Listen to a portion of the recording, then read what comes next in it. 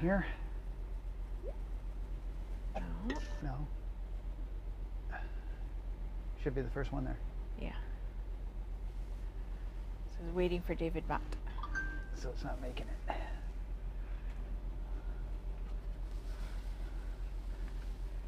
So.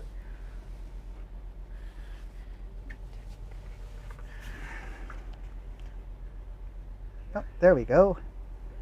Okay, now we got it. Yeah.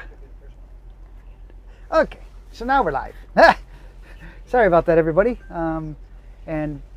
What's wrong? I'm just getting the heat off of the dog. Okay. Any case, hey, I'm David.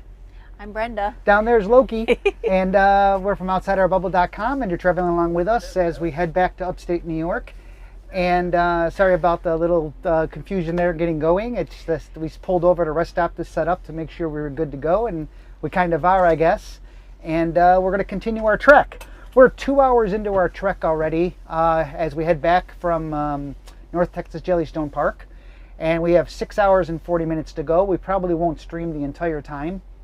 We'll probably stop somewhere at some point along the way and then restart the stream before we arrive at the place we're going to stop at night, which is going to be a Walmart.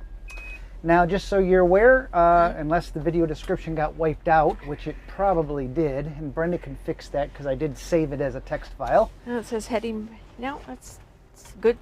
Good so far. Well, that's the title. I'm talking about the description of the video.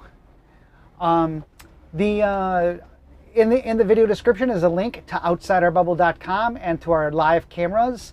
There is a front camera view and a rear camera view you can also watch. Those don't have audio. This is the one that has audio, and I'll spin the camera around at some point. But right now we're heading out of a rest stop we stopped at.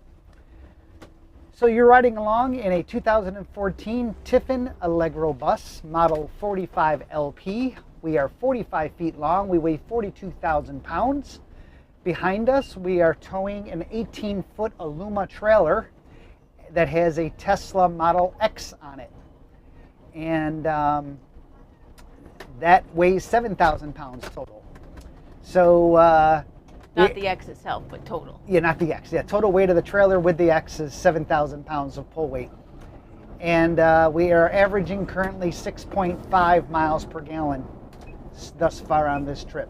So we're now just getting back onto I-30 as we head back to upstate New York. And it's going to take us about 3 days to get there.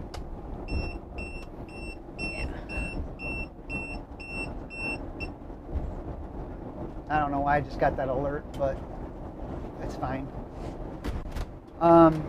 Any case. I just got to grab my sunglasses, which are right you here. You forgot them back there? Yep.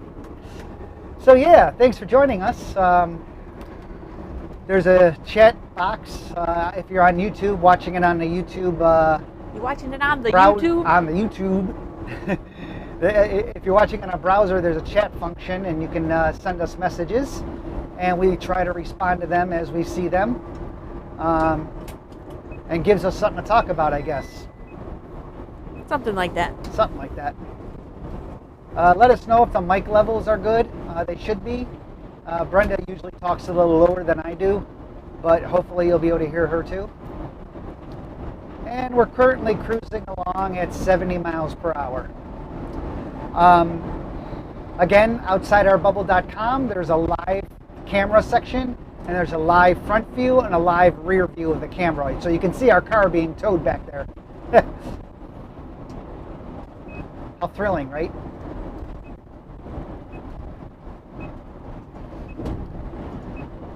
So, just a reminder, we're only as good as our 4G data allows us to be.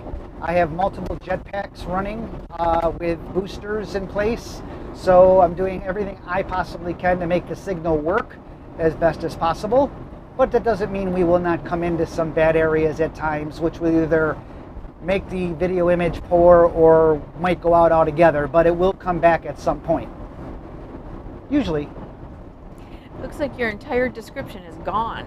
Yeah, so in my text file, there's a text file on my computer. Yeah. You can highlight the text. You grabbed your computer again? Well, I had your computer at first, but whatever reason, the Mevo, when I start the Mevo stream, it wipes out the description of the video, which is really bad. I don't know why it does that, but it does. And so I copy it, and the description I wrote up, and so we can paste it back in there and save it. So on my desktop, you'll find a text file, live stream text file. Yeah. You want everything, just the description part, because the title should already be there. So that goes all the way down to the links and everything. So Brenda's going to fix that for you. And then you're just going to have to reload your page in order to get the links. If I hit the edit button, it's in there. It's just not showing up. Okay, then what if you hit the edit button in YouTube, you mean? Yeah. Okay, then hit save, or make a slight change so it saves it again. Yeah. Just put a space or something. Yep. So in any case, This is weird. yeah, it's very strange, but hey, at least we're broadcasting. I wasn't even sure we'd be broadcasting successfully or not with some of the changes that they've made. Okay, so if you reload, if you reload your web browser, the description in the video, there's a link to the other two live cameras. Any case, not much to see. We're on I-30. We're on an interstate, so it's just basically road. Good news is right now, because we're south, all the trees are in full color, and well, they're all green. They're all popped out. As we head back to New York, it will sadly go back to no leaves at all.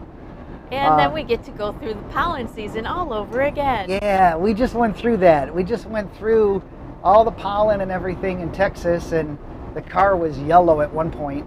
But yeah, they got some heavy pollen. Yeah, so we're going to be going through that whole season again in upstate New York when things start to bloom. KT on the road, good morning. Rich and Sue, I think, are already playing the fuel game. Well, we got... Because all they wrote was 232.55. We have three quarters of a tank of fuel left. We're planning on stopping right before, about 11 miles or whatever before. We're going to stop at a Walmart, Sam's Club Walmart thing for the night. We stopped there last year too. And we should have enough fuel to make it there. If we stopped before. Yeah, we have 464 miles to go, and we got 3/4 of a tank.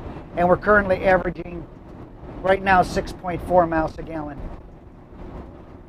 So Louis Martin, hello David and Brenda, bonjour from Montreal, Canada. Hello. Red Jaguar 100 Travels. Hey, Red. Hello. Good to see you. Well, you see us, I guess. R. Machete, good morning and safe travels. Augusto, hello. D. Branch, hey, good morning. Give Loki a pat on the head from me. There you go. Randall Rich, hi guys, safe travels. Do you need to stick with truck stops for refueling? We have a long trip planned from Florida to Maine, and I use RV Trip Wizard to plan fuel and layover stops. Yes, we only do truck stops when we fuel up, because we wouldn't fit in the RV lanes. Yeah, we're a big rig. We're like I said, 45 feet long, pulling a trailer. We're 70 feet total. We're as big as a semi. Yeah, so we go in this, and not to mention the semi truck, because we have a 150 gallon fuel tank. The semi lanes, like at Love's and Flying J and places like that, their pumps pump fuel very fast. Yeah, they got. I mean, the pumps are super fast. So when you're putting that much fuel into a tank, that's a nice thing to have. So we always use truck stops. Gusto, everything is perfect. He's talking about our audio. Oh, okay, good. KT on the road, just 3 days to get to Burleson from Byron. Didn't you do it usually like 4+ days before? Well, 3 or 4 days is what we normally do when we go straight through. Yeah, at this time of year you have to watch the weather because of the storms that go through the Midwest. You don't want to get caught in those, so you try and travel between them. If you're And curious, this week looks pretty decent. Yeah, the weather. We watched the weather and we decided that if we head out now, we should be able to make it. And today would be our longest drive day of about 9 hours. We left at 9 o'clock in the morning, so we should be getting into the Walmart Around 6. We'll be getting another stop and stuff, so around 6 p.m., quarter Central after time. 6 Central Time. And then we'll just stop for the night, and we'll get up early in the morning and head out and just kind of go. We're going to try to make it in 3 days. Now, I've been, in the afternoon, I usually start to get wiped out more since my, my cancer, radiation shirt. I got my cross out cancer from MD Anderson. For those of you who do know us, know that I was in Houston from November all the way until mid-February going through cancer treatment. And one of the side effects I still have of that, even though it's now in April, I tend to get tired mid-afternoon or so for some reason. But that'll go away at some point. That happens. So I'm doing well other than that. It is what it is, you know. It's one of those things. So Bill Breckenridge, is that a Texas themed t-shirt Brenda is wearing? Yes, it is. It's an old t-shirt, but yes, it's from Terlingua, Texas. Oh, also for those wondering, no, we did not find any land, nor did we find a house to buy in Fredericksburg or in Burleson. Yeah. We did look. We decided to build ourselves. We decided to design a barn dominium and build ourselves. Basically, it's a barn, if you will. Like a pole barn. Like a pole barn, but the interior, a metal building, if you will, but the interior is built like a house. And it'll have one side of the building will have a place for our motor coach, and the other side will have a 2-car garage and a bay for lawnmower or whatever. Did I dare say lawnmower? You know you're going to get a robotic lawnmower like at Southwoods. Yeah, I'll get a robotic lawnmower. So we decided we're gonna design a place of our own, and we're gonna buy land and have it built. So that's gonna be our plan. That's our goal, at least, to start on that next October. It'll be a while because inventory is so low on land, that's decent enough for where we want to be. It's not just the inventory. The inventory is low, but what it is the land prices are just so extraordinarily high. Some people were looking for $50,000 to $60,000 an acre just for the land. So there's no rush. Yeah, We'll just wait until the right opportunity comes along. We're not giving up full timing at this point. We just want to have a place to put. We just want to invest in some area. We want to put some of our money to use, and because the market and everything has been really well, and so we want to use some of that money and put it into real estate. Because right now we don't own anything. What we'll do is we'll build it in the Burleson area somewhere in that vicinity, and then we'll be able to park the RV inside the garage, and then we can take shorter trips like to Fredericksburg or down to Terlingua, Texas, and places that we like. Yeah. So, but it'll be a jumping off point in the winter time, and then the summer we'll still go back to Southwoods. Yeah, we still go back to Southwoods, like we're heading there now, as you know. That is our home base for the most, for all intents and purposes, and we have a great seasonal site there. So that's what's going on. Larry and Cindy Cross, good morning. Oh, Trish Marsh. Trish! Hi, Trish! Hey, Trish, we're on our way! Trish is our neighbor at Southwoods. She's our closest. She's my bestie. She's Brenda's bestie. She's my bestie. And they happen to be our next door neighbors at Southwoods. She said, waiting patiently for Loki to come back. Oh, Loki. It's just the dog. Oh, okay. Not us, Loki. Great. It's okay, Trish. We love you too. Home run. Greetings from Saratoga County in New York, my favorite travel show. Dun, dun, dun, dun, dun, dun, dun, dun, dun, dun, dun, That's a couch. That's Somebody a couch lost in the the road. couch. Oops. I tried to come up with a theme song for you. It didn't work out well for the travel show. D Branch, when does the park in Byron open back? May Open 1st back up? officially. Officially May 1st.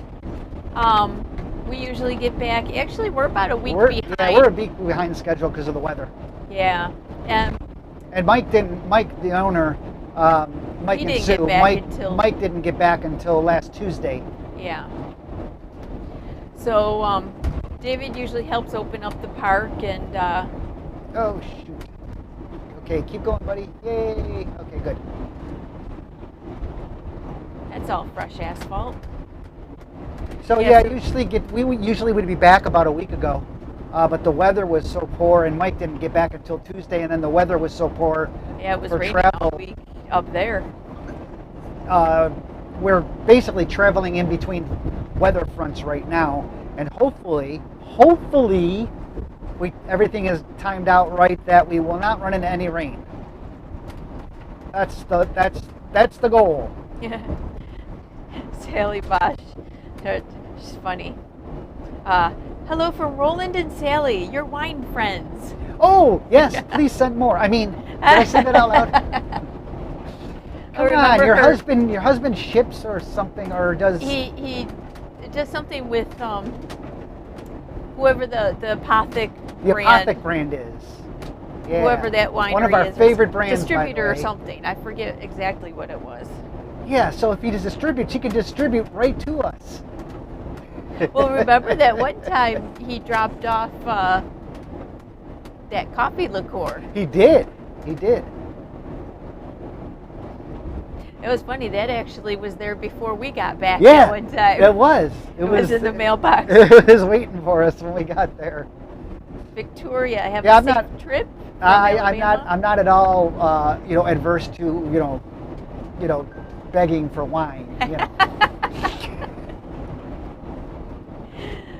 Ken Cheshire, TSD fuel program helps a lot. Yes, it does. Yes, it does. Big time.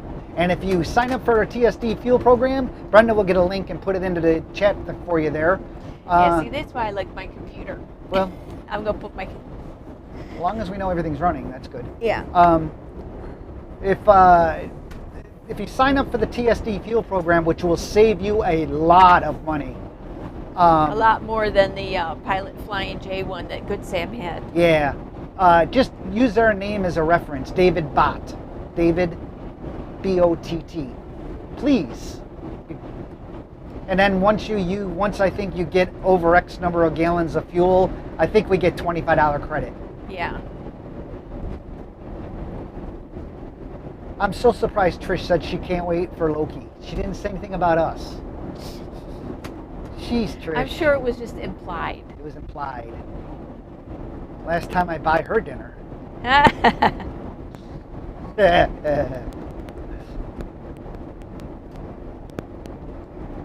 Kidding, Trish. I'm only kidding. I'm glad you enjoyed your meal. We surprised her. Trish happened to mention to Brenda they were going out to dinner at one of our restaurants that we like, and so we called. We know the owners and stuff, so I called them and I told them to. tell them their bill was taken care of. So it was kind of. But was that 2 days ago, I think. We're looking forward to getting back. It's Italian food. It's really good Italian food. Yeah. We had really good Italian food last night that we'll have leftovers tonight. In fact, Villa Diana, if you're in Burleson, Texas, Villa Diana, really good Italian restaurant, really good food. Good pizza, too. Good pizza, I like their Italian food more than their pizza, but their prices, you can't beat their prices. Their prices are way too low in my opinion. Like chicken parm with the pasta and everything is like $14. Yeah. Oh my gosh. You order You get a calamari, you get a lot of. Oh my gosh. We get a calamari, fried calamari. You get so much calamari. It's so good. Yeah. So yeah, if you go to outsiderbubble.com, live cameras, front view, rear view. Also, the bottom of that, below that, is a GPS tracker that will actually show you exactly where we are in real time. And you can click on the little motor coach icon, that's us, and it'll give you stats. It'll give you our altitude, our speed, our direction, things like our battery power of our motor coach, things like that. So you get telemetry information also. Tony wants to know, what mode do you have your transmission in while driving? What mode? It's in auto mode right now. This is an Allison 3000 transmission. It is 3000? Allison 3000. Oh. That's the model number. It's a 6-speed transmission, and we're currently in high gear, 6 of 6. So right now we run in auto mode. When I'm in the hills and I'm climbing mountains and stuff, I sometimes will manually shift using the buttons and manually do the shift points, because sometimes I just need a little bit more power than what it thinks it needs to do, and so I'll change the gear manually to get some more oomph to get up a hill. But for I usually don't touch it. Usually it's in auto mode, not econo mode or anything like that. Just a standard auto mode. Currently traveling right along at 70 miles an hour. It is a 75 mile an hour road. The trailer behind us with the Tesla on it is tracking just fine. Everything is running superbly.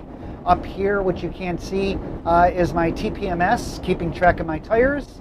I can see each of my tires. By the way, new video coming soon on the new TPMS, that Easy Tire release, the new model. And so I did it's a 30-minute video. Sorry, it's too long, I know, but it's a complete setup video. So I talk about the importance of having a TPMS, a tire pressure monitoring system, and also how to set it up. So I go through the whole setup process, including putting them on all the tires. And so that's why it's 30 minutes long. So in any case, watch for that video coming soon. And I'm currently running the new system right now as a test. I told Donald, the owner of EEZ RV Products, I told Donald I would not release the video, even though I already shot it, until I do my road test to make sure everything works as it should. And so far, everything has worked without a hitch. I did my test of removing this sensor. I do that in the video, showing you how fast you get an alert and things like that. So in any case, watch for that video coming soon.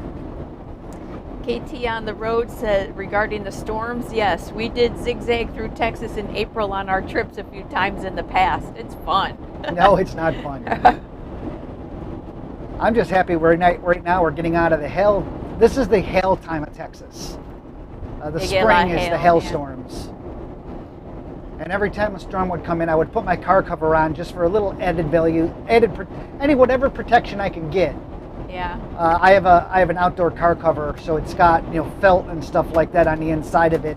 So whatever protection I can get, I'll take. It's not going to help if it's softball size like baseball, they do get. Yeah, they sometimes get hail that are literally, forget about it.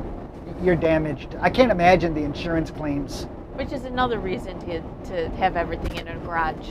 Yeah, which is another reason if you live in Texas, you want to have things undercover. So, Eminem and the gang said, very nice t-shirt. Louis Martin, beautiful t-shirt. Mine or hers? Probably yours, dear. Cancer, that's their actual logo. MD Anderson has a logo that says the word cancer, and they cross it out because their whole goal is to cross out cancer, get rid of cancer. And so that's their actual logo. I kind of like the logo. And they've also got, they're saying their title is MD Anderson Cancer Center with the cancer crossed out. So they're hoping MD Anderson Center. Yes. So that's hoping to cross out cancer. It all ties together. All ties together. Tina, heart, thumbs up. KT on the road. If everything works well, we might hit Texas this fall.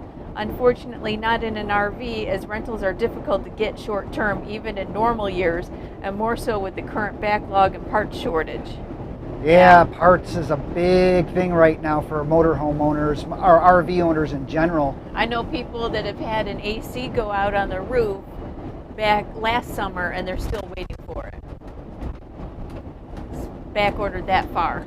By the way, for those of you ever considering towing a vehicle on a flatbed, like we have to because the Tesla or any EV for that matter can't be flat towed, you don't want to flat towed anyways, because especially going across country, because the car is so heavy. The car is 5,500 pounds, and so I only get about 20,000 miles out of a set of tires because the car is heavy, and it's not just Tesla, it's any EV because of the batteries.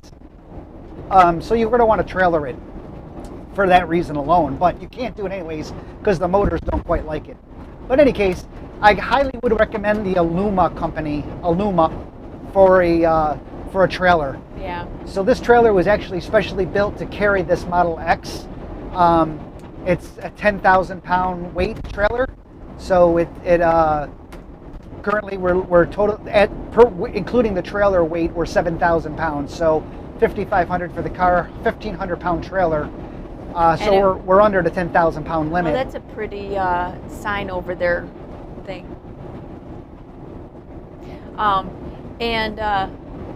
It was specially built because the Tesla is a little bit wider than normal cars. The Tesla Model X, is a wide vehicle. So the track to tie it down with the tie downs, the track is welded to the deck at 67.5 inches on center. So they're called E-Track. And so there's two E-Tracks that run up the trailer. It's a tilt trailer.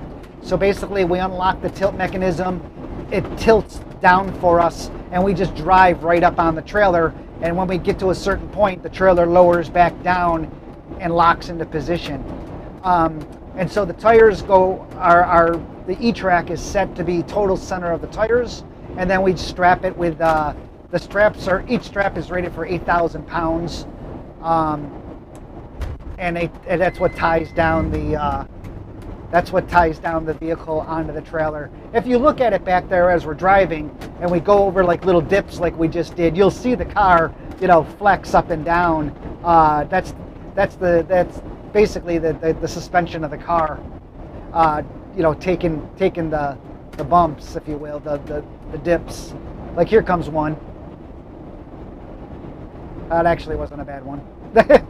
Anyways, again, that's only if you're looking at the back cameras, which 12 of you are. Randall Rich says, do you have to call the Walmart ahead of time to let them know you're using their parking lot? Yes. You always want to call ahead because not all Walmarts will allow overnight parking. It may not be the Walmart issue, but it may be town ordinance. Okay. And whatever town they're in, they may not allow it. So you never want to arrive there and find out that you can't park. Yeah. We did that once. Got to one and then had a knock on our door. Said, sorry. It was 10 o'clock at night too. So it's like, so we had to go find somewhere. Luckily, we went right down the road to a Lowe's and parked there, and nobody bothered us. Yeah. Must have been just outside of town. It must have been. I don't know if it was in the same town or not, but they said it was a town ordinance. And so who knows? They had it. It wasn't a police officer or anything. It was like their own security guy. Yeah. Yeah, Tony, materials are going through the roof right now as well. Oh yeah. For building. Yeah. Which is another reason why we're not in a rush. I mean, we were talking about this the other day. We can't believe we've been in this coach for, oh my gosh, 8 years. 8 years. We've been full-timing. We've been living in this coach longer than we lived in our last house. Yeah. Yeah, our last house we were only in at 7. It just hit us the other day. It literally just hit us. It doesn't feel like it. You know, and we're definitely not wanting to give up this lifestyle or anything. But we have slowed down our exploring. And that's why now we don't care about towing the trailer and the time it takes to put the car on the trailer. Yeah. And understand, flat towing is still the way to go. Flat towing a vehicle is the simplest method, quickest method. We can hook and unhook our tow vehicle, our Jeep that we had, in 3 minutes. I mean, literally 3 minutes, boom, and be done with it. So there is more involved, not to mention you need a place to put the trailer if your site doesn't accommodate it. But since we don't travel as much as we used to, since we don't go, you know, go here, go there, go here, but we're now more or less snowbirds, if you will. We spend the 6 months up in New York, and then we usually do a couple months in Burleson, Texas. Then we go to Arizona for a couple months, and then we come back to Texas for a couple months, and then go back to New York. Yeah. But this year, I mean, we just stayed in Texas. We didn't go to Arizona, but we had to go to Houston. So. And it was my fault, but I don't know if we would have went to Arizona this year anyways because of the COVID, yeah. We still don't have our shots, by the way, in case you're wondering. Not because we don't want to, because we do. We just haven't been able. We haven't been in the areas that we were in long enough to get a second dose. They were running low on supply, and they ran out. So we couldn't get an appointment. And then once we got an appointment, we wouldn't be around for the second dose. So we opted to wait until we get back to New York, and we'll just do it then. Yep. So Brenda, along our trip, Brenda's going to try to line us up appointments at Walgreens or somewhere. At Walgreens or somewhere, yeah. So we can get our shots when we get back. Yeah. Relatively in a timely fashion. Okay, so Sally says her husband Roland works for E&J Gallo. He's a technical engineer for them. Oh, he's a technical engineer. Oh, so he doesn't have access to distributing and shipping. Darn it. You know, those distributors and stuff, they can kind of just slip things through, you know. Oh, just happened to ship you a case. Fell off the truck. Happened to ship you a case. Oops. It fell off the truck. But since he does, what was it? Technical engineer. Technical engineer. Now, does that mean like computer? Because, you know, computers can make mistakes with shipping labels too. My bad. You're bad. Not bad. She said he's retiring in September, but gets all of the perks for life. So there are perks, I hear. KT on the road, yeah, we are not giving up full timing at this point. Yeah. It is, we're not kidding, by the way. The Apothic brand wines are one of our favorite brands of wine. If you guys haven't had Apothic wine, if you like wines, red wines and stuff, Apothic, not expensive, but yeah, they're not expensive. They're very reasonable, but they're really good. They got a few different kinds that I haven't really found one that I didn't like yet, I think. Yeah. Maddie, hi Maddie. Maddie. Maddie. Can't wait for you guys to get back. You and your new tattoo, Miss Maddie. Oh, I couldn't believe the size of the tattoo you got. Maddie is our adopted niece, and she's actually Trish's daughter, Mark and Trish's daughter. Yeah. And so we grew up with Maddie since 2014. And Maddie is. How do you describe Maddie, love? Will you describe Maddie? She is. This is gonna sound like the perfect child. I say sound like, tongue in cheek, but she really is a great kid. So, describe Maddie. Maddie is a 19 or 20-year-old tattooed girl that works at a liquor store. Now, that's how I like to describe her, just to mess with her. Oh, wait. And she plays rugby. Oh, and she plays rugby, yes. But she is a doll. You wouldn't looking at her?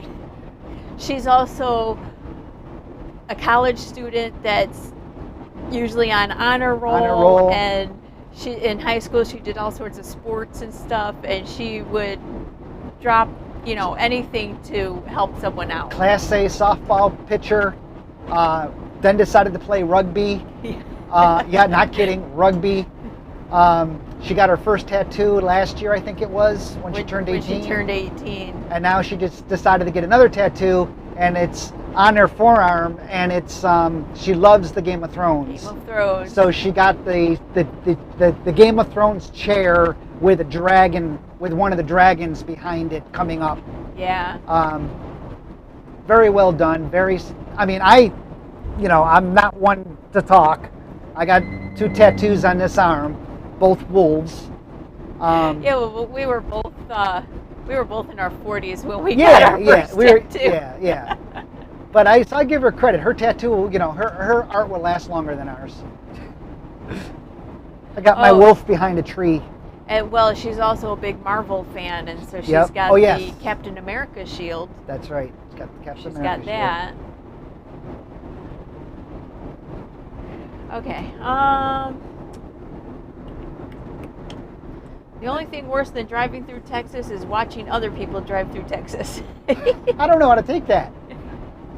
It's a big state. Are we not entertaining? Yeah. Are you not entertained? What's that from? Movie quote? I don't remember what it's from. Movie quote? Do you? Of course I do. Are you not entertained? They've had that in probably a few movies. Would you like me to tell you?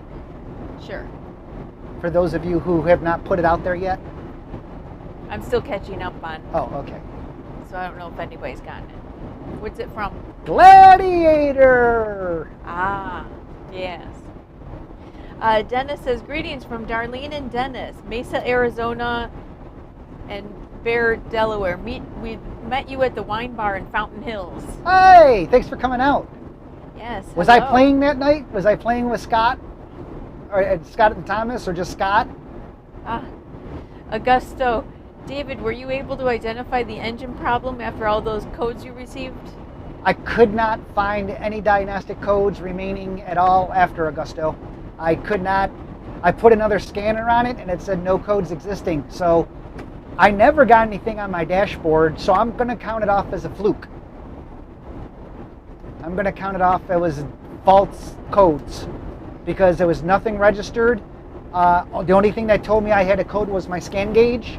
And I'm thinking it got a false reading because it was just strange ones. And one of them said there was 23 of them of the same report all at one time. Yeah. Which to me, it's kind of like bad data or something when you get a blast of them like that. So I'm going to just go on the fact that we're good because I have no engine diagnostic lights. Nothing showed up on a scanner. So we're good. I'm knocking on Tiffin wood. Lots of wood in here. Going off the road as I do it. Tim Tilson, we just signed up for the TSD program. Do you know if there is a way to opt out of the cash back option, and do you have it tied to a separate bank account? I don't know. It's been a while since we signed up for the TSD program, so they might have changed things. Cash back option? I don't understand what the cash back option is because we just get discounts right at the fuel pump at the time we do it. It's an instant discount. It's an instant discount. It's an instant discount. I think you can take. I think there is a way to get cash back somehow. I don't know. Huh. We're not aware of it. So it's that's nothing news. nothing that I've ever looked into or used. But they do have a really good presence up on Facebook. Yes. So if you go to their Facebook account, if you ask that question up there, somebody will know the answer. If not, their customer service will answer your question because they're really good about getting back to people. Yeah. I hope you used our name. Hint. Probably not, though. Joy Graham Travis. Hi, Brenda and David. Shebna. Hello. David and Brenda. Safe travels. Shebna's up in Canada. I believe Ontario, Canada. We left at 9 o'clock this morning, just so you know. It's a long, for us, it's a long travel day. It's a 9-hour travel day today. Yeah, and we'll stop several times to let Loki stretch his legs. And that he can't get up and walk around, but he just chooses not to. We still have 6 hours left in our drive without any stops. 6 hours according to the GPS. But we're going to have to stop for fuel. We'll have to stop for fuel before we get there, and of course we'll stop a couple times for for Lokester, who We is already- just sleeping away down there. We already stopped once. Yeah, his head's on my foot, trying not to move. We stopped once at a rest stop, a couple hours out, and got him out to stretch his legs and stuff.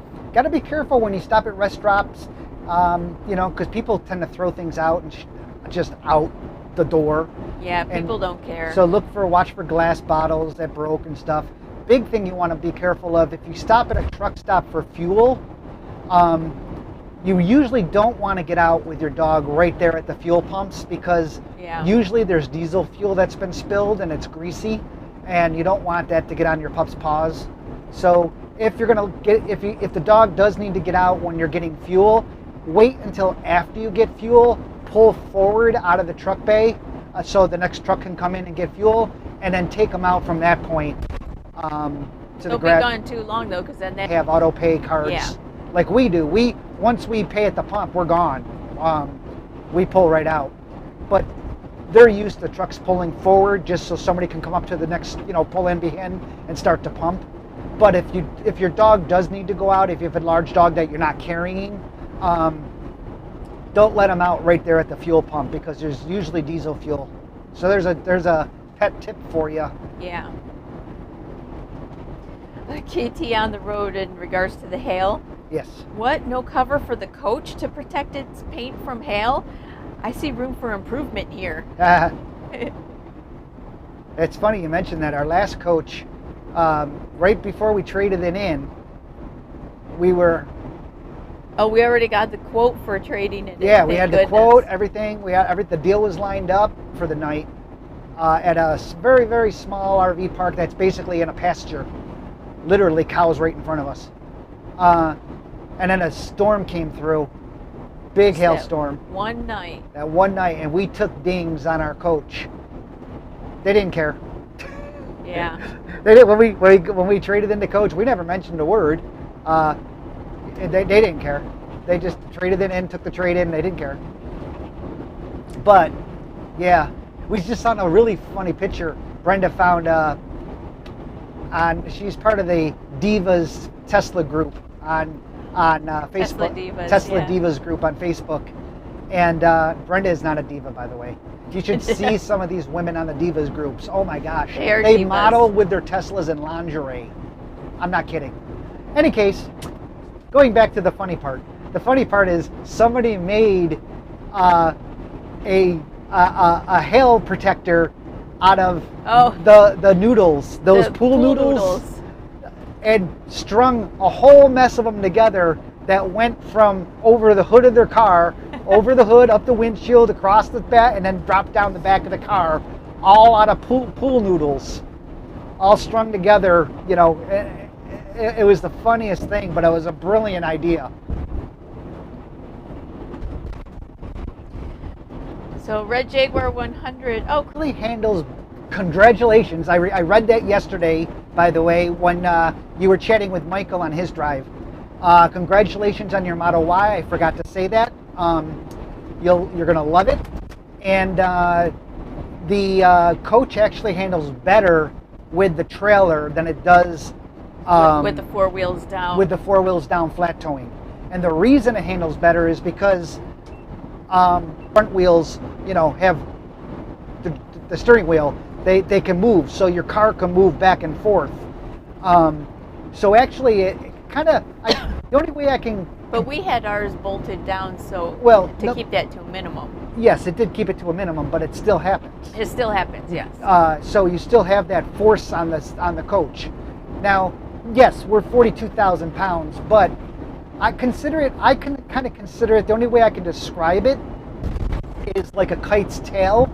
A kite is the tail of a kite is meant to keep it upright, so it's kind of adding a little bit of drag to the back of our coach, if you will, so it adds more stability.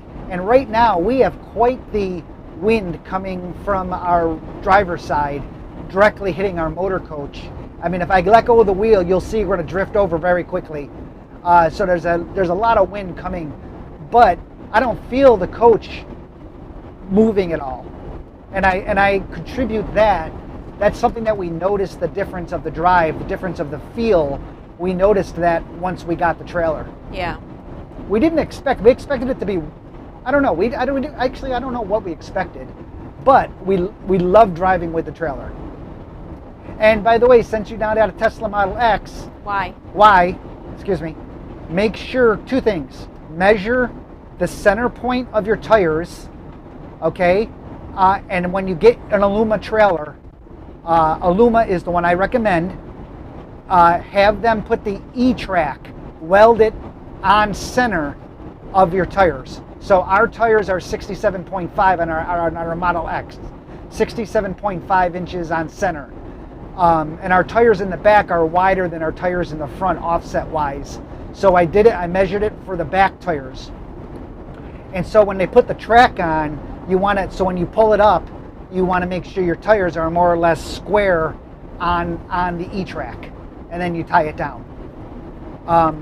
I would recommend, I did a video on the Aluma trailer.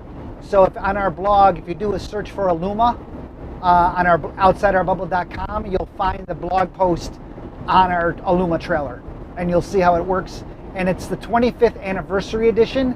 That's the one I would recommend getting.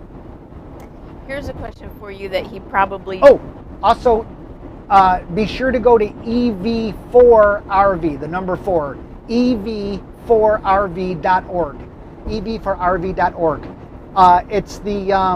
It's a way you can and it's all open source, so you can build one yourself. Sorry. Well, I'm just thinking of a question that he probably doesn't know is a question. On the Aluma trailer, it's got 2 different tilts. One, we did the hydraulic. Oh. But the other one, they have an electric button that goes they have a new version of it that it's an upgrade option where you could, with a button, you can tilt the trailer up and down with basically it's a hydraulic ram. You don't need that. It's like $2,500 more or something like that. You surely do not need it at all. It's just another part that can break or whatever. And we just have the regular hydraulic. Yeah, it works just fine. We just have the regular hydraulic tilt mechanism. Works perfect for our car. Oh, those wheel chocks too. Also, you're going to want a set of wheel chucks, and and nice tie downs. Yeah. Again, on our blog, you can see the trailer in action. We actually load the Tesla in the video, so you can see how it works. I love it though. Also we had them put a marine wheel on the front. Normally it comes with just a jack that you lower down when it's parked. We put a marine wheel on it so we can roll it around because it's 1,500 pounds, but it's still movable.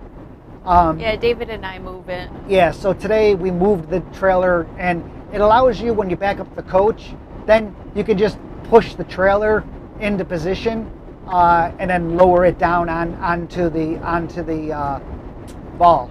So just let them know, when because you spec out the trailer when you have it built. So just let them know you want the marine wheel on the front. It's called a marine wheel. And it'll handle 1,500 pounds, so it's not an issue. So just heads up on that. Okay. Sorry. Ken Cheshire is replying to Tim Tilson. He said TSD requires a bank account, no credit card. Opting out of cashback would be nice. Just TA has an option to link the TSD. I know Loves does. Yeah, Loves activate it and everything. Then all you need to do is go out and put the nozzle in. I'm not sure about TA unless there's something that we missed. It could be new. Could be new. Apps update all the time. Yeah. Yeah, they did just update the app because I had to log back in.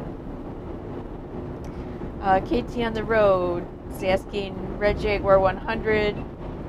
Let's see.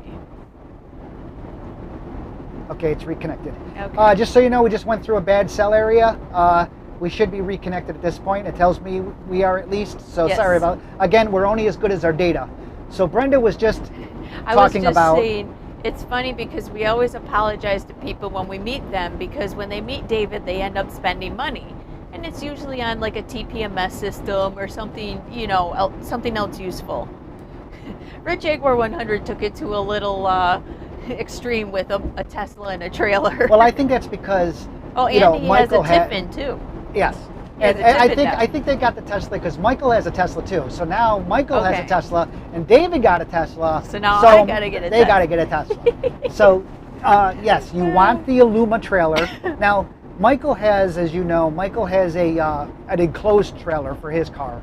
We didn't need to do that because he uses his as a workshop when they're parked somewhere. We don't do that. So I put the money into the Aluma trailer cost us $10,000 custom built. An enclosed trailer would cost $25,000. So we took the money that would, not all of it, but we took about $9,000 of that and put it into wrapping the Tesla in what they call paint protection film, PPF, paint protection film. And we did a satin finish on ours. You've seen our Tesla probably.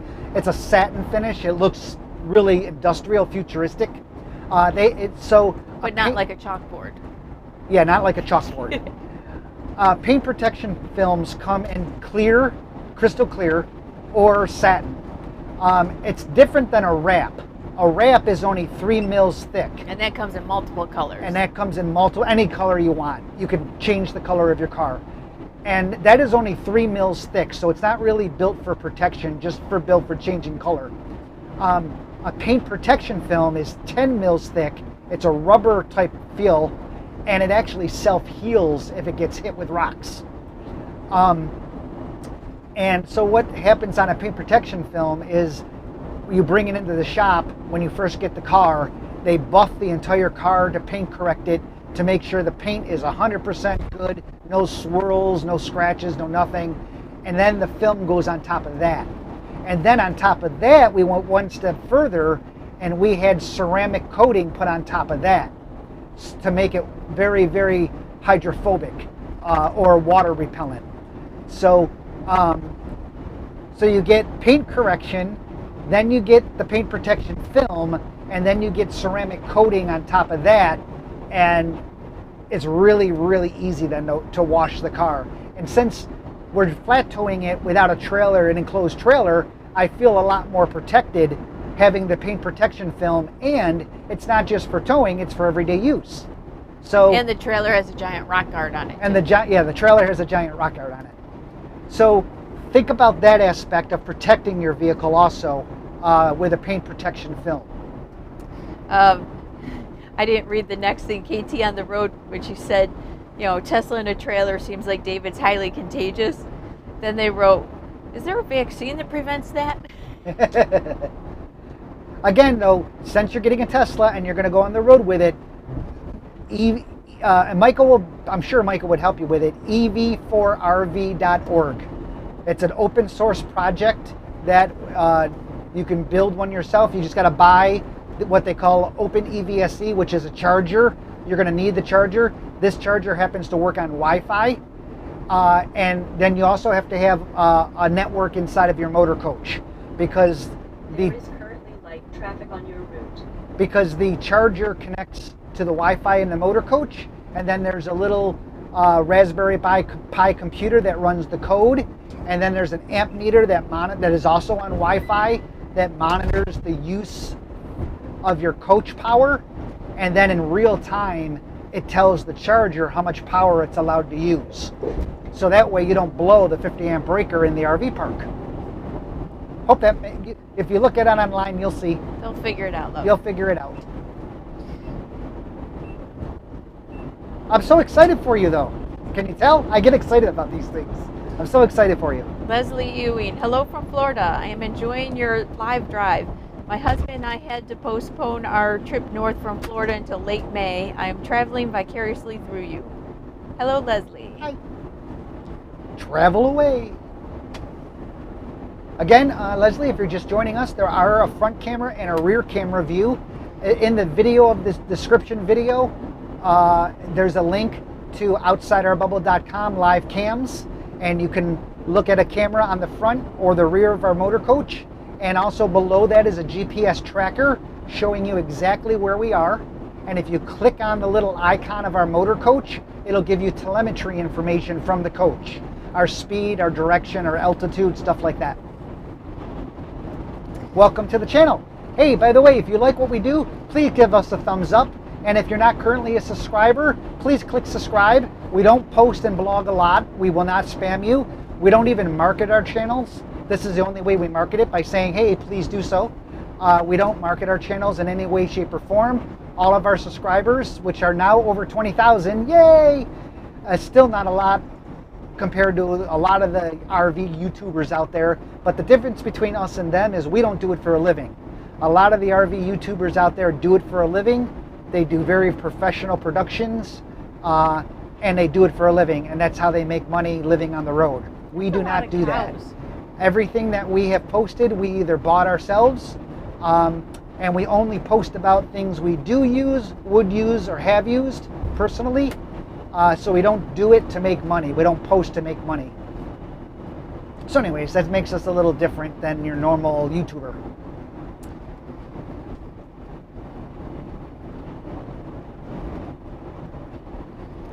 Traveling pretty good today. We got a pretty good crosswind, unfortunately. That's killing our mileage somewhat. I'm only getting 6.5 miles to the gallon currently.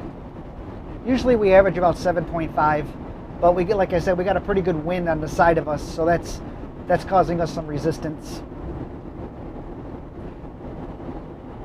But Red Jag, I'm really cool that you got the Model Y. Also, remember, you got the performance model. You're gonna love that. Our performance model, we did not get that on our car because at the time it was a $20,000 difference, and we didn't see the reason to spend $20,000 more at the time. But we have the long range. But we have the long range version. Yeah. We can go 355 miles on a charge when fully charged. But we did not get the performance version because to add the extra motor, it was another $20,000 at the time, and we didn't want to do that. At our time, however, the full self-drive, the cost for that was $6,000. Now it's $10,000. So glad we bought it a year ago when we did. Okay. Christopher C. sent us another $5. Jeez. Thank you. You don't have to do that, but that's kind of you. Jason says, hello from England. Jason Cropper. Sorry to hear about the prince. Get the reference. England. Yes, dear. Okay.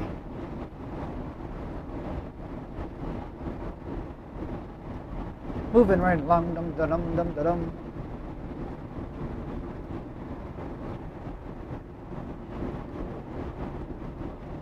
Hey, hon, is there any Gatorade or anything in that container? It's water. It's water?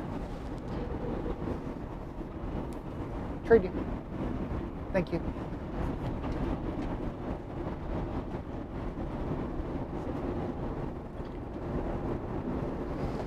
Michael's checking in. Good morning. Good to see you on the road. Hey, Michael. Hope your shed reconnected. Shoot, I'll have to redo that. Okay, it looks like we just went through a bad to sell area. The question I was answering at the time was about the Aluma trailer. The tires, I don't know, but it's whatever came with the 5,500 pound axles, because they're upgraded axles, so they're going to have to be upgraded tires for that. But I don't know the size. I think they're 15 up dash 75F. There you go. So that's the tire. Yep, 225 75s. So that is a 15-inch. Again, upgraded axle. And I don't know what the Model Y weighs.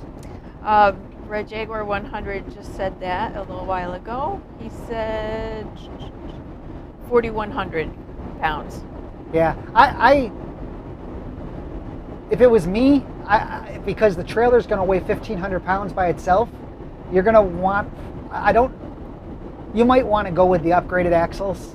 I think our total build price was like $10,000 for our trailer, and that's with the upgraded axle, the anniversary edition of the trailer, which comes with the bug shield, it comes with the cargo storage in the front. Did the marine wheel. and the marine wheel and the E-track, because that's extra to have that welded to the deck. Let them know when you order it. I don't know where you're in Alaska, if I remember. No. That's Red Bear. Oh, that's Alaska. Red Bear. Jeez. Red Jaguar 100 Travels is Red Bear, come on. Pennsylvania. Okay. Around Philadelphia, I believe. Randall Rich, do you experience any issues with the trailer at campgrounds? I guess you must have a trailer hitch on your Tesla so you can hook up your trailer to move it to a storage area. Yes, the Tesla Model X comes with a trailer hitch, trailer ready, that I can just attach. And so far, we have not needed to move it around with the Tesla at all, the campgrounds we go to. Each campground, like the one we were just at, we were able to push our trailer right into our site. Because it's double wide, and the campground before that in Houston, they were 90-foot long sites, so we kept the trailer attached. It was a pull through. Yeah. Right, and then where we're going when we get to upstate New York, there's actually a storage area right there at the campground. So I'll pull the coach in there. We'll drop the trailer there, drop the car, drop the trailer, and then go back to our campsite. And then Mike will use his tractor and put the trailer wherever he wants to store it for the summer. But at this point, I do have a hitch and everything. I just haven't had to use it. Yeah, we just we're not traveling as much to, places that we're not familiar with.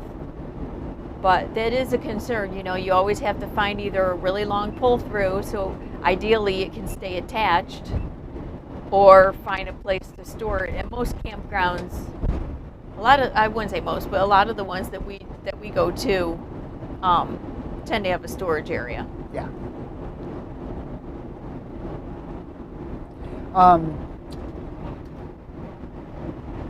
Also, another thing to get while you're buying things is I opted for the Safe Weight trailer hitch. It's called Safe Weight, and it's an aluminum trailer hitch. I got the 4-inch drop version, and the reason I did that is because it comes with the 2 different size balls you can use for your hitch. It comes with that. It's a 4-inch drop. You can use it upside down, either direction, up or down. And the reason I got that is because the Tesla is so low that when if I do have to use the Tesla to pull something, I actually have to put the 4-inch hitch in the opposite direction, and then put the small, and then connect the trailer. And since it came with the 2 different size balls, if I use a different trailer for some reason, I can just swap the ball. I keep it right in the cargo bay, in the storage box, and I just swap the ball out. It's really quick and easy to do. So look at the Safeway. It also has a little scale on it, so you can see your tongue weight. And we're running about 600 pounds of tongue weight.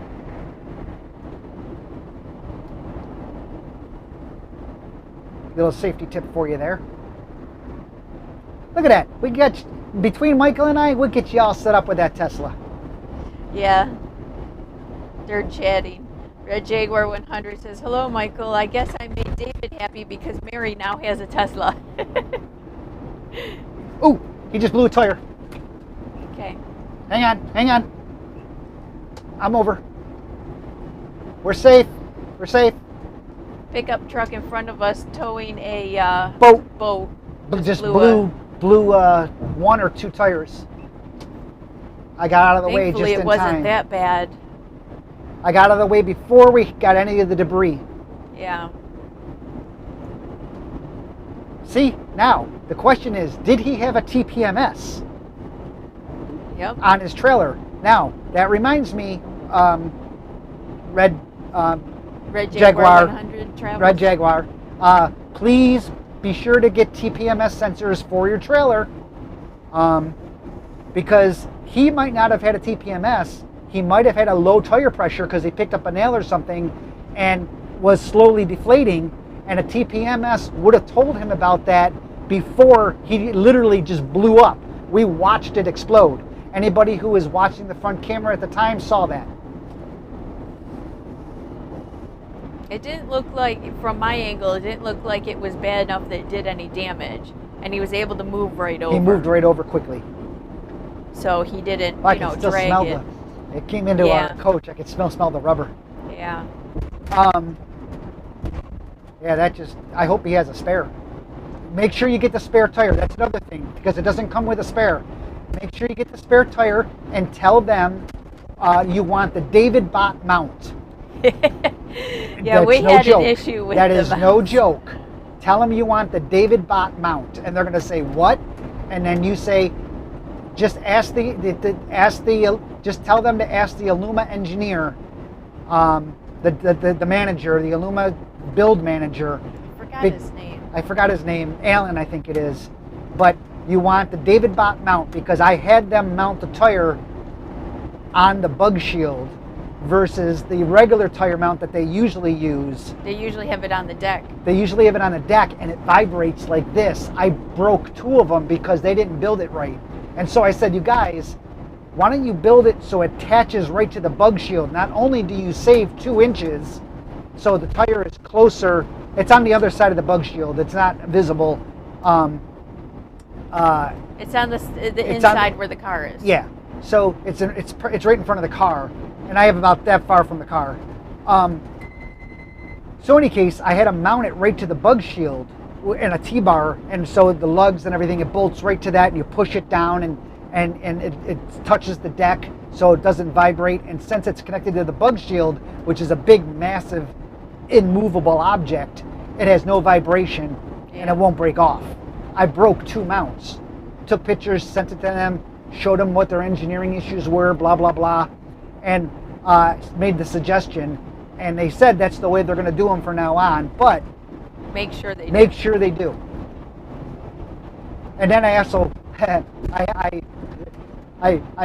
bought a tire cover to put on the spare tire, and I had it from Amazon, just a tire cover, and I had the Tesla T printed on the tire cover. Yeah.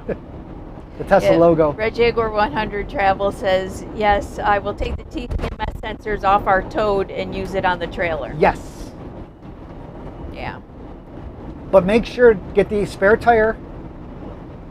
Also get an extra TPMS sensor to put on the tire, because you don't want to, like mine is monitoring my spare tire even though it's not being used. I don't want to know if the valve stem went bad for some reason, and I go to use the tire and find out there's no pressure. So I monitor the tire pressure. Not to mention, if you have a TPMS sensor that goes bad for some reason or another, then you can always take it off the spare and put it and reprogram it, and put it on the tire. Use the spare as a spare. Yeah, use the spare as the spare. All these little tricks I can help you with. Yay! Aren't you glad I'm spending your money? See? I think KT on the road says, gotta go for a while, might be back later if you're still streaming. 5 hours, 34 minutes left. Don't know if we'll be streaming or not. Well, plus a couple stops. Yeah. So, if we don't see you tonight, then we shall see you maybe tomorrow. I think we're all caught up with questions and everything. And we got tips. Yes, we did. Wow, that was like... The dog is completely passed out on my foot, so I can't move my foot. That's funny. And he's holding his bunny.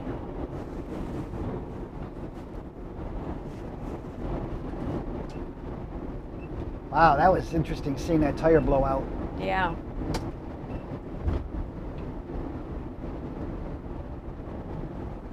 I'm glad. I mean, did you see all the tire debris blow? Yeah. I'm glad I got over. I mean, I just got over in time.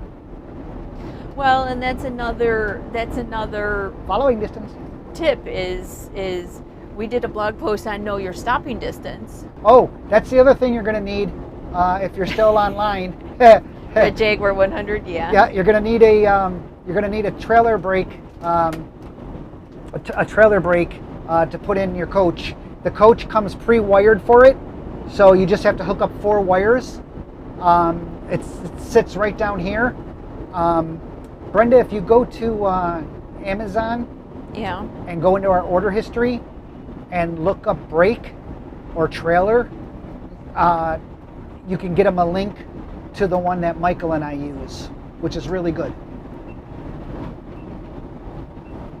So if you're still online, Red Baron, and you No.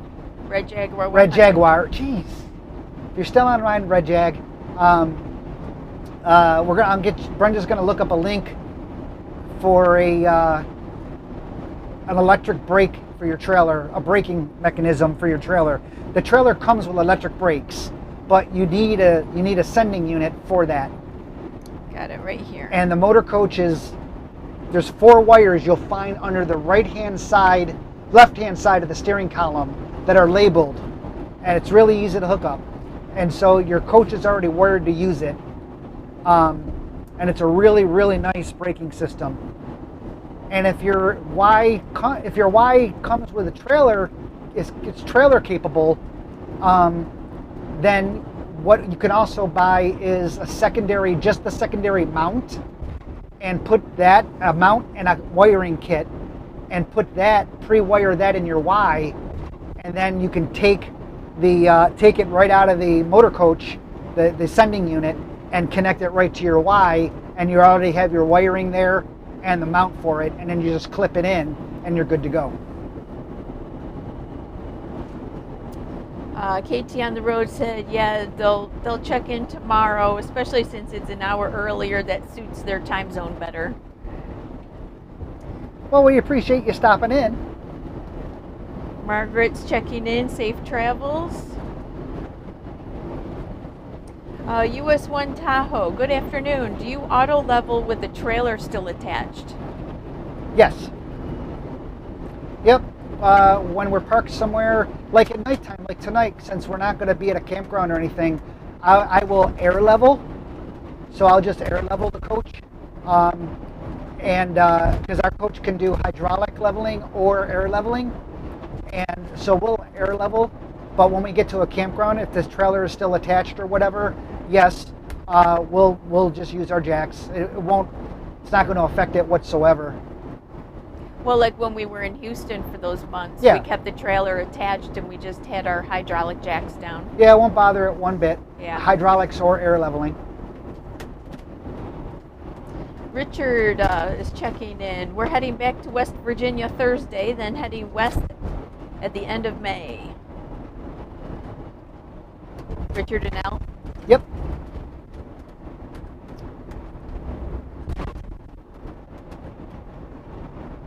Michael and Red Jaguar 100 are talking about hand washing, because the Model Y is for his wife, but his wife wants to hand wash it only, and so then he gets stuck washing the car. And that is where, again, using a paint protection film, and if you don't want to go that route, at least get ceramic coating put on. For sure. You want CarPro ceramic coating. Michael and I both have that, and it'll make your washing job so much easier. Yeah.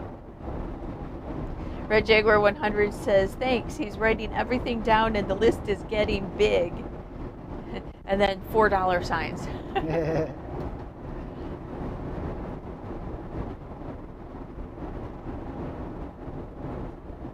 He says, I guess you have to pay to play. Yep. Well, one of the reasons, like I said, one of the reasons we got the Tesla is, A, we always wanted to get one since the X came out, and we saw Michael's. But it was, the way we lived, the way we traveled all the time and stuff like that, it just wasn't convenient to use a trailer.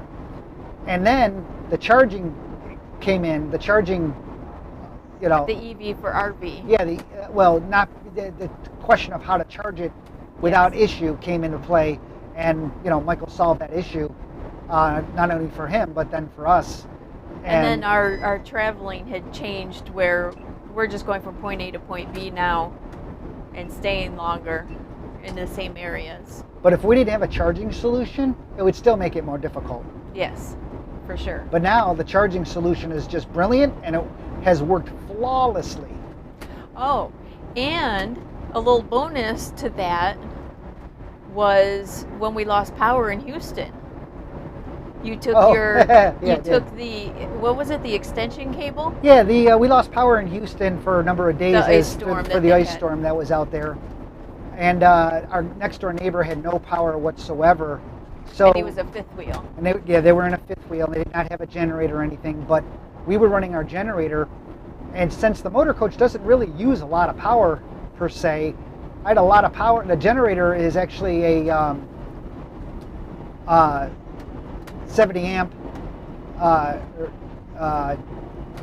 10,000 watt generator.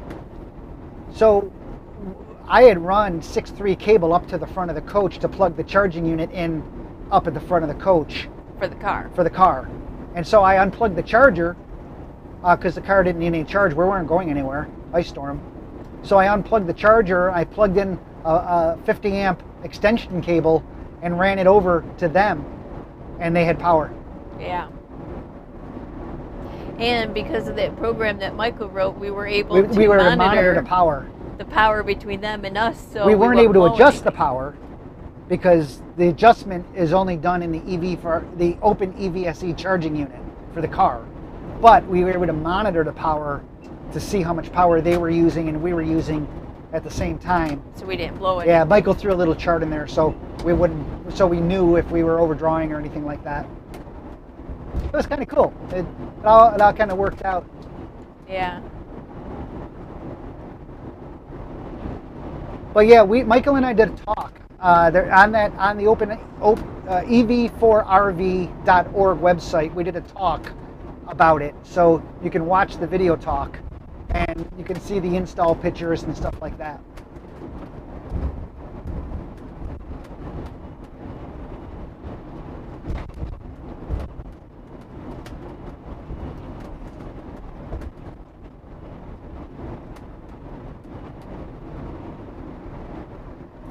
So excited for you. Sorry I added to your parts list, but these are all things that we had to figure out. Like, make sure you get a spare tire, make sure you get the right mount on the trailer. You're going to need a brake controller, electric brake controller. So Brenda put a link for you there. Yeah. You're probably going to want the upgraded axles just to be safer. You're going to want the Safeway 4-inch drop hitch, which is a really nice aluminum drop hitch. And like I said, our tongue weight currently is about 600 pounds of tongue weight. Margaret Clark, she says, can you tell us your route as we can watch the weather?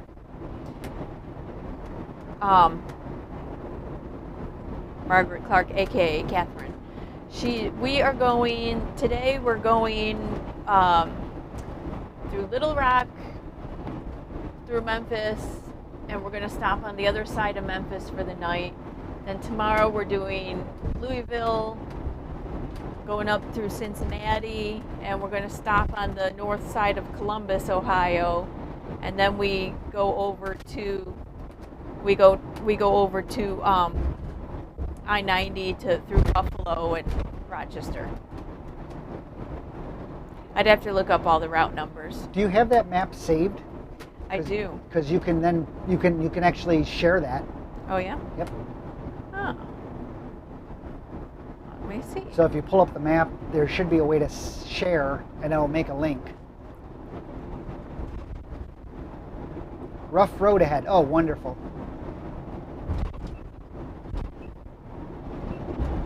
Oh yeah. They lost a lot of asphalt. Big holes. Look at that. Life is smoother in the left-hand lane. You guys who don't RV right now, and if you do, you'll learn that real quick. That life is, whoa, that's a big heave. Car's good. Life is smoother in the left-hand lane.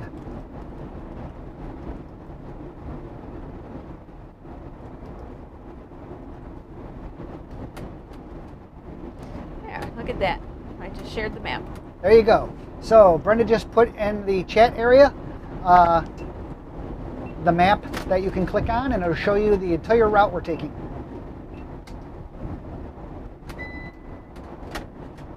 And our plan is to do it over 3 days. Unless we need to stop. Yeah.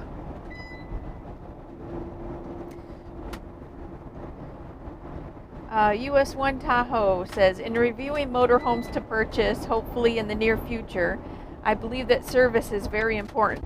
Your thoughts on the Tiffin service department? Tiffin has great customer service in our opinion. Tiffin's service was one of the reasons we bought the motor coach. Yes.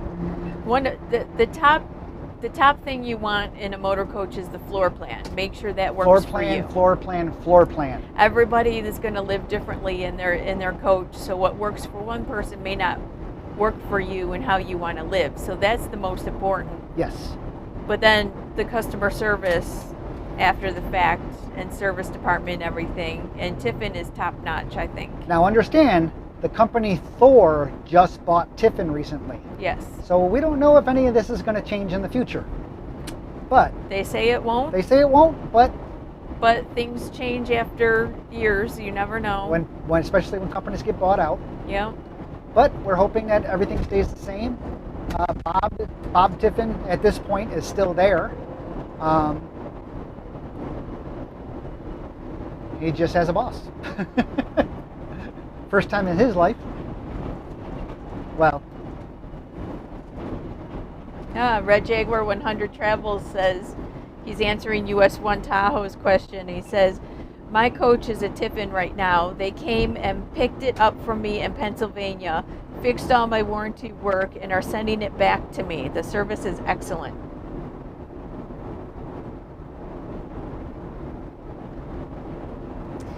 Ray Medeiros is checking in. Wow. Hello, Ray. He says, just be safe on your traveling. Hello, Hi, Ray. Ray's a blast from the past. Ray goes back to my audio video days of AVS Forum. And my first remembrance of Ray, if you're still online, you'll get a kick out of this. My first run-in with Ray was kind of interesting. Ray was the right-hand man of the man, Sam Runco, who was the 800-pound gorilla in the AV industry way back when for front projection systems. And AVS Forum was new on the scene. We were the first audio-video forum, and forums in general were new at the time. And you could basically say anything you want on a forum. It's just like today. People speak their mind. Well, Runco is very protective of their brand, of course. Not Ronco like Ron Popeil, but Runco, R-U-N-C-O. And Sam Runco he founded it and was the big guy. And I wanted to talk to Sam. At a trade show.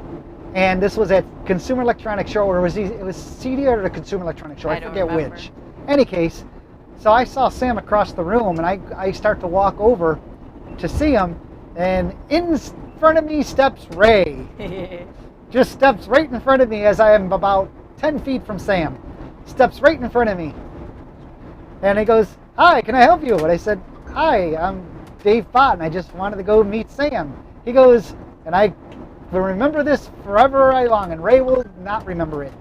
But I remember him saying, yes, we know who you are. You don't need to speak with Sam. It took me many years. Sam and I became very good friends. Well, I shouldn't say very good. We became friends over the years. And I finally got the courage at one point to ask Ray. I said, Ray, you might not even remember this, but why did you step in front of me and stop me from talking to Sam? And he explained, he said basically, AVS Forum was becoming very powerful in the industry. We were becoming the voice of the industry. We didn't know what you would say.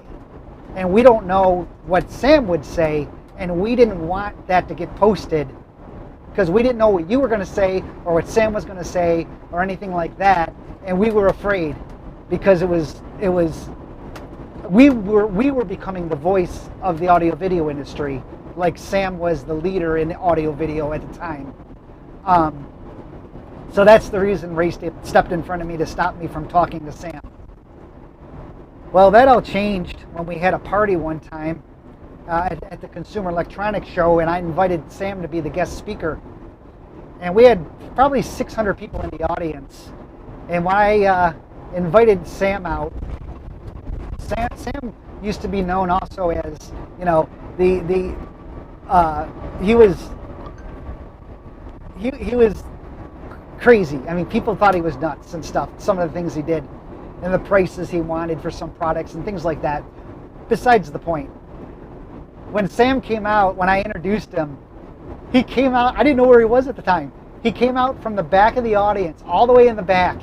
He had three security guards, one on each side of him, and he was being wheeled in on a dolly dressed as Hannibal Lecter with the face mask, everything, the straight jacket, being wheeled in with two security guards right up on stage, and they brought him right up to the microphone, and he said, "Hi, I'm Sam Runco, and I hear you guys think I'm crazy." And oh my God, the crowd went wild. And the crowd went wild. They did. They went nuts. And they won him. At that point, Sam won over the AVS Forum. It was an AVS Forum party. He won over the consumer crowd at that point. With that one move, he won over the crowd. And he won over the online media. And it was no longer scared of us or anything like that.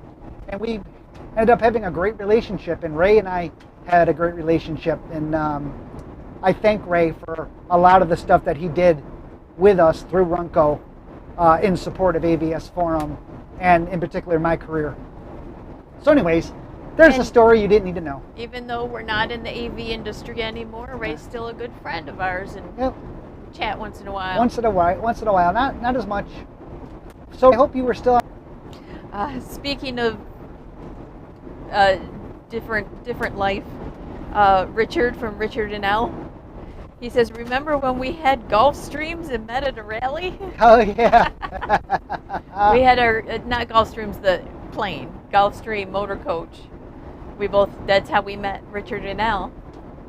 And actually, Bob and Pat. Bob and Pat were the first RVers we ever met.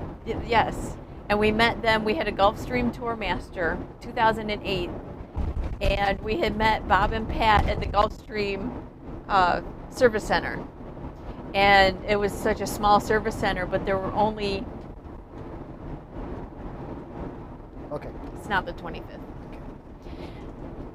So it was such a small service center, there was only like 5 or 6 parking spots.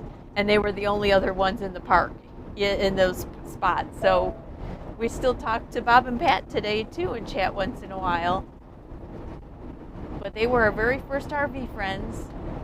Richard and Elle, they go back also. All the way back to the Tourmasters. Yeah. Ray Medeiros, he said, "I was just going to ask you about the first time he spoke." See him? Yeah. Yep. That is the time when Sam and I finally, he understood. Bonded. We bonded, yeah. Sam, see, I was different in the industry and that's why AVS Forum was successful, is because I took no sides. I was the only person, I would consult for Samsung, Yamaha, JVC, Panasonic, Runco, and I never took a dime from anybody for my consulting on any product, nor did any of them ever ask me to sign an NDA. It's all handshake deals. Even though they knew I was working and consulting and talking with other companies, that's how I built my reputation. Is I was always fair, and I was always neutral. Even the HD DVD versus Blu-ray wars, that war was fought on AVS Forum between the two formats and the two camps, and I never took sides. And I was offered $20,000 cash from Sony if I would just say that we endorse Blu-ray. Now, Blu-ray ended up being the top performing and the one that was finally adopted, but I still wouldn't do it. Even though that's the way I was leaning at the time, I still wouldn't say it because that wasn't our place. So understand, when we sold AVS Forum back in October of 2011, AVS Forum was seeing 5 million unique visitors a month on the community. 5 million unique visitors a month. And that was back in 2011. Since I sold it, it was bought by a media company who does nothing but do advertising, and they weren't invested in the community like I was. So they don't actually have as much traffic today as they did when I sold it. But anyways, Sam respected that. I respected Sam. He knew I would never talk about anything that we kept in confidence, and the feeling was mutual. But it was, I really do miss that part of my life. It seems like so long ago, which it was.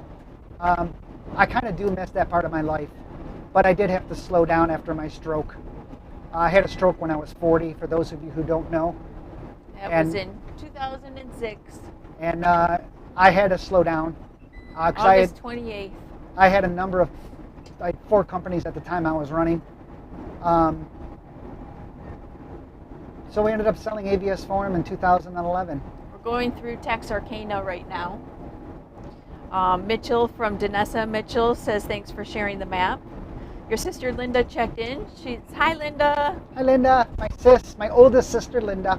Oh, she hates it when you say that. I know, my oldest, shortest sister Linda.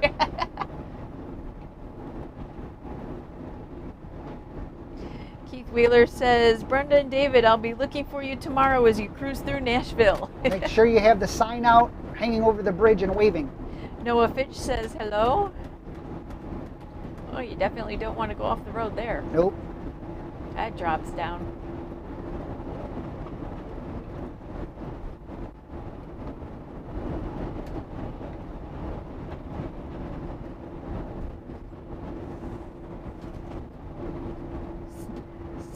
Snidely Whiplash says, hey guys, just saw you were on.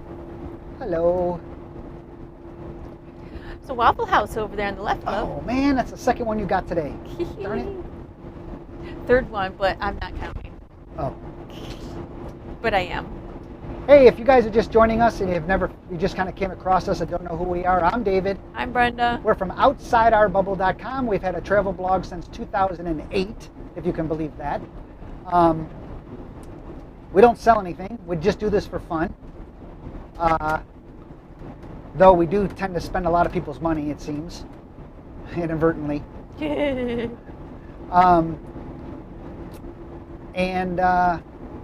you like what we do, please give us a thumbs up. Please click subscribe if you're not a subscriber. That'd be nice. It's always good. I don't know why we're going so slow here, but it's always I don't know, great. but that semi keeps crossing the center line. We don't post a lot. We don't do. I mean, we have over 350 videos online, but then again, we've been doing it since 2008. Just watch him, love. I am. Might be a new driver or something because he keeps going over the white line because there's the cement barrier on the other side. Yeah, now he's clear for that though. So I'm gonna go now because he's got nobody coming on over there, so I'm good. So yeah, please subscribe if you're not a subscriber. Please give us a thumbs up if you want to help us in our rankings. That'd be great. That's the only marketing we do. We don't use any company to market us or anything like that. Everything is word of mouth or people just come across us. Welcome to Arkansas. Welcome to Arkansas, everybody. Just crossing the border. Whoop, whoop. Whoop, whoop. Officially out of Texas.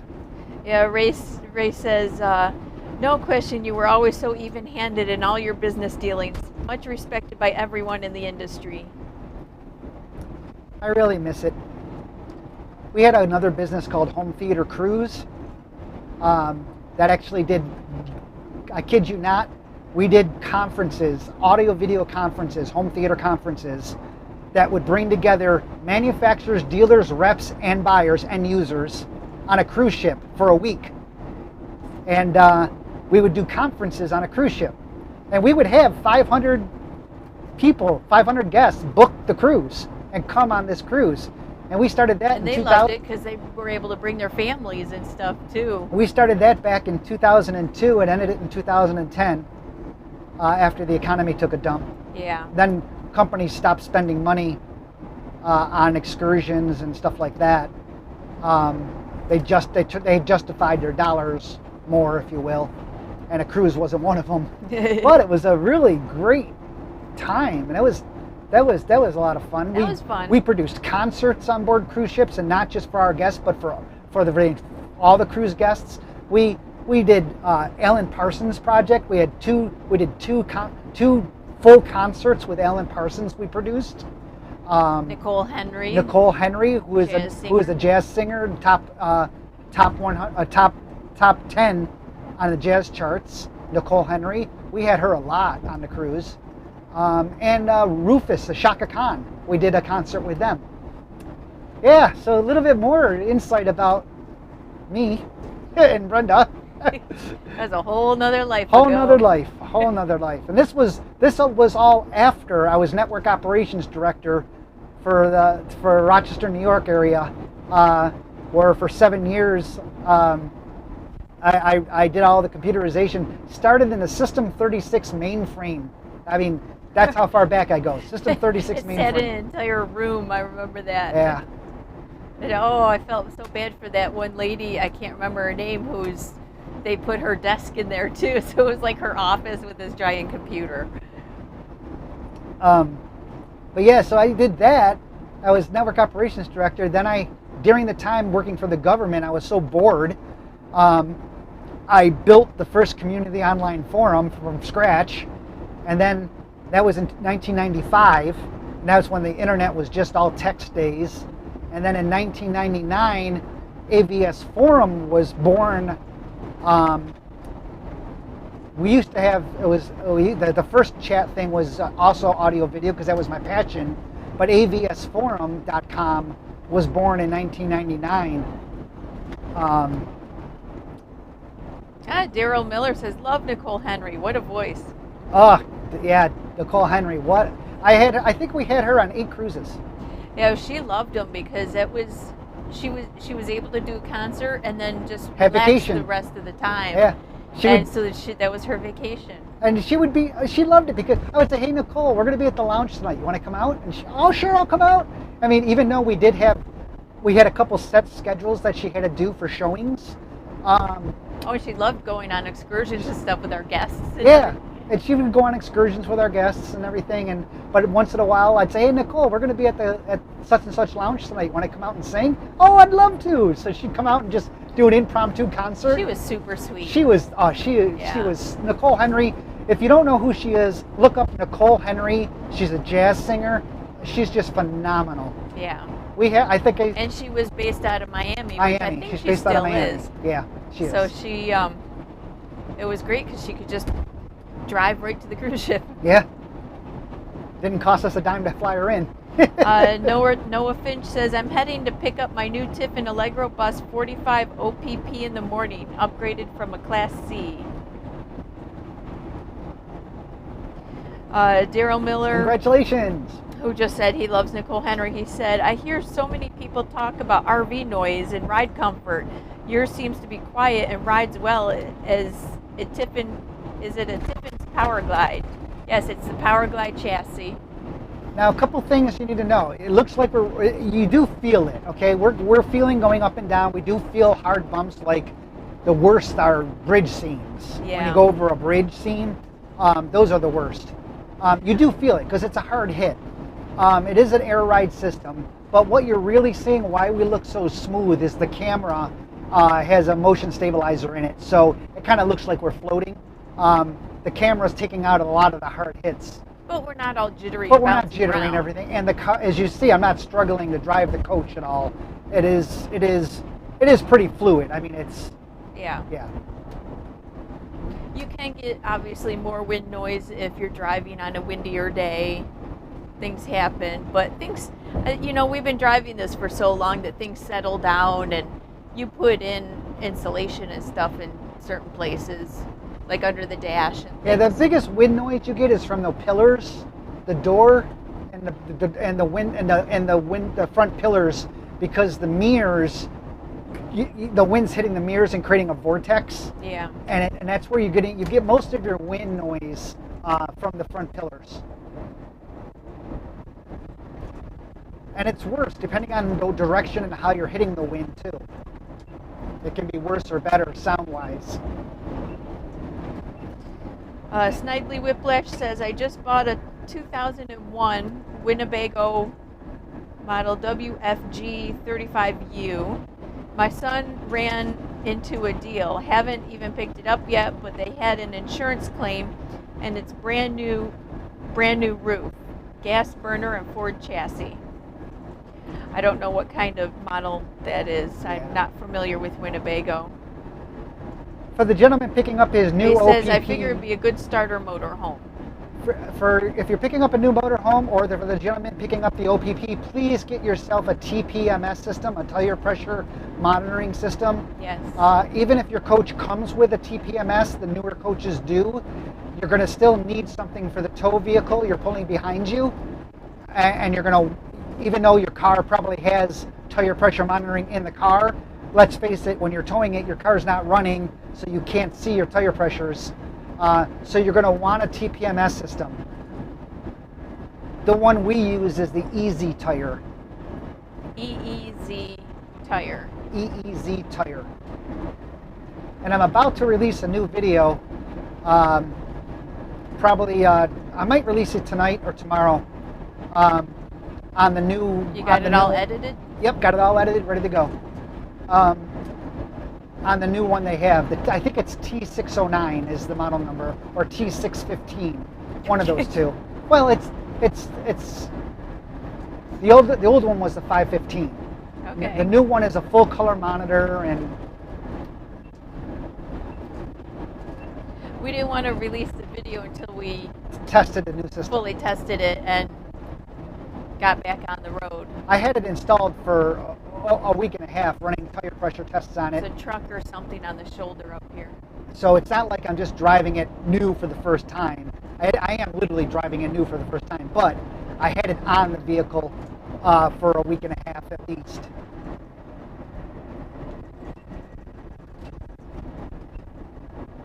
There's another RV pulled over. Yeah.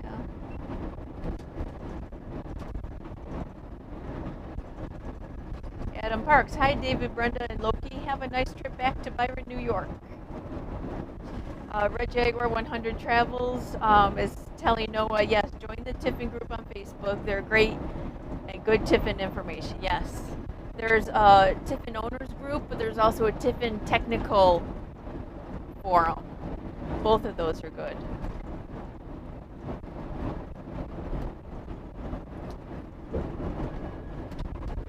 God, this dog is passed out. Well, we have 348 miles still to go, which is equal to 5 hours of travel day left. This is our longest travel day. I don't know if we're going to broadcast the whole time. Probably not. We'll probably stop the broadcast relatively soon and then pick it back up. As long as you click on the little, if you're subscribed to us, you click on the little bell icon, you'll be alerted whenever we go live or whenever we upload a new video. You'll be alerted, and then you can check in on us, especially if we're live. It's good to be alerted when we go live if you like this type of thing. It's pretty with the cows in the pasture with the wildflowers.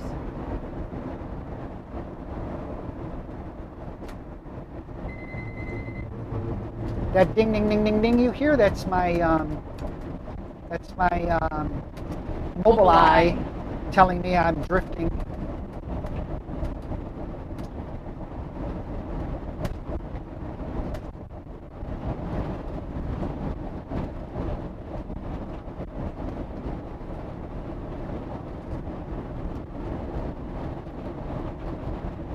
Yeah, on the new video I'm going to put out on the TPMS system, I go through, it's 30 minutes long, sorry about that, but I go through and explain why you want one, why you need one, and then I go through a complete setup of how easy it is And so there's no excuse not to have one. Yes, they're not cheap, but they will save you. It saved us. Saved our Jeep. Yes. We have a blog post on that. Oh, also saved this front tire. I was going to ask you if you wanted to give them a sneak peek of why you want one that, you know. Yeah. By the way, so yeah, before you leave anywhere, you turn your TPMS on, and it gets all the reading of all the tires within 10 minutes. 5-10 minutes, you'll get all the readings of all the tires, because it doesn't broadcast all the time, and only unless it's got an alarm going off, then it broadcasts faster. But other than that, to conserve battery power, it only broadcasts like every 5 minutes or so. Any case, when I put the new system on, I turned it on and everything to test it all out because I was going through my tests, and I got an alert on my front passenger tire. It was 83 pounds. Normally it's 115. It was 83 pounds.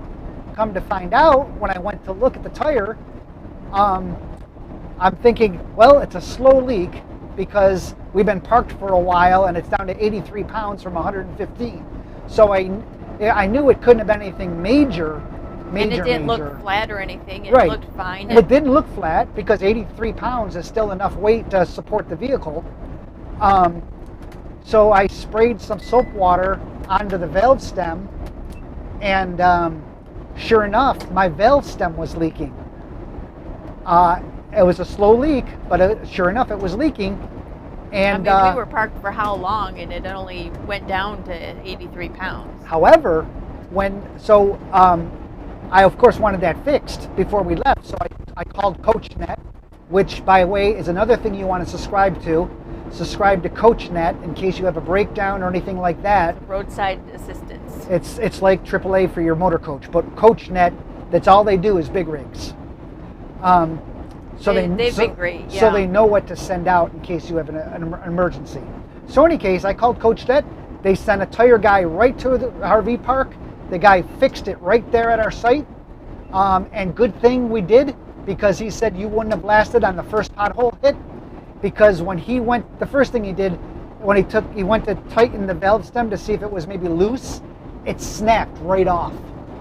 The valve stem just snapped. The slightest of pressure, he goes, this was ready to go. You would have hit yourself a pothole at some point, and that pressure from that pothole hit would have popped to that, and you would have lost all of your pressure really quickly.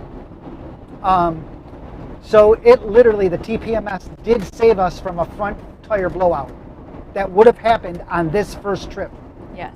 Going home. I have that in the video, by the way. That's going to be published.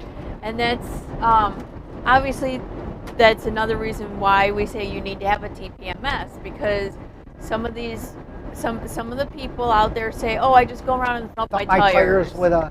Or I check the pressure, with a digital pressure meter well, or if they whatever. check the pressure, that's fine. But thumping the tires or looking at the tires is not going to do it. Yeah. In our case, it would have thumped just fine. Yeah. Old timers say, oh, I just thumped my tires. No, don't do that. So anyways, turning on the TPMS system ahead of time saved us literally from having a front tire issue on this first leg of the trip. Anyways, so new coaches, a lot of them come with TPMS systems for the coach tires. However, they will not pick up your car tires. So you still have to get a 4-sensor system so you can have the monitor up here so you can monitor your tow vehicle or your trailer. Anyways, I'm a little passionate about that, can you tell? It's important though. It is.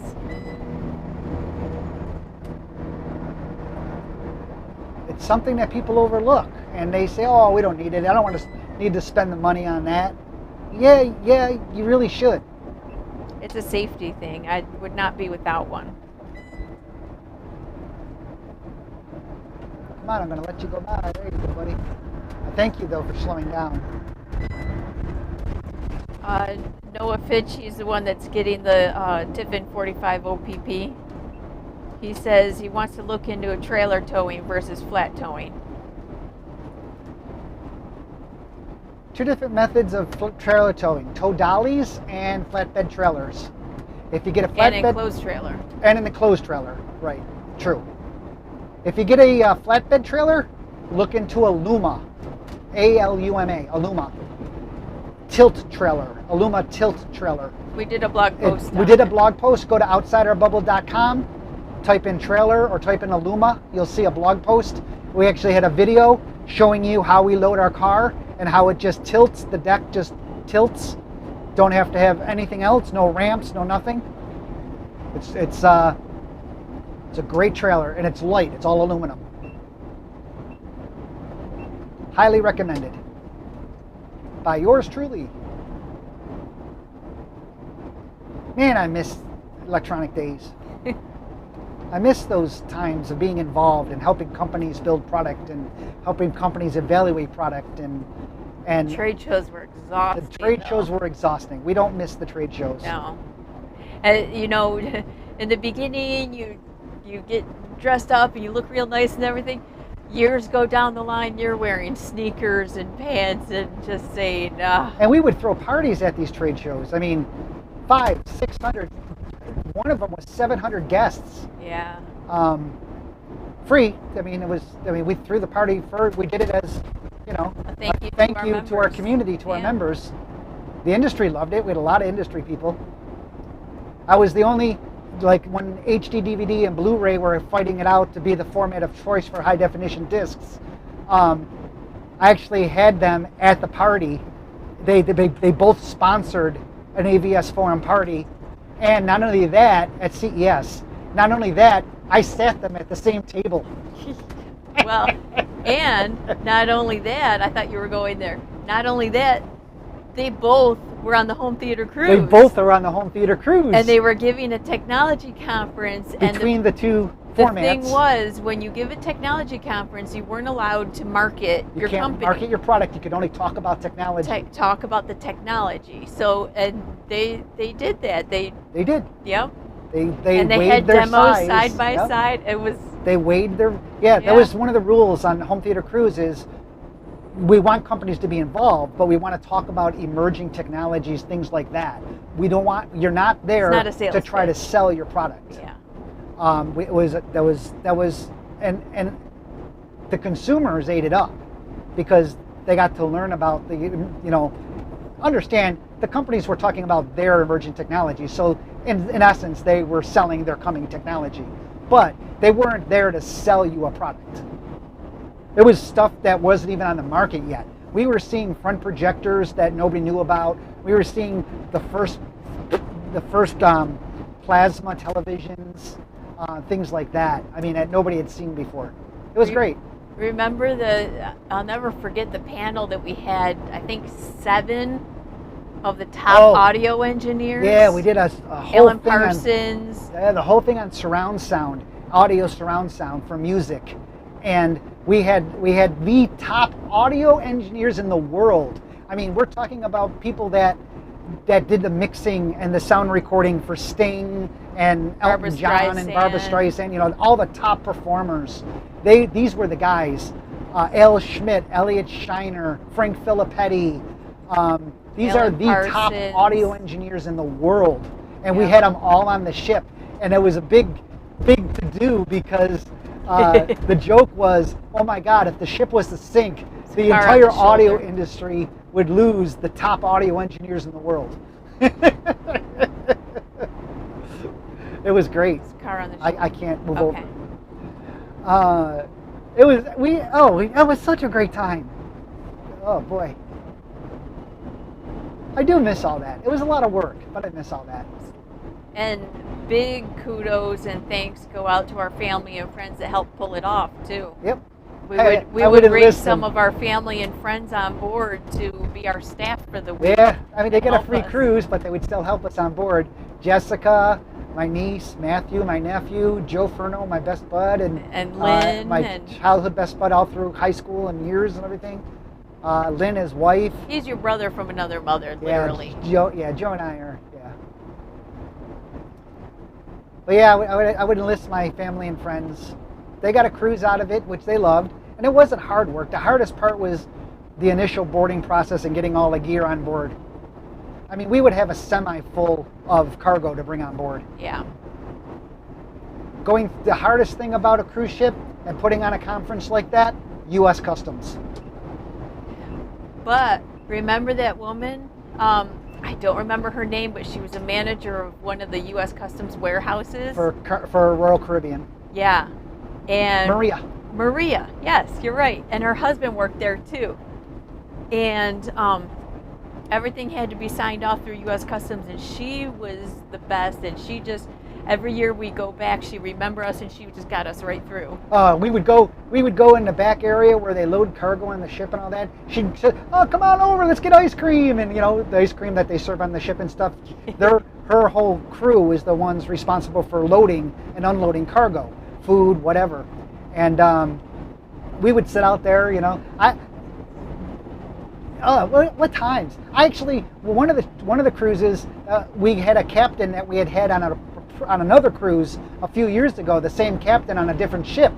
And we would get there early enough because we had all this cargo going aboard that me and my staff, my family and friends, basically, would board the ship through the crew boarding process and not through the normal lines because we had to be on board to receive the cargo. And so one time we were in the crew line going to get on board, hours before guests would show up. Got to go through security and all that. Hours before guests would show up, and the captain happened to be coming up, and he's walking past everybody, of course, because he's the captain of the ship. And he recognized me. And he goes, "Hey, you're the home theater cruise guy." I'm like, "Yeah." He goes, "Come on, come with me." And so Brendan and I walked on board with the captain. Went right through security. Didn't even, just went on board. "Hello, captain," and the crew, and we just walked on board with the captain. It's funny to see the faces of the crew and be like, "Oh who my are God, these who guys?" are these people? Yeah, it was great. That was fun times. I mean, fun times. Okay, so Noah. Anyways, sorry. I'm just reliving memories that I can still remember. Who said he was looking into a trailer towing versus flat towing. He said, US 1 Tahoe says, "My thought for towing if we buy our motorhome would be a snowmobile trailer for our vehicle, golf cart, and cargo e-bike, I mean. The right front door opens to allow access to the golf cart and the e-bike." Just make sure it's, a big enough trailer, heavy enough axles. Yeah. Some people try and save money and just get a trailer that would actually physically fit things, but they don't think about the weight and structure, and the dealerships are going to sell you anything. Yeah, especially when you mentioned snowmobile trailer. That you've got to remember, you're going to be putting a car in it. Yeah. Vehicle, golf cart, and e-bike. On Mountain Times checking in, they say, "Got back to New York yesterday. Safe travels." Thank you. Hey, Brandon, I'm on my 4-hour mark. It just told me 2 hours, need a break. Okay. So I'm going to take the next rest stop when we find one. Okay. Right now, I don't have one for a while, it looks like.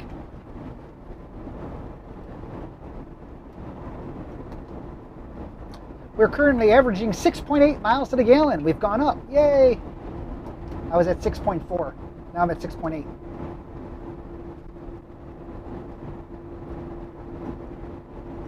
Sorry about reminiscing about my past. Quite literally. There's a rest area in 23 minutes. Okay, great. A lot of that stuff to me comes and goes since my stroke. I have short-term memory issues, and now I'm starting to get other memory issues, unfortunately. But boy, what times those were. And now we do this. So now we make RV memories, like Uberfest. Oh my gosh, Uberfest, for those of you who don't know, is we would go to Quartzsite, and we would invite people to meet us at Quartzsite. Well, little announced to us, when we first did that the first time, we had 47 motor coaches show up. Wow. So it turned into a little festival that we would do each year out at Quartzsite.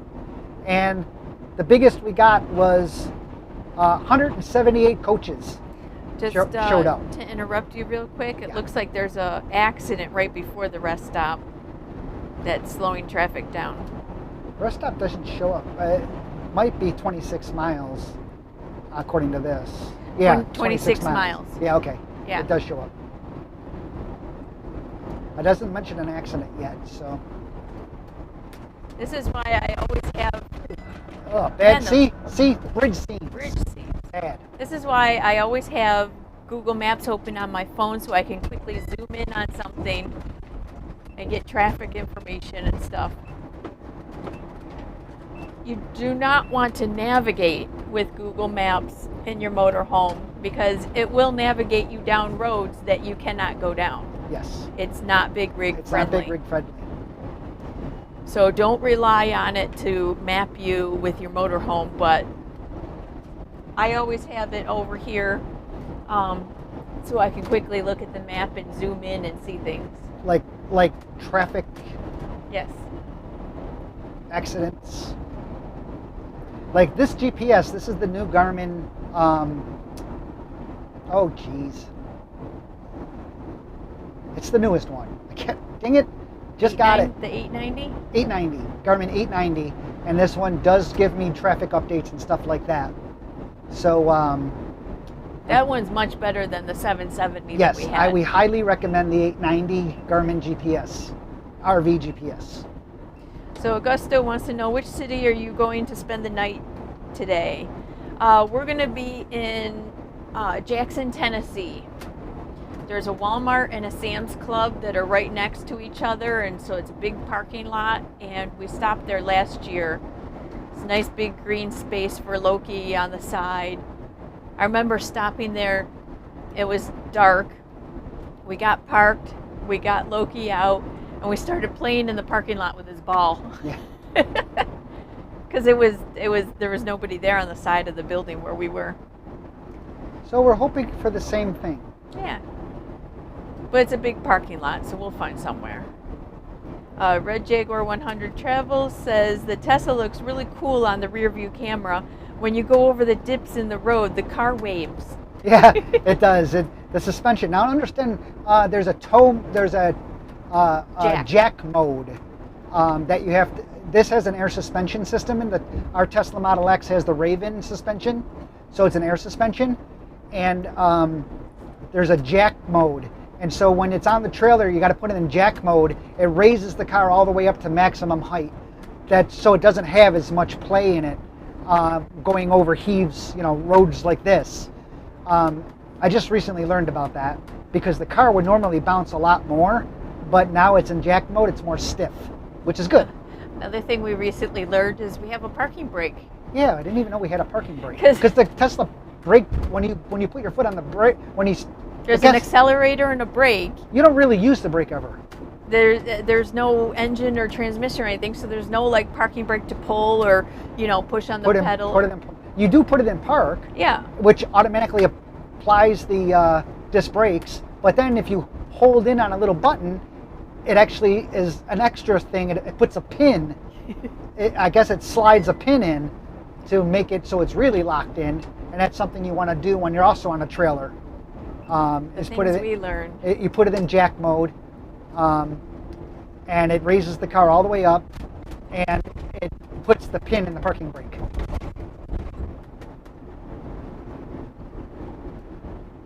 Yeah, in a Tesla, you really ever touch the brake for the most part, because when you take your foot off the accelerator, it starts to somewhat brake, if you will. It's called regenerative braking, and it puts power back into the battery. And it takes a little bit of getting used to, but once you get used to it, it becomes second nature, and they call it 1 foot driving because you really only have to use the accelerator. And you get used to when you take when you take it off, how much it brakes, when you're coming up to a traffic light or whatever. Or if you're in auto self-drive mode, it'll brake at the traffic light for you. It'll brake at stop signs for you automatically.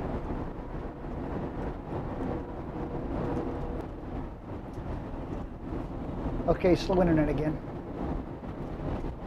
I'm sorry? Oh. Slow internet. Oh, that one's back. Just so you know, we're going through a poor cell area, it seems. We're getting some slowdowns on our internet, so just bear with us. it'll reconnect at some point. Hope you're enjoying your drive. If you do, please give us a thumbs up. If you're new to our channel and not subscribed, please feel free to click subscribe. Much appreciated. We don't sell anything. We don't do a lot of video posts. However, the next 3 days we will, today, tomorrow, and the next day, we will be driving. So if you do subscribe, click on the little bell icon and be alerted when we're live if you like this sort of thing. Those of you who don't know, there are front and rear cameras you can look at 24 hours a day, 7 days a week. They're even live right now. Just go to outsideurbubble.com or use the link that's in the video description. And you can take a look at our front windshield and you can look at our car being towed behind us. And below that is a GPS tracker that shows you exactly where we are. And if you click on the little icon of our motor coach, it'll give you telemetry information, our speed, our altitude, our direction, all kinds of things. Red Jaguar 100 says, I'm going outside right now to see where this parking brake is. Push in on your... So when you push it, well, the Model Y... The Y Model might be different. They might have it on the... They might be... Yeah, the Model Y might be screen. different. We've got a stalk on the right side of our steering wheel that we do up and down for drive and reverse, and then the button you push is for park. And if you just hold in that button, then it puts the parking brake on. I'm not sure what the Model Y has. Understand, when you go in park on the Tesla, all four disc brakes grab anyways.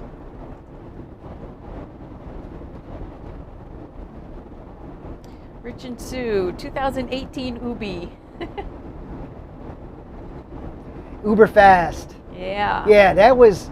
Now, we speaking of memories, like I said, we had 170-something coaches. We had almost 275, maybe 300 people in the audience. We did a live concert. We brought a band in from Phoenix. They drove into Quartzsite, and we outside concert, bonfires, big bonfires, running. That was great. And used the LED outside lighting underneath our awning and our motor coach slides and everything. We used all of that for the lighting of what we used our motor coach as the stage. So all the lighting and everything was done by the awnings, and I can change the lighting color and everything. So it was really, really cool.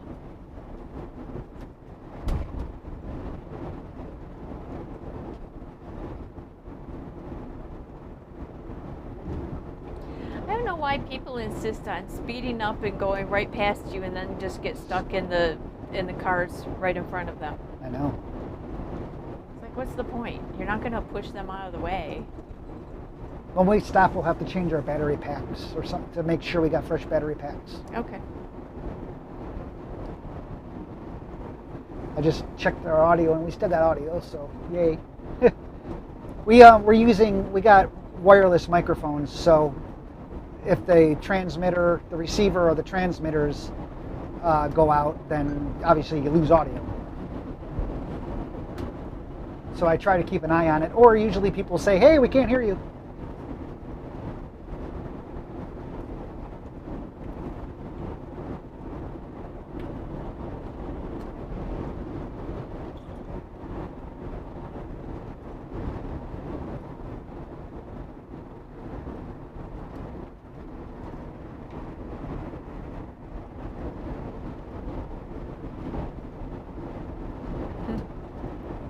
Your sister Gail said that Uncle Maurice is coming for a visit in May for about 3 days. He wants to golf with Gar and Andre. Oh, I wonder if my mom remembered to try asking Google to tune to our channel. Probably not. Although she surprises me. Sometimes? When she says, you know, she has one of those Google Dots, is it, or something, Yeah. next to her bed. Yep. And that's how she sets her alarm, and she listens to music and stuff. We have the Google picture frame for her so we can video chat with her, and she remembers how to do that. My mom is 87. not technology Obviously, not technology person. savvy. My dad passed away 3 years ago, I think it was. No? Yeah, I think it'll be 3 years this year. In October. Yeah. It was his birthday yesterday. Oh well. Yeah. He taught me well. He made me who I am today. Danessa and Mitchell says, yes, that was a great time we had in the desert. Oh yes, Dinessa with the tambourines. I got you on video, girl. Yeah. I bought. Those tambourines we were fun. We ordered like from nobody knew it because Brenda and I we ordered like 40 light up tambourines. The LED lights just The LED, changing colors. yeah, they and changed blinking. colors. So right before we went to break, we played Uptown Funk, and right before we started the song, we brought out all these lit up tambourines, and anybody could come up and grab them. And Danessa went wild. Oh my gosh, It's fun. she is a riot. Wait, they came and visited us at Southwoods and everything. They're both a great couple. Yes, they are. But Danessa, I'll never forget that Uberfest and you dancing away there. You that should was see so their awesome. grandson. He's really cute. They just had a grandson not that long ago.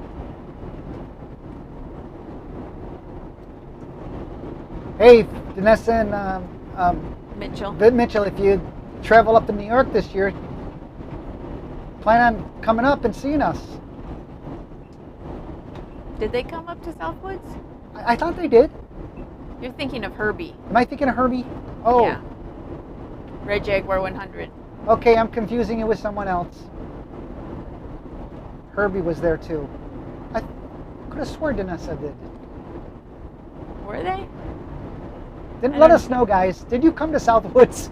I don't know. Sometimes things just blur together. And we get like, gosh, I think last year we had 19 people come to visit us, Southwoods. It was a bad time to come, COVID. Yeah. Couldn't talk to anybody. Well, just kind of stood at a distance. So we only had like half-hour conversations. Couldn't do camp jams. Couldn't do anything Yeah. fun.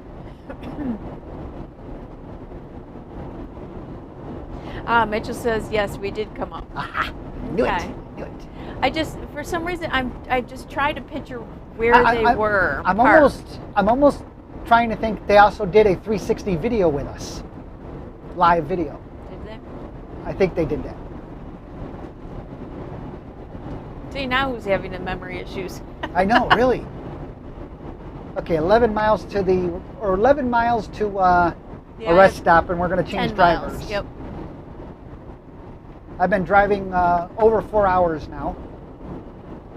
We still have 4 Well, hours we and could have 41 switched minutes back at left. the other rest stop, Yes, but we you could wanted have. to keep driving. I was good. No, I'm Yeah. good.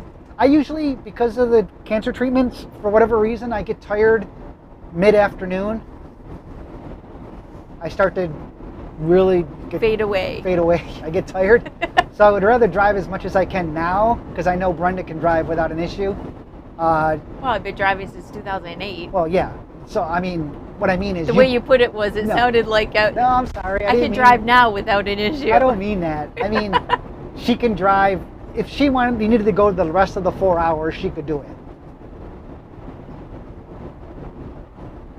She wouldn't care. And I would not care. She wouldn't care if she had to drive the whole trip home because I wasn't feeling well. She would drive the whole trip. Mitchell says, yes, we came up in 2018. We did a 360 with y'all. I do remember. Yes, Mitchell. Yes.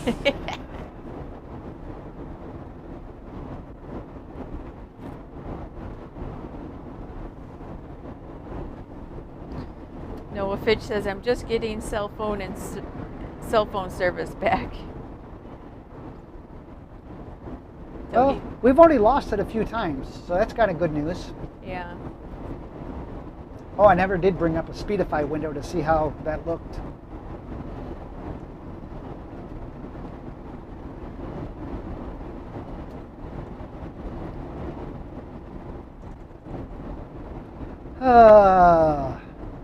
Memories we've gone through today. Wow. Thanks, Ray. All started with Ray. It all started with Ray saying hello. It's all good. Brenda and I were a partner with Ray. And we owned, believe it or not, we're not kidding, just bear with us, folks. We're about to lay one on you. We actually owned a sushi restaurant in San Francisco. Yeah. Part owners with Ray in a sushi restaurant in San Francisco. Until 2008 hit, and it was in the business district, and it was the last restaurant to shut down because all the business district shut down because of 2008. And it was doing really well. And it was doing really well. I mean, it was up 45%. It was a great restaurant, really great. And it was the last one to survive. After all the businesses shut down, we basically ran out of people to come for lunch and dinner and business meetings. But we were the last restaurant in the area to shut down. But yep, sushi restaurant, believe it or not. I told you, I've been involved in a little bit of everything, kinda. There was a day back when anything I touched turned to gold, it seemed. Didn't always make money, but it always worked. It never really lost anything. Made right choices, the biggest one being Brenda. Aww.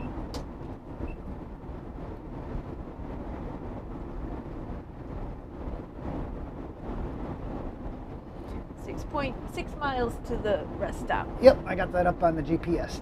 Another nice feature of the GPS 890 is you can pull up what's up ahead, and it's a nice large screen, so you got a lot more real estate to do stuff with.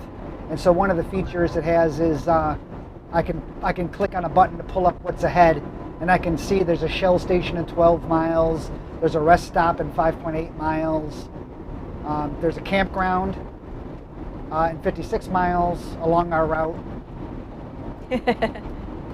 T. Kirby says, I just showed my wife the camera views and she thought someone was riding your bumper.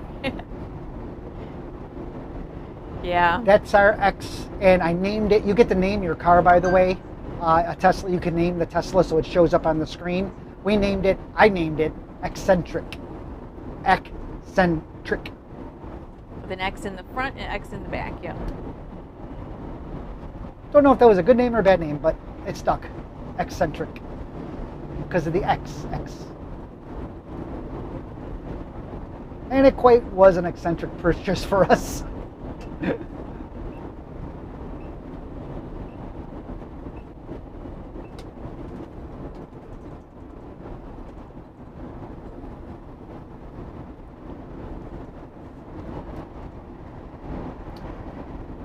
.8 miles to the gallon currently.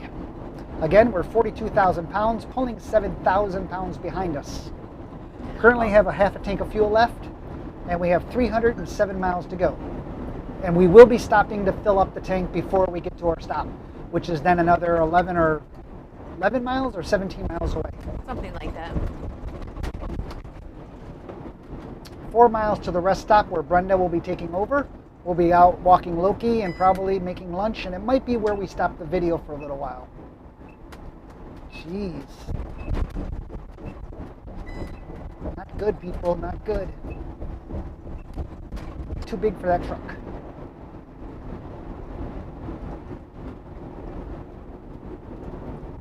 Slow internet.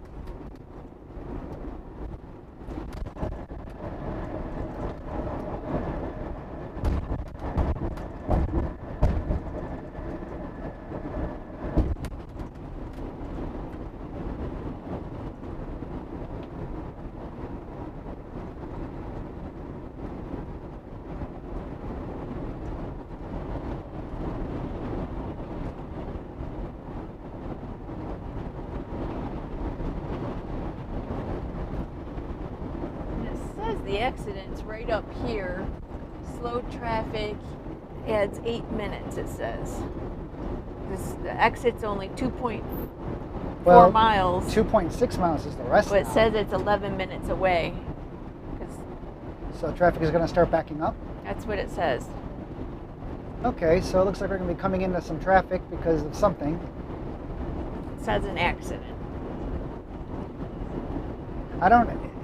the GPS hasn't told me that, but I trust Google Maps because that's well, real and time. I see brake lights. That's real-time data, and we got a lot of braking going on here, so. I don't know if you want to be over in the right lane if you can, so you have enough time to get over. Yep, we're a dead stop. Yep. Please don't rear-end us. Please don't rear-end us. Please don't rear-end us. Please don't rear-end us. I slowed down long enough ahead of time so you guys wouldn't. I know, that's always my fear too. Someone's not paying attention. And Yep, especially on a 70-mile-an-hour expressway. Yeah. Okay, I hear fire trucks or something coming up. Are they coming up the right Yep. shoulder? I'm going to try to move over a little bit if I can. Oh, love. I know. Ambulance. Ambulance. So it's a bad accident. So the rest stop will be full because people will take the time to get off at the rest stop. So this is the fun part of RVing. This is not the first time we've been stuck in traffic. Last time it was for 2.5 hours on I-10. Yes. Fatal accident, 7 cars. And we were stopped, dead stop for, as he said, like 2.5, 3 hours or something because we were This already idiot past. is coming up on the side road. Of course they are. Because we were already past the last exit. That's where I hope a cop sees him. Unless there's an exit right there or something. Not that I see, no. I'm going to hit the restroom. And that's another positive thing about living in an RV. Being in traffic, you have a restroom and a motor coach. Yes. Yeah, because now this guy looks like the one that was in the shoulder. Yeah. Looks like he's getting stuck now. By what? There's a bridge up here, so nobody should let him in. the shoulder is. Nobody should let him in because he was being. I do see the blue sign for the rest area. Okay. Okay, go ahead. So Brenda's gonna take you offline, mic-wise. Obviously, you don't need any of that. So yeah, so if you look out our front camera, I know there's 24 of you doing that, it looks like. I can see, my little GPS tracker shows it. You can actually see the Google map and the red showing the slowdown. Again, for those wondering I'm talking about, go to outsideurbubble.com, click on live cam, and there's front view, rear view, and there's also a GPS tracker showing you exactly where we are. And if you click on the little image of our motor coach, you get telemetry information, our speed, our course, our distance, our altitude. Not that we're in a plane, but from sea level. And even our battery power.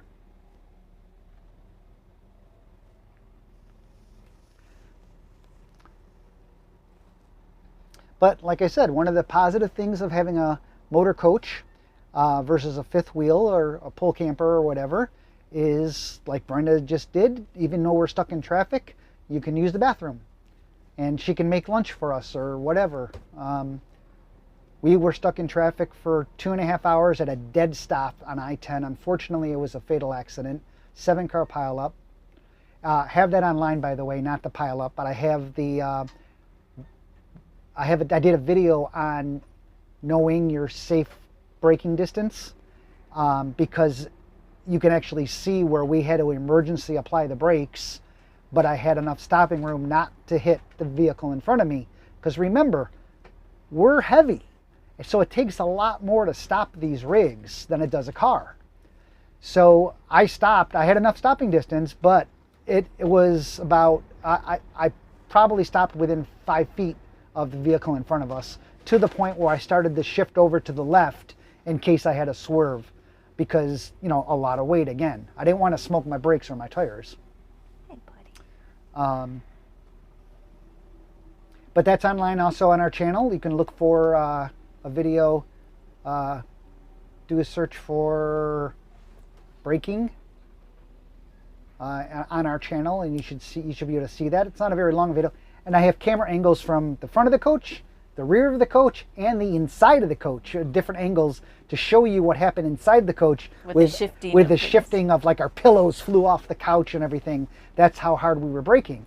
Remember, if you're standing up in the coach going 70 miles an hour, you're going 70 miles an hour. If I slam the brakes on, you're still going 70 miles an hour. You're going to go flying. So the pillows and everything, with the force of the stop, the chair, you see the chair tilt, our dining chair tilt back and hit the other chair, you know. But our pillows went forward and everything. But anyways, so that's the different angles. You can see that.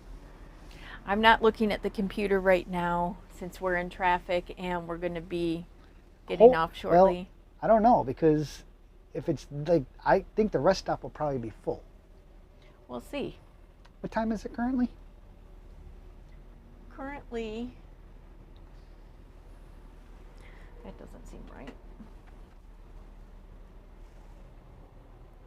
1:30? Yeah, I guess so. 1:30 in the afternoon. No wonder I'm hungry. I know, I was going to say. Well, if you can do the rest stop, let's do the rest stop and I'll make Well, wraps. the problem being is pulling into the rest stop and not knowing if there's going to be a space. Right. Then you pull out and will somebody let you in? Right. They have to. They'll have to let you in. Right? People would have to be nice. It looks like it clears up on the other side of the rest stop. Before, so is They might actually be rerouting people. through the rest stop? Well, no, they're not. I'm sorry. No, but it looks like, see, Where's the rest? I don't know where the rest stop the is. rest stop is this exit right here. Oh, it's after. So the accident is before the rest stop. Yeah. Okay.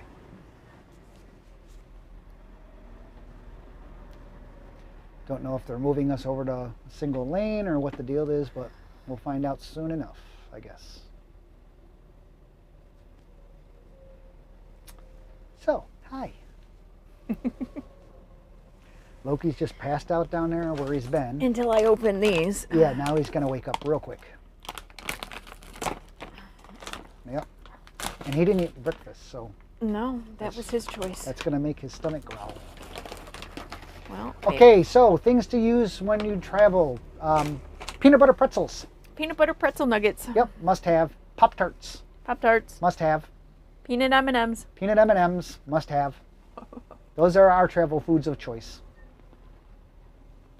Pop-Tarts, so when we leave in the morning, we can get up and just hit the road and then just eat cold Pop-Tarts.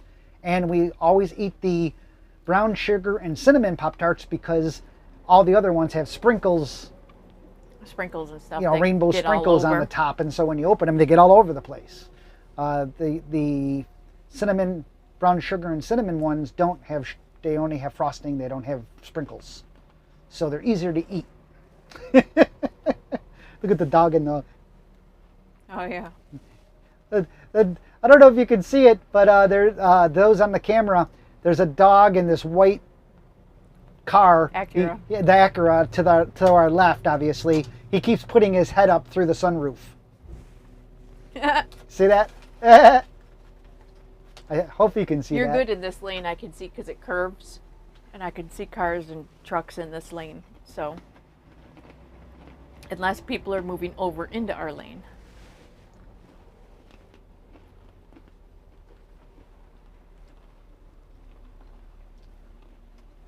Now, see, this would be a perfect example where, hello, doggy.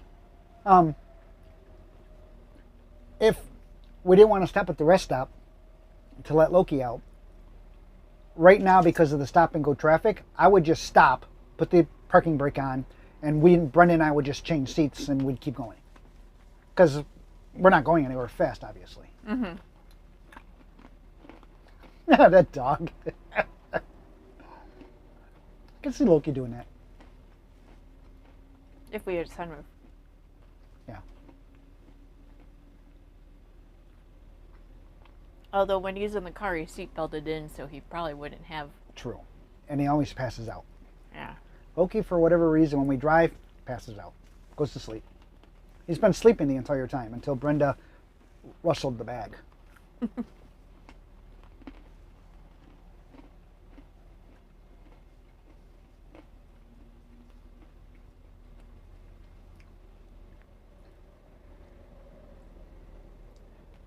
Do you feel that little thump? Mm-hmm. That's the Trailer. that's the trailer brakes kicking in. I was wondering if you felt that. Yeah. Even though we're going so slow, when I do put the brake on, as soon as I reach a certain point, you can feel a little thump where the trailer brakes just start to engage, and they're pressure sensitive. So the harder it's G-force from the controller up front. But when I turn on, when I put my foot on the brake and the brake lights turn on, that actually starts the energizing of the brakes, and then they'll get stronger as the G-force of the braking tells it to. But the initial touching of the brake lights energizes them, and I can feel the energize because I just feel a little, just a little pull, little thump when the brake, just engages. The tires aren't locking or anything; they're just. So she wasn't kidding. Peanut M&Ms, see, and pretzel nuggets, peanut butter pretzel nuggets. And then Pop-Tarts. And for lunch, we always make wraps. Yeah, for lunch she buys tortillas, 12-inch tortillas, and makes wraps. And then we eat them on the road. We stop at the rest stop, do low-key stuff, make the wraps, and then get right back on the road. Helicopter, Mercy Flight, that's not a good sign. Mercy Flight are the equivalent. There was a helicopter, just low. Just Ambulance helicopter. Just left or is looking for a place to land, not sure. Now, where would they land in a place like this? They would land right in the middle. Per the route we're taking, it's currently 1:38. I feel fine. I'm okay. I can continue, but we got to stop and switch drivers. As long as there is a space, a place I can pull over because we're 70 feet long, so we need a semi-space. Because what will happen is I'll pull into the rest stop, and if we can't,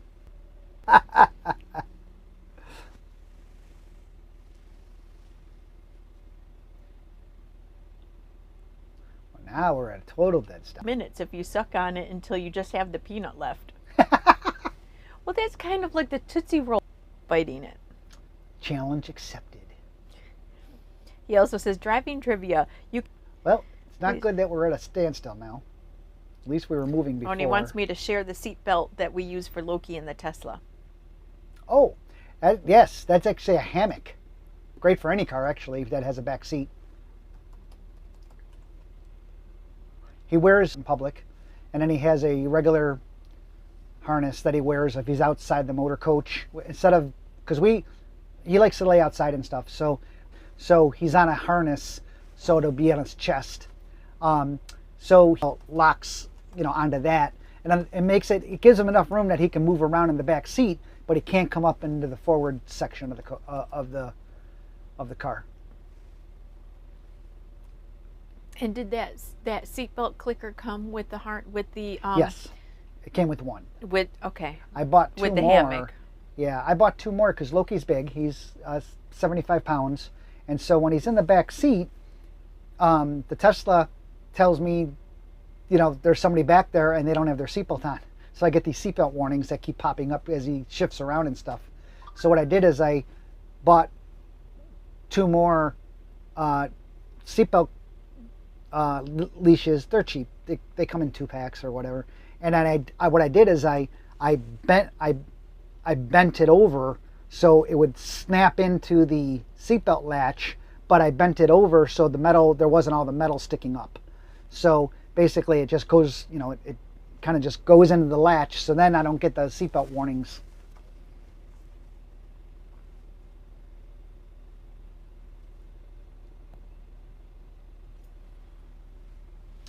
Well, it looks like we're now at a standstill. When I saw that helicopter and the ambulance had just gone by us, that helicopter would need somewhere to land. So I didn't see it come down. I saw it was low, went across the trees. I didn't see. But it was going in the it could have been. Like it was banking. It could have been, yeah. So it could have been coming around. The only place to stop to put down a helicopter out here would be right in the middle of the road. So, watch Loki will go nuts on. Here we go. 3, 2, 1. Psst. Good boy. Hi, Loke. Yeah, we're stopping. Let's say hello. Visit is his command to come see me. Mwah. Good boy. Yeah, we're stopped. We're stopped, unfortunately, buddy. Why don't you go eat? Yeah, good time to go eat your breakfast. Maybe Mommy will put some water in it. Here comes another vehicle. Whoa.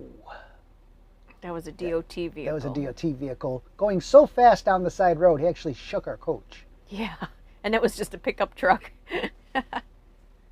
By the way, this is just here because it cuts down on the glare because the top of our dash cover is tan, so it's bright, and so it causes the camera to change its Iris. automatic brightness control. Ooh, look at you, Iris. Gain control. And so it automatically wouldn't. That's better than what he used to do before. It's just a whole bunch of black gaffer tape. Gaffer tape the heck out of it. Looking in my mirror, I can see way back. It is. I can only imagine how far back the traffic is now. So that's another reason, love, getting out at the rest stop and getting back on.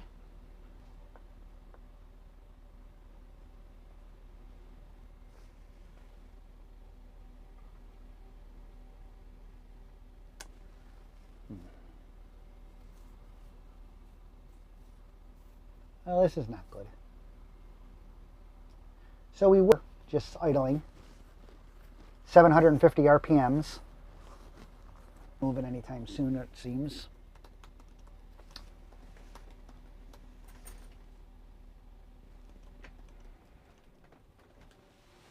And I did. I can't see anything around the semi. Putting computer down. Okay, I'm going to mute because you don't need that. He's just getting excited because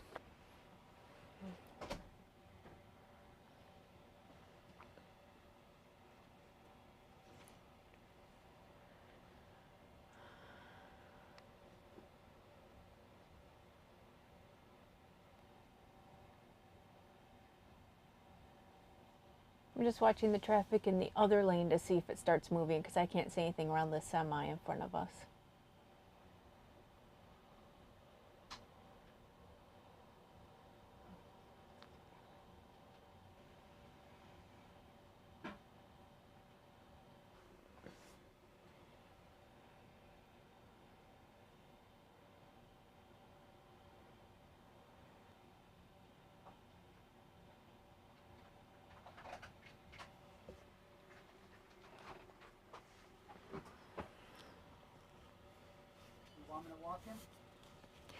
Well, I'm afraid if you walk cars in the other lane,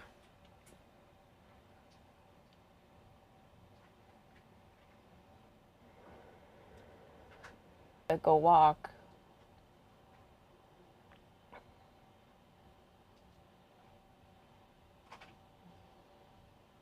I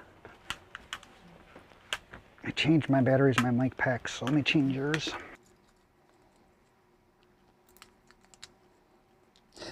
Okay, gonna go offline here. What audio? I changed the battery pack in the receiver.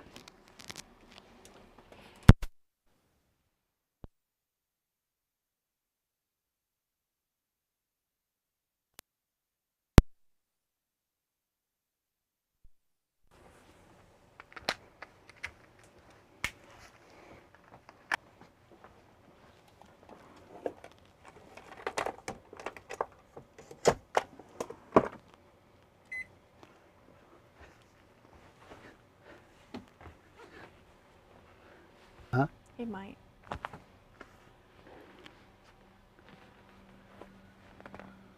There's people in a Look, come in, Z. slow step cover. No, wait, hold, Look, hold, back, Look. I'll just go right out here real quick and I'll be able to jump back in. Hey, Yeah, hold. yeah.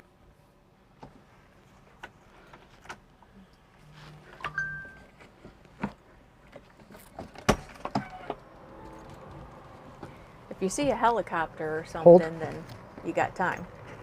With me. Love, shut the door in case an ambulance or something comes through.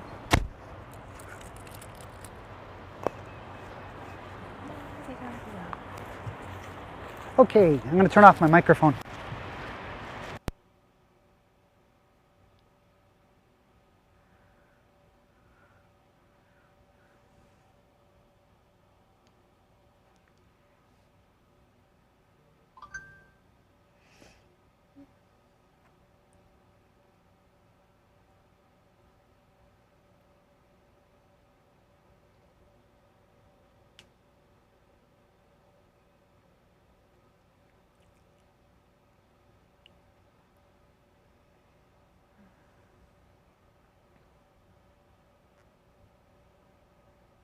Yeah, of course, he's just walking, stretching his legs. He would so want to just roll around in that tall grass.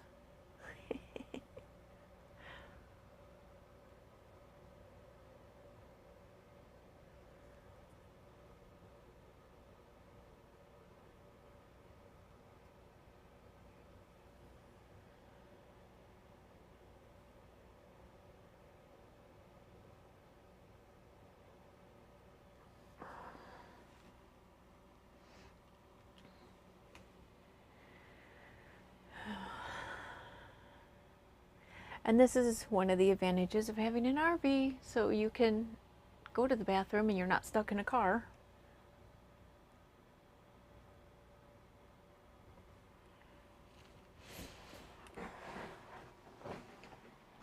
Stretch my legs.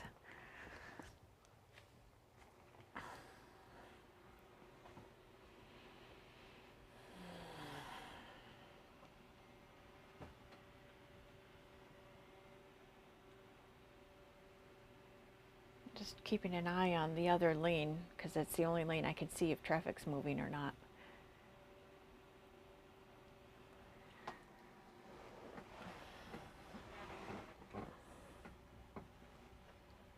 And it's not. So.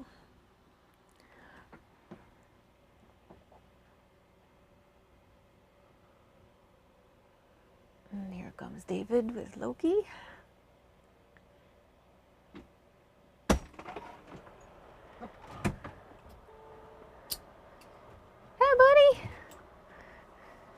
Good boy. No motion up there at all. No. I was watching down in case I saw, you know, the trucks moving. I can get back before. Yeah. Nothing. He's hungry because he was wanting to eat grass. Ah. Now he's drinking. Well, maybe mix in a little water. Okay. I didn't do that because I wanted to keep an eye on the traffic. Want some water, Luke? Or here, Luke. Here you go, buddy.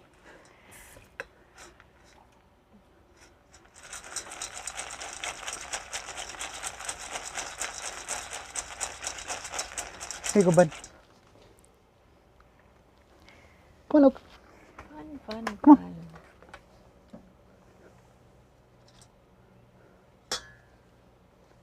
Eat up. Aw.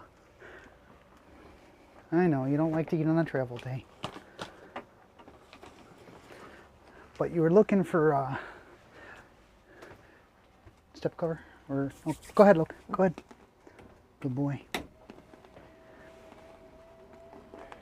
I checked the trailer when I was out there. Everything's good. Moving. Okay, start her up. I got the step cover.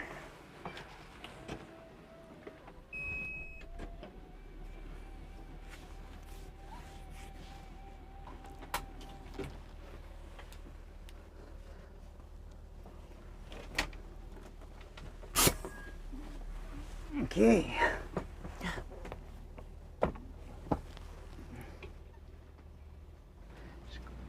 Take it easy, slow. Because he's back there. Is he eating? Yeah. Oh, good.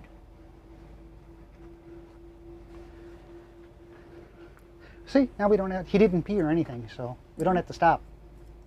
I can make lunch. I'm capable of that.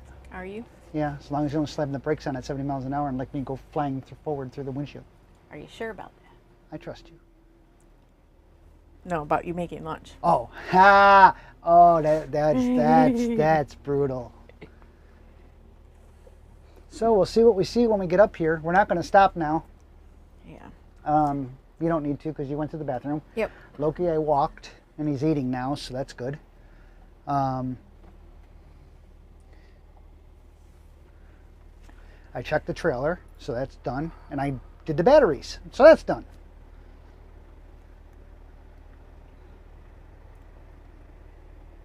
I got my phone next to you there that shows you what's going on.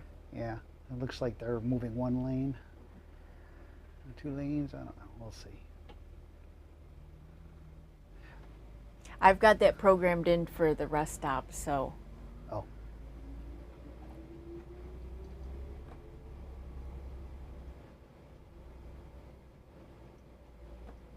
They probably got it down to 1 lane up here, so I'm guessing that this is what we're going to see here is a merge back and forth. Yeah, I don't see anybody. Case...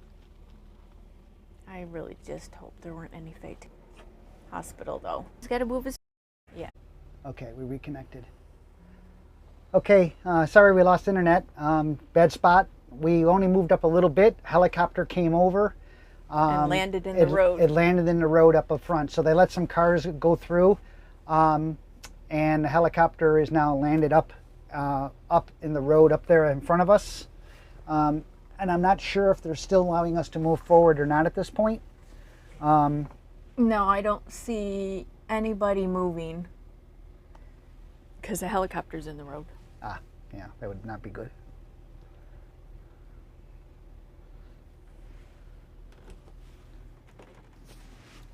Doing the air brake. Good boy. So, yeah, that's what's going on right now. Shoot, we lost a lot of people when we got cut off.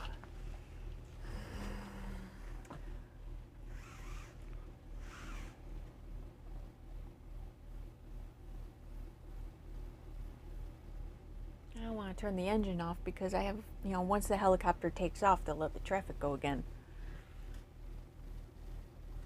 Yeah, so we lost internet access. Sorry about that. The helicopter came. Internet access. Sorry about that. The helicopter came over, and right now, traffic is now stopped again because of that. Okay, I'm going to turn that off. So Brenda's now going to turn off the engine again. I'm trying to look to see. I can't see the helicopter. I don't see that. Yeah, I think he's just holding back because he's not sure if he's going to have to merge over. Yeah, so this is one of the things. RV life. This is one of the things that does happen on the road. Unfortunately, we were having a great drive day. We were having an actually perfect drive day. Yeah. And now we're kind of just stuck here, unfortunately. And it is what it is. I mean, unfortunately, it seems like somebody badly got hurt, obviously, if they had to call in a Mercy Flight type helicopter. Oh, I think I see the rotors spinning. Think you see the rotor spinning? If you look between the traffic. Oh, I really got. Yeah. I can't see it. No? I can't see it. Maybe I'm mistaken. Well, one of the worst things for DOT is when a road gets closed, and this is a big road to close. Yes. This is I Loki and looked up and down. All I see is mostly semis. Yeah. I did see a few other RVs. Do you want me to make you a wrap? Yeah, we do need to make wraps. Okay. While we're parked, I will do that now.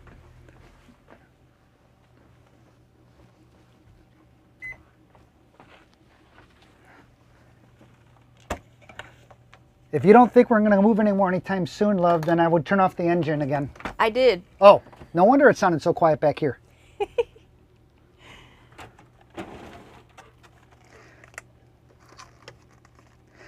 Do you want turkey or do you want turkey or do you want turkey? One's jalapeno turkey and one's pepper turkey. There's a chicken in there too. Well, or do you want chicken? You can surprise me. Whatever your little heart desires. Loki's looking at me like, oh, are we going to eat? Loki, you ate some of your dinner, your breakfast, which is good.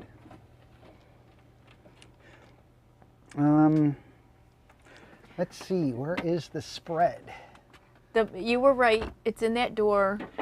Thank you. And lettuce and cheese. I got to do lettuce too? Well, if you want. It doesn't matter.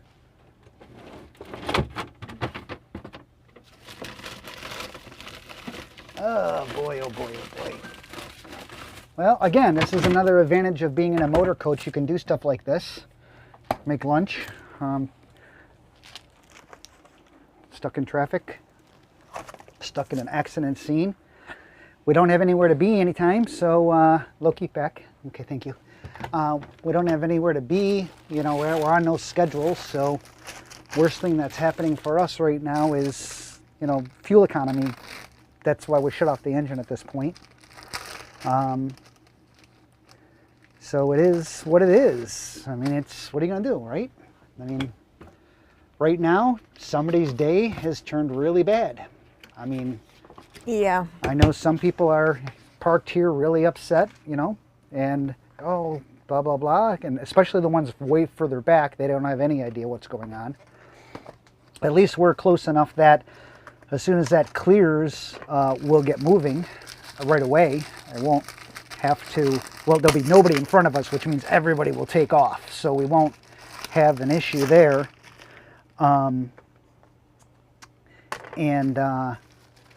That's a positive thing, at least, unlike, you know, what happened in I-10. Yeah, go to our blog to read about that. That one was really bad. I am back here working, so yeah, other people are probably really upset, you know, because it's disrupting their day, which it is disrupting our day too, but it's not disrupting our day to the point that somebody else is, that's for sure. Whoever was involved in that accident, whatever it is up there, that's one bad day. Especially when you need to be in a helicopter. One bad day. So, thoughts go out to those people up there. As I, only thing I can say is blissfully make wraps to eat. Helicopter. Because that could have easily has been us, depending on what happened. Take the chance every time you go in your car, for that matter. Like I said, I'm lucky enough right now to be making a sandwich. So,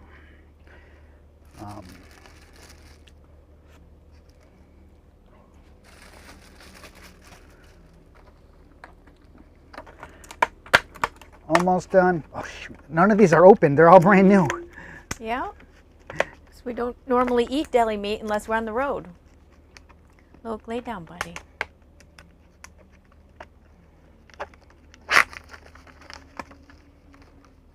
Let me know when we're coming up to it, because I want to kind of take a peek. Okay. I'm keeping my eye on the semi to the left of me too, to see if he needs to move over. Okay, good idea. Because he hasn't put a signal on, but he's hanging back, so. Okay. Yep, there goes his signal. So he's got to shift. Are you letting him in? Yeah. Okay.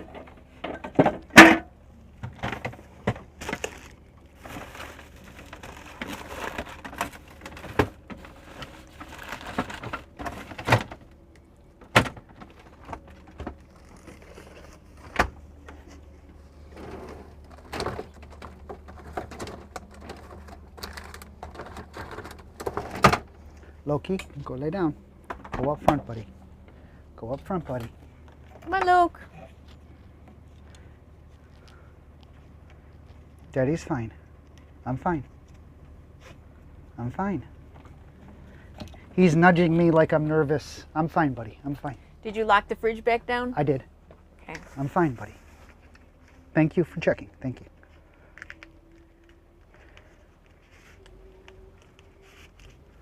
Are you almost done? Yep, I'm doing the roll now. Everything's on it. We coming up to it? In a second, yeah. Okay, hang on. Coming up.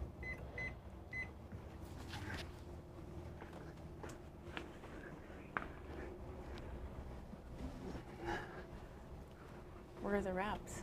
They're back there. I wanted to see this. Oh. So they already took the I cars think and they stuff got away. everything cleared. Oh, here was the accident right here. This is all debris in the road. Yeah. This was all debris. The helicopter had stopped, it landed right here.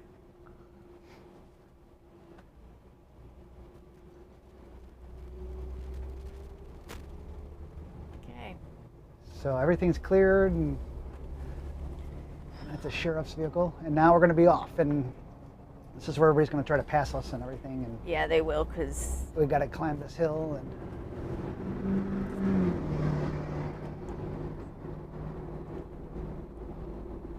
so we didn't see anything, which I guess is a good thing, because the last time we went past an accident on I-10, we saw more than we wanted. wanted to see. Yeah. So And the rest area is pretty empty. yeah, I'm surprised. All right, everybody got their chance to rest. We did let Loki out. He did go, but he didn't have to go to the bathroom, so he'll be fine. Oh, yeah. He ate dinner. He just went 2 hours Okay. ago when we stopped last time. So I'm going to go back here and grab this real quick. Well, all of that, nothing to see, which is, I guess, good.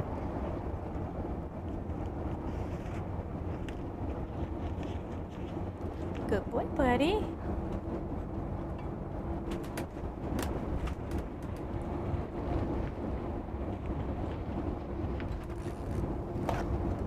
I'm in the back getting everything finished. Hey, love. Yes? Make sure you put the knife in the side of the sink that has the towel and all the stuff. Or else it's just going to bounce around. I wrapped it inside the... Okay. Okay, coming on out. Okay, so Because it would just bounce around and slide around. I'm going to put this here. Here. No, Loki, don't touch it, please. Here's a napkin for you. Thank you. Okay, we're going to eat lunch now. We just had a long traffic stop, which has now put our arrival time. We still have 300 miles to go. 4 hours and 21 minutes according to the GPS. And that puts our arrival time at 6:39 p.m. Central time. Central Time, as long as everything continues. We're currently traveling at 70 miles an hour. The expressway is fully open, obviously. At this point, there'll be nobody ahead of us for a long time because traffic was stopped for so long. Yeah. Well, then again, entrances and stuff like that. So, we're going to eat lunch here. Brenda?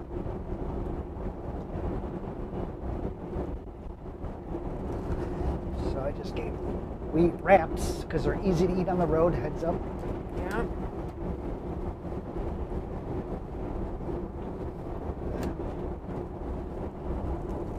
We make quick wraps with tortillas because they're easy to eat, handheld food.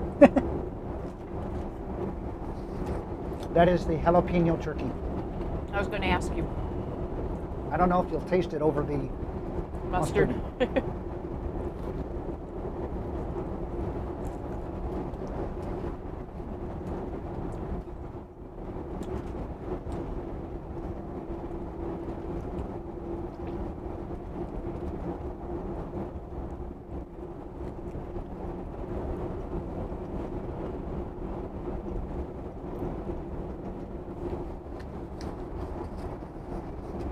I guess I got this camera pointed right at a bug.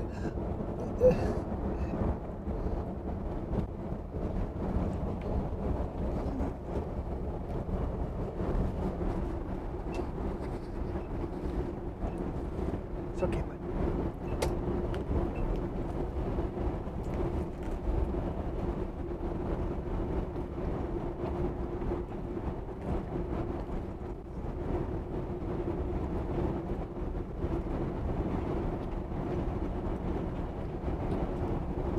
That's the truck we were behind. There's a Phaeton. An older Phaeton. Wonder if they're watching us. We actually had that happen. We went by somebody who was watching us. Yeah.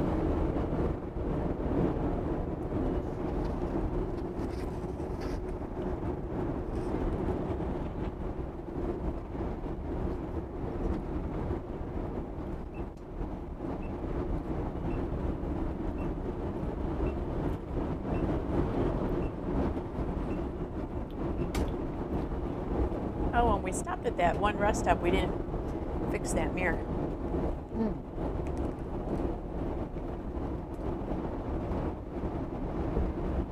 Well, just make sure you use, when you change lanes, make sure you use that camera. Yeah.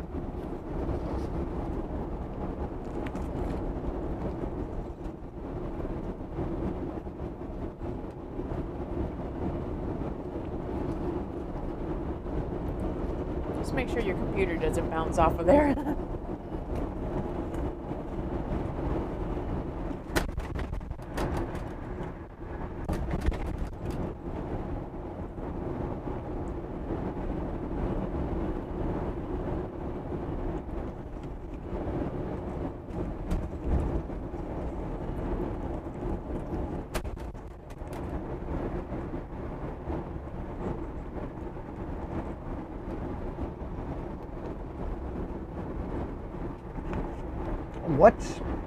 What's on the trailer, guys? Looks like a big spider web.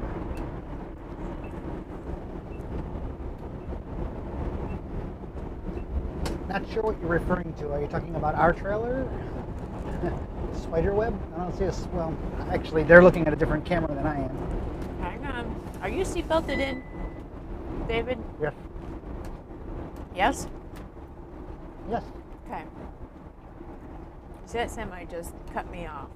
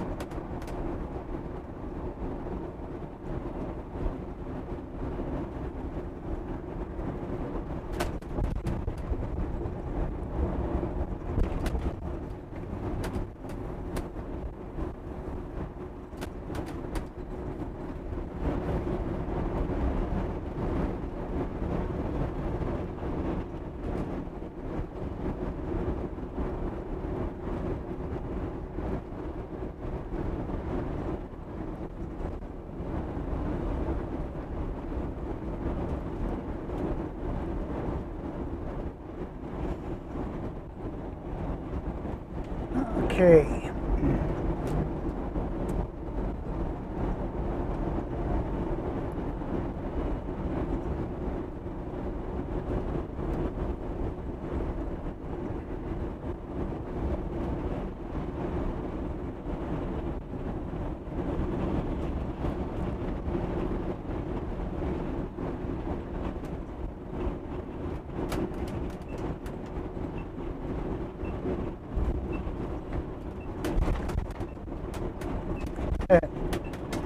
Brian Nailwish said, Brenda, put the camera out the window so we can see between the trucks when we were parked.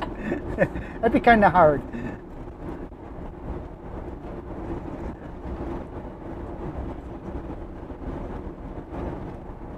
Yeah, I'm not sure about the spider web look on the trailer, so I can't tell anything by that.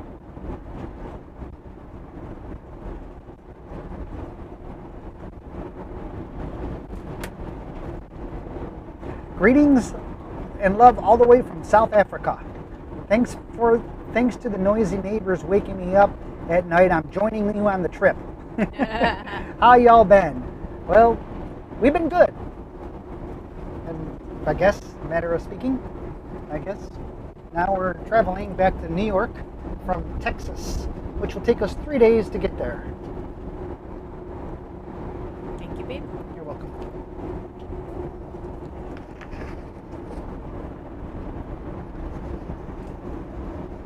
Nice travel day we have for the most part.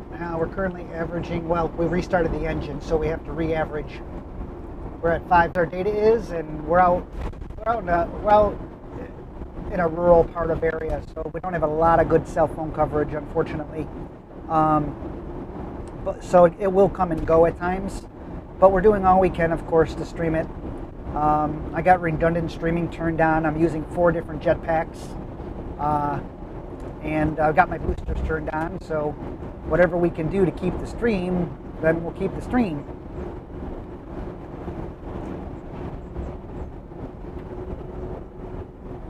But you can't boost what's not there. Yeah, can't boost what's not there, that's right.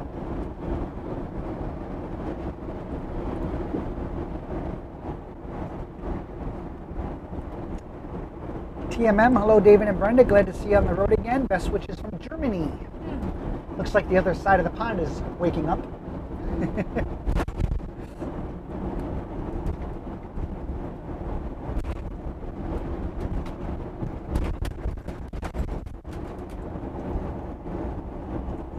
Hey Brian, cell coverage, you're only as good as the signal you can get. If I can't help where they put the cell towers, and I got 3 WeBoost cell phone boosters running, 3 with 3 external antennas, all hardwired to the jetpacks. So I'm doing the best I can in order to keep the signal. But again, they don't put cell towers everywhere, especially in rural areas. So it will come and go. However, I can tell you if I did not have the setup that we have using speed of 5, 4 jetpacks, WeBoost. the WeBoost systems and stuff, it wouldn't be as good as it is.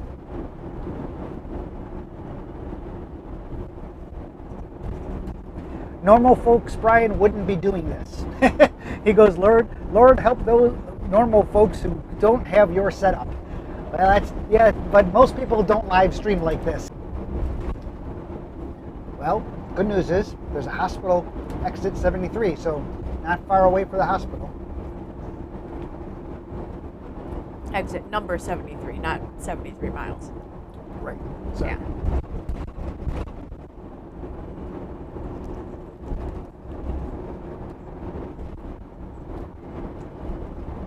That's interesting, though, that they did a helicopter. Wow. Saying that the exit's right here. Unless they were really bad off. As you said, they must have really needed it.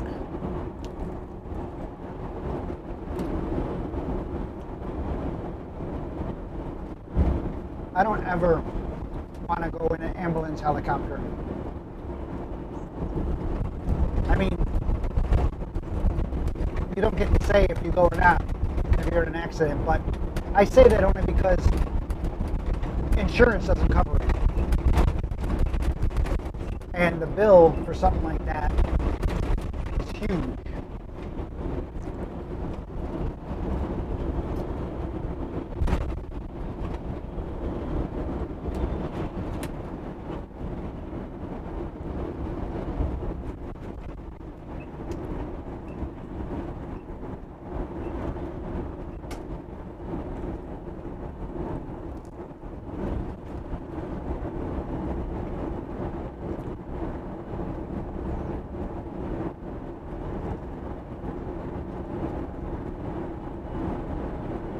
Robert Andrews says, thank you, Brenda. Saved to my list. Not sure what it was that he saved. I think he was the one asking about the seatbelt. The doggy sling. Oh, yeah.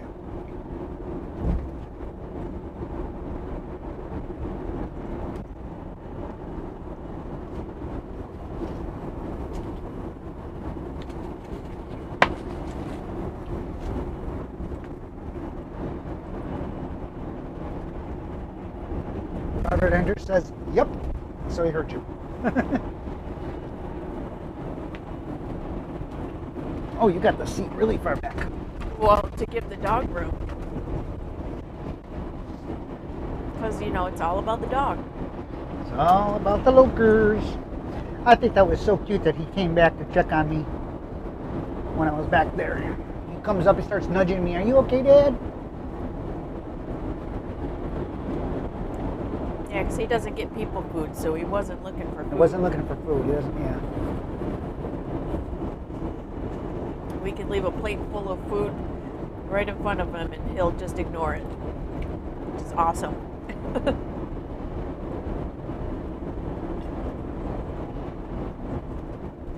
What is my phone doing? Is it keep trying to like reroute me or something? Because I had it on the rest stop. Oh. Yeah. So you have to skip over that. Okay. It tried to get us to go back to the rest stop. Well, I kept hearing it talking. And Oh, my Amazon deliveries are here. They find you everywhere.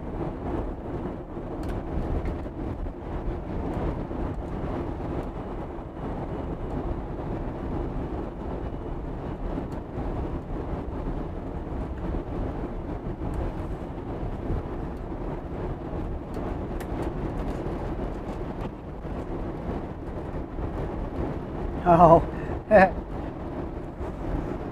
Very good. That's the other side of the pond supposed to be sleeping. That's a pretty Prevost. Yeah. That's a Prevost bus. That's pretty. That's a private bus.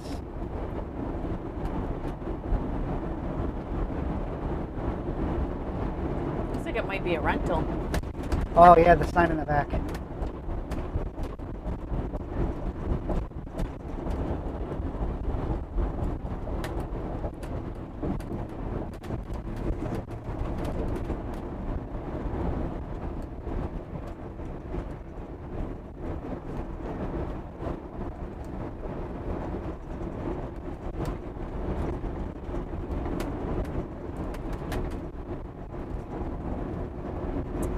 Did good on the ramps, babe.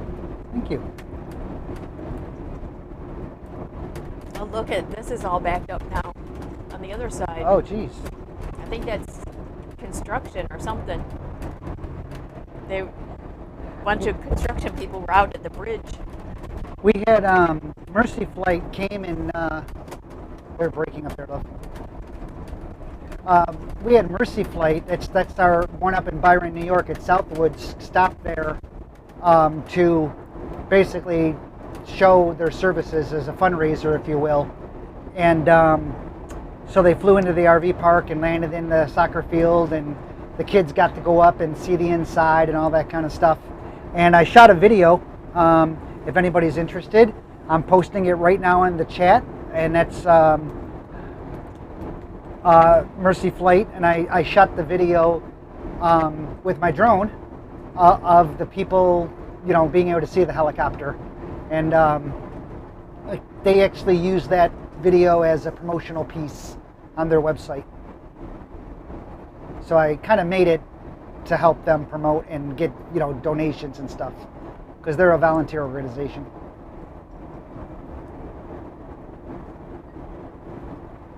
It's just that one car in the left lane that's holding everybody up. I think they just moved over.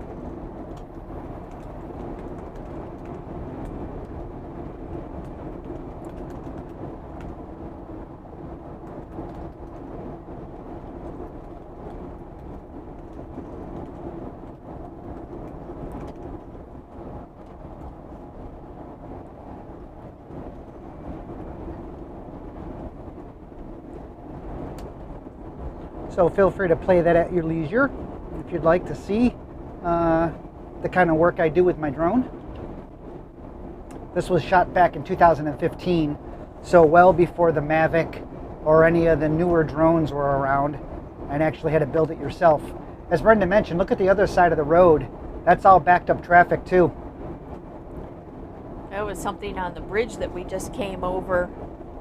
They had a bunch of construction guys looking at something on the bridge. So that's never a good sign.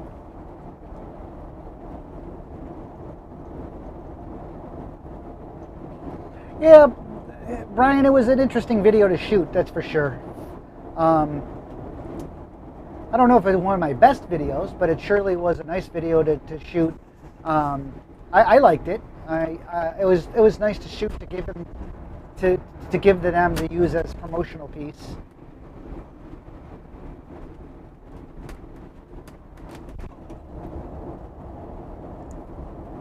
Can you do me a favor? Yeah, love. Can you look down in here somewhere, like where the coin cup is, and there should be one of my pills.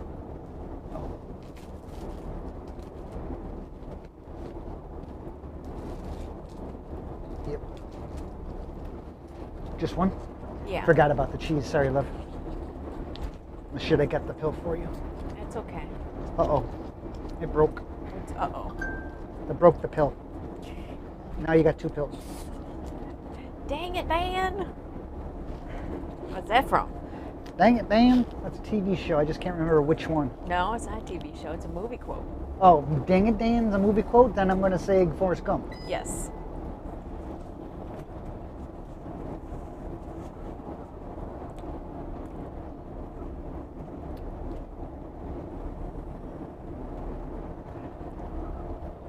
Some of my favorite videos I shot with my drone in the past are of some of the national parks and some of the National monuments, national parks, things like that. Yeah. This is before they outlawed them, restricted them in the parks.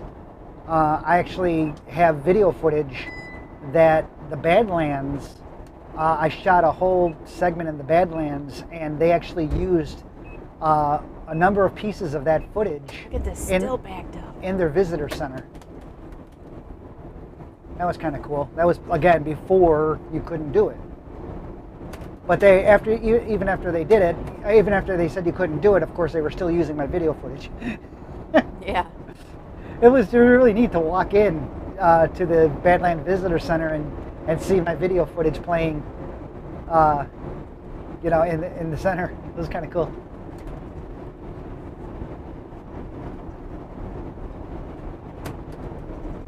This is probably how the other side looked behind us. Yeah. I don't know where that was from though. I didn't notice. It's still from that bridge. Oh.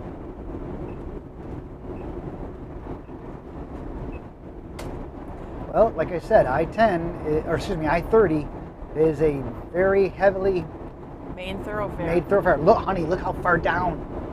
Wow. Okay, so I don't know if you guys have been noticing the traffic jam on the left-hand side, but We're going eastbound. That's westbound. That's backed up now. take a look at that. Look at that. That's, I don't know how far up you can see, but that's all the way up the hill. And that look at all is- the semis. Yeah, look at all the semis. It's nuts. Wow. Wow, wow, wow.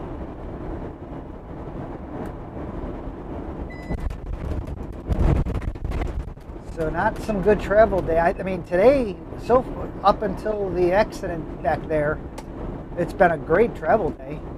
I don't know how much time that killed off our clock, but we still got to stop for fuel. That's right. Yeah.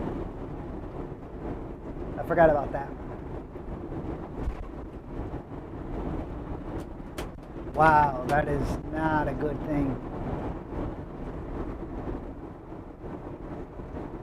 So, today we've come across an accident that put us at a standstill, and we had a guy towing a boat that blew the boat trailer's tire right out as they were in front of us. And I swerved to miss the rubber and stuff that flew off. The Pieces that flew off. But we saw it blow.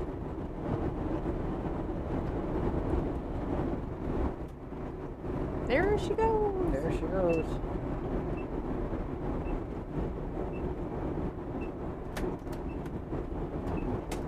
Oh, Augusto says, I just saw the video of the house. Nice house you had. Yeah, thanks. I shot that video when we went to sell the house, and Brenda actually ended up selling the house off of Craigslist, which is a sales site for, you know, like personal It's an item online sales. marketplace that's free to post, and Yeah, it's called Craigslist in the U.S. And Brenda actually sold our house that way. kind of like an online garage sale. I paid a realtor 1% because we sold it ourselves. I paid the realtor 1% just to write up the contract. Usually, when you sell a house or buy a house, there's 6% that goes to the realtors in the States here. That's normal. That's the average. 3% and 3%, yeah. Yeah. But I was able to do the whole thing for 1%.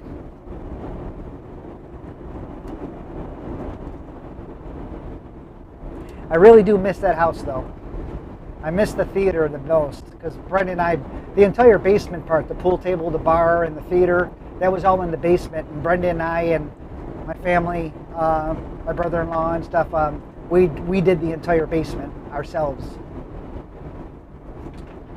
Yeah, that's why it took a while to finish. Yeah.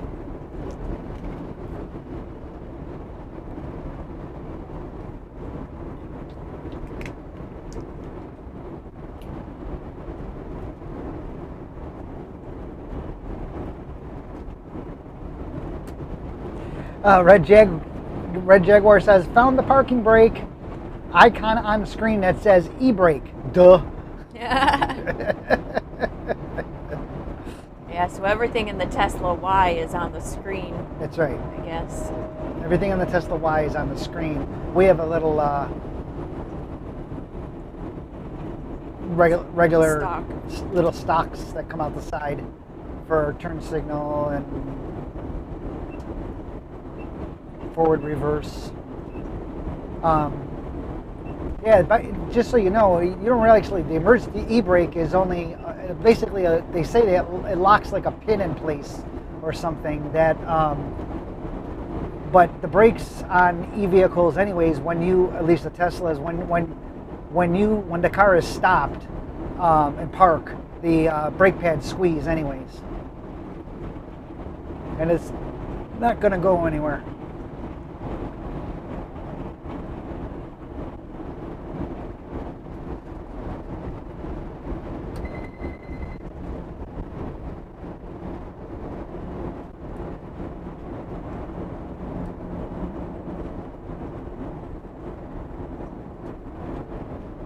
Oh.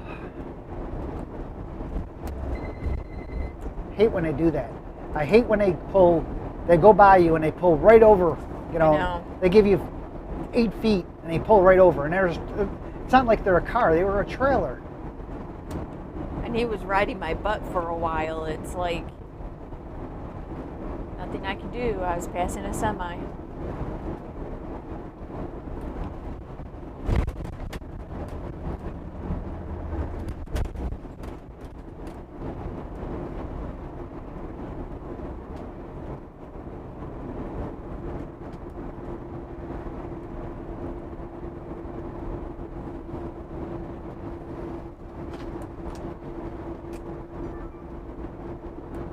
Get a picture of the TPMS from here.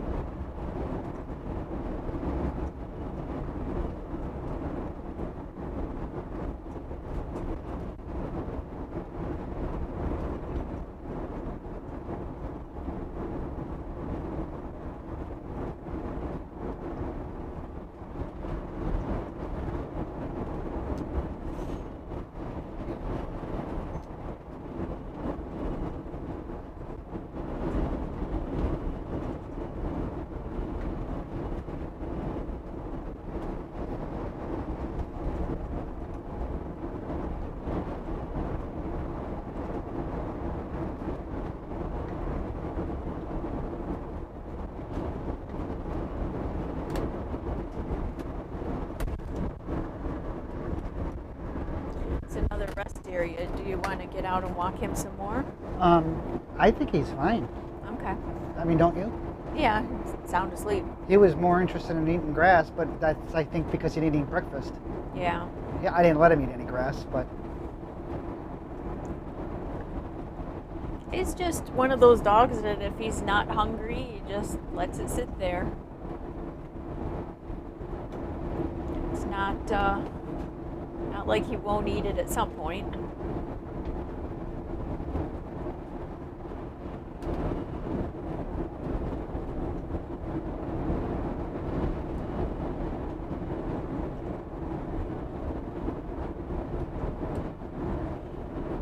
It's one of those rest areas that are off to the left. Those always throw me for a loop. oh yeah. Oh, they got it coned Oh, off. it's closed. They should probably say that on the sign. Yeah, they should. That's not nice.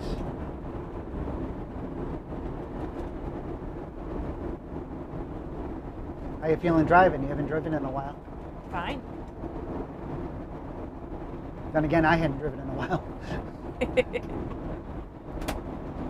It's all good. Louisiana is the worst. Yeah, unfortunately. Have you considered staying in a campground somewhere until after the snow on Wednesday? What's snow on Wednesday? Well, remember it said it was going to rain and possible snow showers. Oh, that doesn't bother us. We've been in snow before. As long as we get there and set up, we're fine. So as long as we get there before the weather comes, I'm fine by that. I mean, we've been in snow. We've been in Albuquerque, New Mexico, where it's 5 inches. snowed all week. Yeah, we had 5 inches. Loki loved it because he just wanted to roll around and lay in it all day. And going to Southwoods, if we let him. We've had snow at Southwoods too. Yeah. I mean, we're usually back a week earlier than this, at least a week earlier. We're late this time. We just had some bad weather in Texas that we didn't want to travel through. High winds and stuff.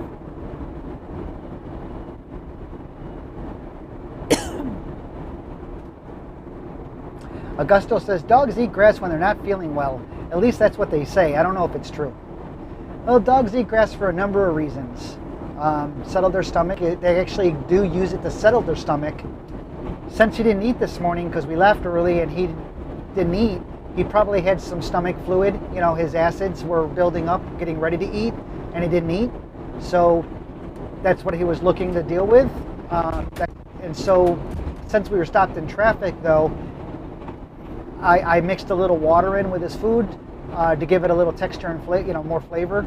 And he ate 3/4 of it at least, so he's good. But they'll eat it for a few reasons. Sometimes they just like the texture. Sometimes they just like the texture. The smell and the texture. Loki is partial to tall grass. He loves tall grass. I was going to say the tall grass. He loves the playing it, jumping it, rolling it. He just likes tall grass. Or freshly mowed grass. Yeah, true. Freshly mowed grass out. And that's a pain because he likes to roll around in freshly cut grass. And of course it gets all over him. Yeah.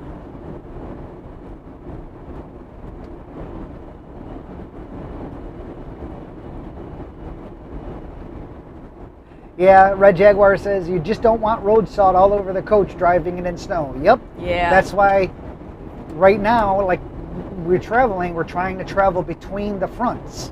So there's no salt, there's no water on the road. They just had up there like almost a week long of rain, so all the salt and everything should be off the road. Yeah, so as long as the road's not wet, then we should be good for the most part. And so hopefully we won't be getting any rain before we get there. Now you yeah, I jinxed said it. us. I know.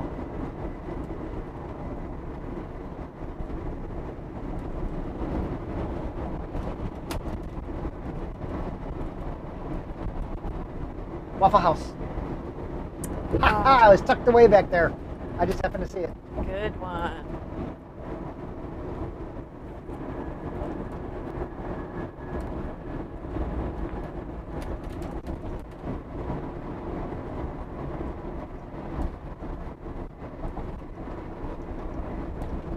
Trev C says, I miss road trips, but with the lockdown here, can't really go anywhere. Sigh. Not sure where Trev C is, but we understand. One of the nice things about being in our, motor coach traveling and stuff, we never leave our house. So we're always self-contained and not stopping at hotels or anything like that.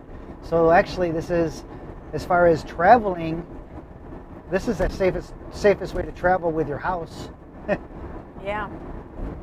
That's the only way I can say it. Oh, Trevor says he's in Ontario, Canada.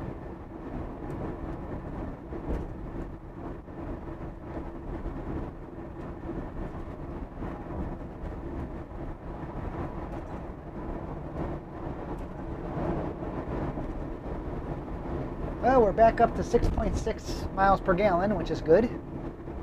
And as Brenda will say, because Brenda's driving, I'll do better than that. She will.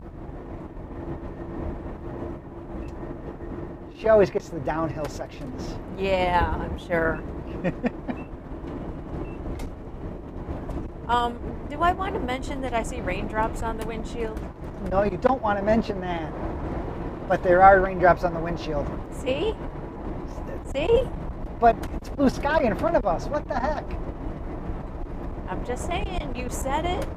You jinxed it. No, the people online did. They brought it up. They brought up snow and everything. Well, great. Thanks, guys and I'm going to say it resets overnight. There was nothing on the schedule weather-wise. No, it's just this one dark cloud over us. Just enough Literally. to speckle everything, Literally one dark cloud over our heads. Michael, this is live. Yes, it is live currently. You're live because you can type in the chat box. If it wasn't live, you wouldn't be able to type in the chat box. Phil asks, have we had our vaccines? Unfortunately, no, we have not. We haven't been in an area long enough where we've been able to get the second dose, so we couldn't get the first dose because they say you have to go back to the same place. So we haven't been able to be somewhere long enough. Well, we have been, but then they ran out. But just getting the appointment was, it was weeks out. Yeah. And then we weren't sure exactly when we were leaving, so. Man, this road is dumpy. And I can't move over either. Ugh, terrible, terrible concrete road.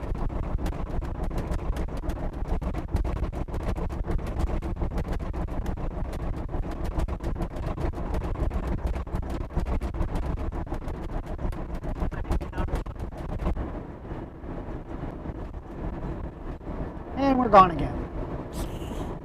Yeah, guys, it is. It is what it is. Yeah, you see some rain in the windshield. Greg, as we use left-hand lanes 99% of the time. However, I am going to move over.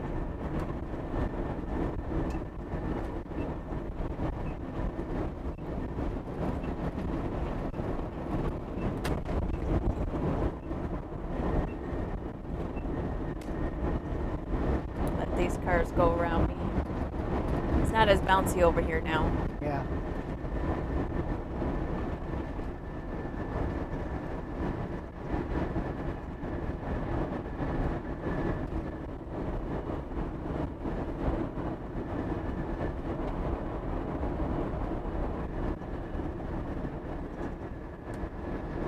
So,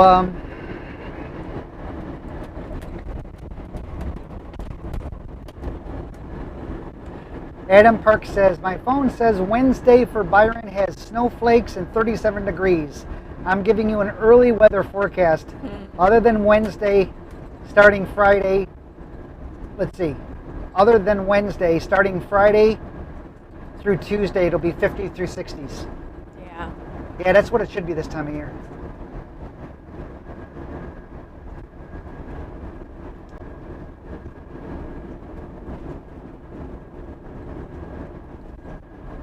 Well, guys, I think we'll give you guys and us a break. We've been going at this for a while now. I think what I'll do is I'll pause this feed, leave it. I'll still keep the same feed, so if you're subscribed to it, you'll know when we come back online. But what we'll do is we'll come back online before we get to our truck stop to get fuel, so you can go in and play the fuel game with us, which is where we guess how much money we're going to spend. And I tell you how many, where our gas needle is on our fuel tank, and then we tell you how much it is per gallon, and then you try to guess how much it's going to cost us on a 150-gallon tank. Any case, we'll come back to you before we get to the truck stop, and then you can travel with us till we get to the Walmart/Sam's Club area, and so we'll see you when we come back online, guys. Take care, keep safe. Bye. We will. Going offline is not that a bad idea at this point. So then we'll just come back, like I said, before we get to the truck stop, and then you can also follow us into the to the Walmart and Sam's Club. Okay, talk to you later. And I see there's, I think, 8 people online right now, and others will join in, I bet, when they start getting their little pings that we're live again. We're going to be stopping for the night in Jackson, Tennessee at a Walmart/Sam's Club big parking lot area, which we've been at before. But before that, 15 miles from now, we'll be taking the exit 68 and stopping to fuel up because we are just under a quarter tank of gas. We've been doing really well fuel mileage wise, 7.5 miles to the gallon. That's thanks to me. We actually did go through some very unexpected rainstorms. Did not expect them at all. They weren't on the schedule. We didn't schedule them. They weren't on the radar. They weren't on the radar. They weren't on the weather reports that we checked before we leave. They just showed up. As usual. As usual. Like a little pop-up, just to get us dirty. Enough to get the coach dirty and the car dirty. So. That's all right. Yeah. So are we streaming now at this point? Yeah. Okay.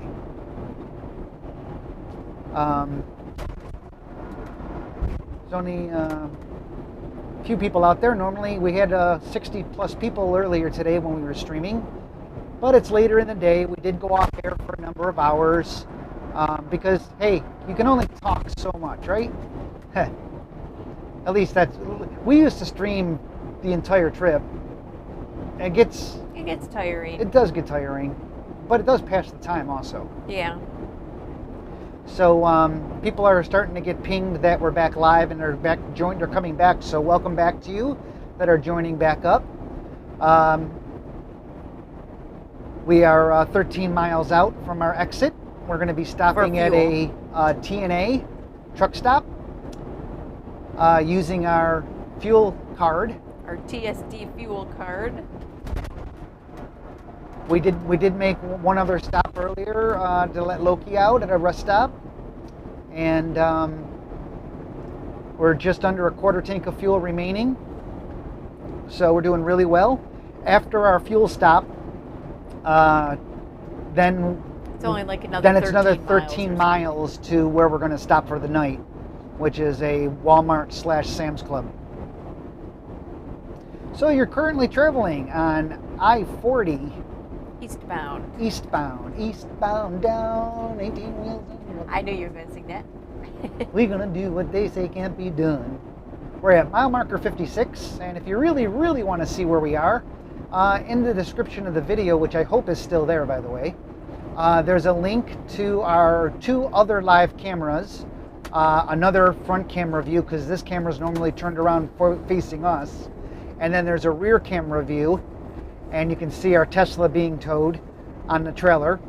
And then below that is a GPS tracker showing you exactly where we are. If you click on the little icon of our motor coach, you'll get telemetry information, our current speed, our current altitude even, our current battery power, things like that. So you can see exactly where we are in real time. And I see that there's 17 people currently on that because my page lets me know how many people are currently on those cameras. So there's 17 people currently on that, and there's 14 people on the stream right now. Like I said earlier today, we had 60 plus people. So some of you are probably coming back joining us, so hello. Otherwise, everything has been moving along pretty well except for the weather. On a positive note, all the bugs we had on the windshield got cleaned off by the rain. Got a few more bugs after that, but for the most part, all the bugs are off the windshield. I had to cut and paste it, but... So Brenda's just making sure the description is there. So if you reload your page, it'll reload the stream of the video, and you'll see the description, and you'll be able to click the links that are there for the other cameras and the GPS tracker, if you care to. Yeah. So 10 miles away from our exit. And again, this is going to be a T&A truck stop. Hopefully it won't be busy and we'll be able to get in and get out. What is it? 6:40 at night. Hopefully it on won't a be. Sunday, probably not. Hopefully it won't be any trouble at all. It's really been, the rain was a bummer. But other than that, it's not been a bad drive day. Like I said, we're doing 7.5 miles to the gallon right now. Except for that terrible accident. Oh yes, that's a good point. There was a terrible accident. Some of you were there for that. There was not us. Not us. We actually saw a helicopter fly in and land in the middle. We couldn't see it. We were too far back for the camera, but we saw the helicopter come in and land in the middle of the I-30. Interstate, yeah. Right.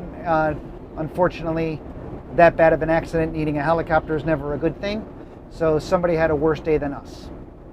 Yeah, unfortunately. Yes.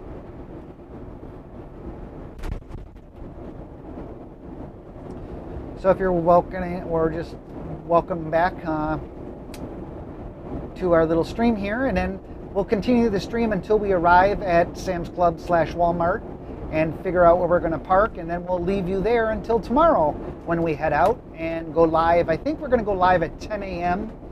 I think we're still in Central Time. We're still in Central, but tomorrow we do switch over to Eastern. But I think But we start in Central. Okay. Well, it's 10 o'clock, whatever you... So we would have been on the road for a few hours easily already, because we usually leave at the crack of dawn because, we sleep. It's a parking lot. It's a parking lot. We sleep, but we don't sleep well. So we usually wake up and it only takes, since we're already hooked up, we don't have to do anything. We just if we have the slides out, we just throw the slides in, walk the dog, and off we go. So the last couple times we've done this, we've left in the morning time before the sun came up. Not sure what we'll do this time. We'll play it by ear kind of thing. Yeah, we tend to sleep lately when we're in a parking lot. Yeah, we do. It's just, And this is hard for us. You're talking to people, we don't have jobs, so we tend to sleep until 9 in the morning, or until Loki gets us up. Yeah. Usually about 9 a.m. we get up. If Loki really needs to go out for some reason, he wakes us up. Yeah, he jumps up on the bed and starts licking us. Guys, I really need to go.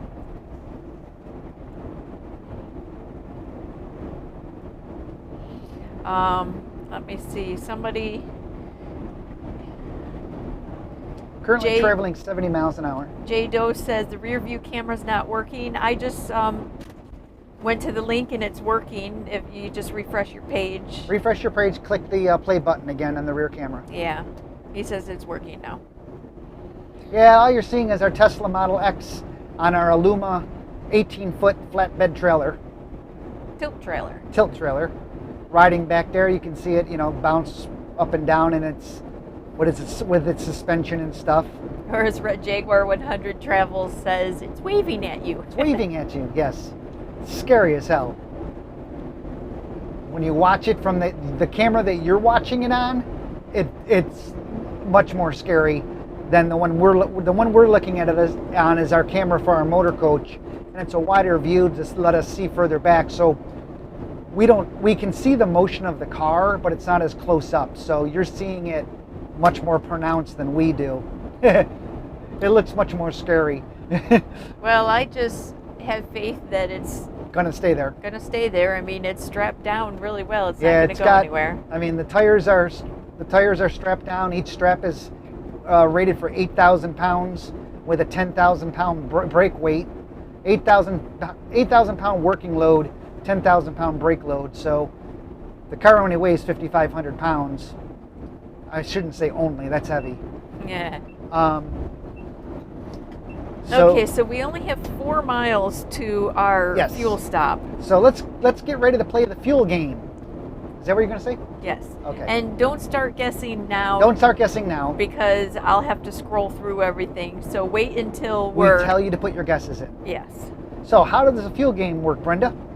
Fuel game works by you guessing how much our fuel is going to be. I tell you what the price is per gallon, and David will tell you what our how many gallons approximately we need to fill up, or where our gauge Well, is. no, I won't. I'll tell you where our gauge Where our is. gauge is. We have a 150 gallon fuel tank, and right now our gauge is 1/8.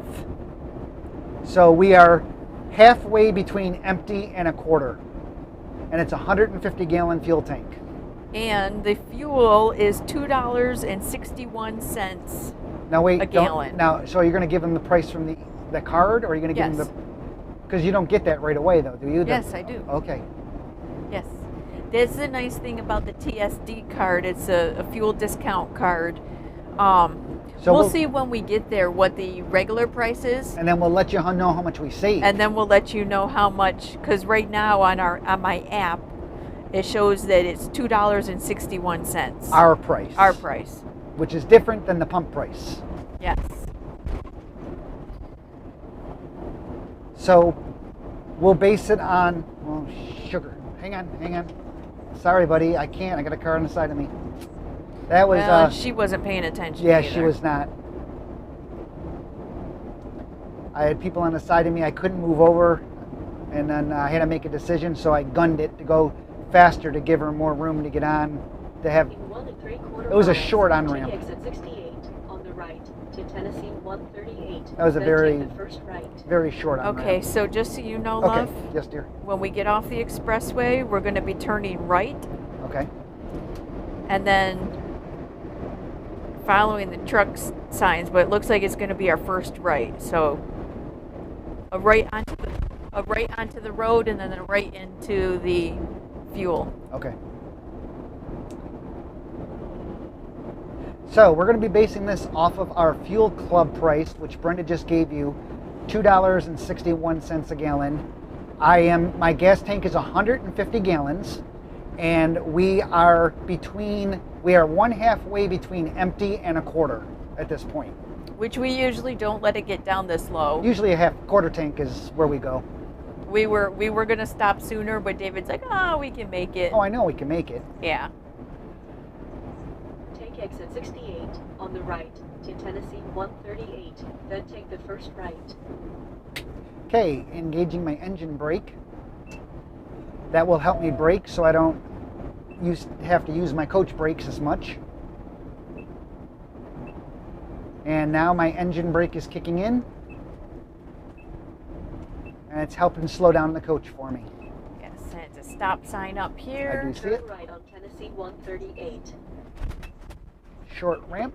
So I'm glad I got my engine And brake yes, on you're high. turning right, and then you're turning right in here. So kind of a U-ey Okay. right here. I was looking at that other truck, that's all. Yeah. You always want to go into a truck stop Okay, slow. so yeah, they got In shut down 500 lanes. feet, arrive at top on Oh, the good. right. We're good right here. Okay. Oh, there's a truck there. Is that one open at the end? Yes. Anybody in front of it, can you tell? I cannot see. Can you look? We're good? It's open. Okay. Just Both of checking those. lanes because Hey, buddy. there's a truck in one of the lanes and we wouldn't be able to pull through Yeah, at we're the at a end, fuel and sometimes stop. they're in there for a little while. We're not gonna get out here though, Loke. Yeah, you don't want to let a dog out here at a truck stop because the oils and stuff, if you can help it. Yeah, he already went not that long ago. Okay, so we are parked and Good stretch, buddy. Back up. don't start. There you go. I'm doing this step cover, love. Okay, don't start guessing yet because they'll get off the screen and And I there's don't only have the computer open. and the computer's not open, so. Okay, so oh, I didn't see the sign as to what it was. Did you? No, but it's $3.13 a gallon, and we're going to be paying $2.61. Wow. No, Loki. Loke, you gotta stay in, bud. Inside, bud. Stay with me. Okay, always wear gloves, rubber gloves preferably when you do this because, again, the oils. And Brenda will go to the driver's seat in case I need her assistance with codes or something. You got your card? I do. Okay. Yep, oil from the diesel here.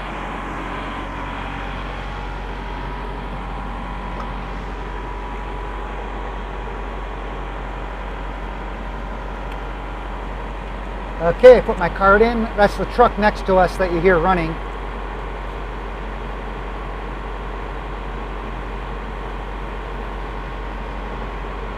That's not us running, that's somebody else.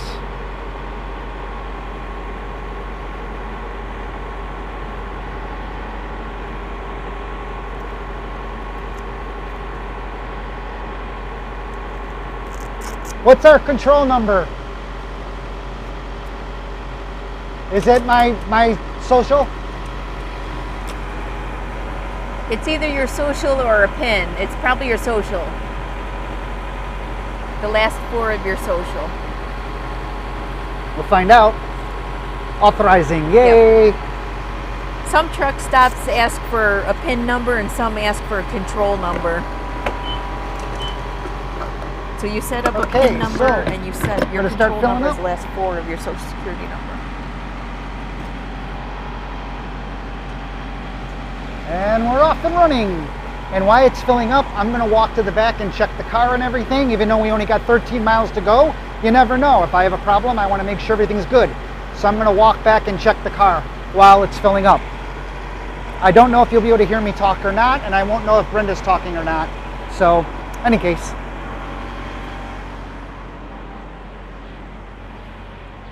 He's not coming in. He's got to go check the car, buddy.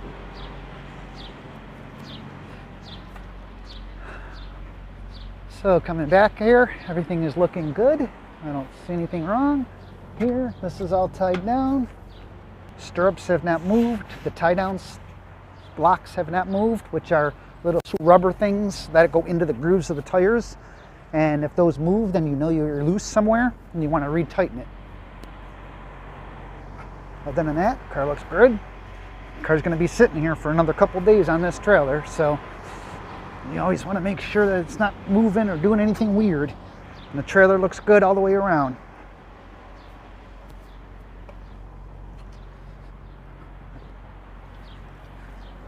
Good boy. Good boy. Don't ever want to have a problem, that's for sure. Okay.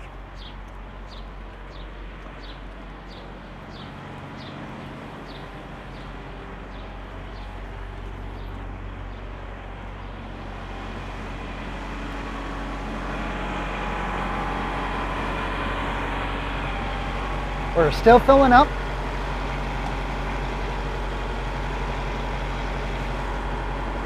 Now see, the reason I came over here is because that truck over there, if you can see it, is parked there because the driver went inside to pay or to get food or something.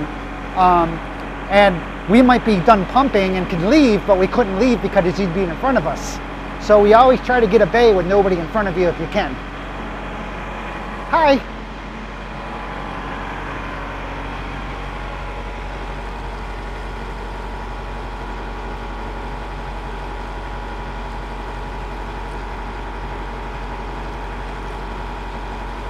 The other reason you want to use truck pumps when you're on a big rig like this is because they're very fast in filling. For example, this is how fast a gallon of fuel. So we're now at 72 gallons, 73, 74, 75. That's how fast a gallon goes in. That's how fast these pumps are. You are on the fastest route.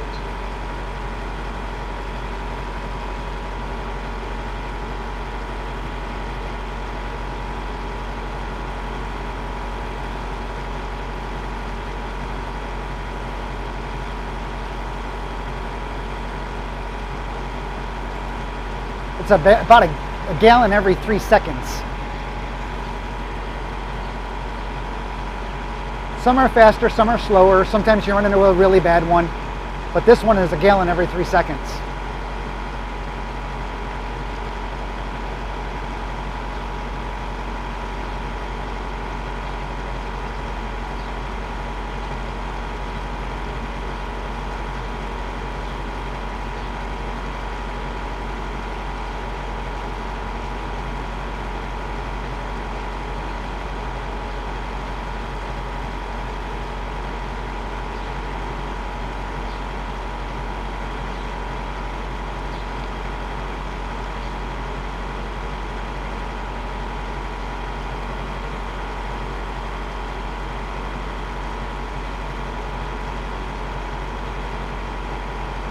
Okay, we're getting close, I think.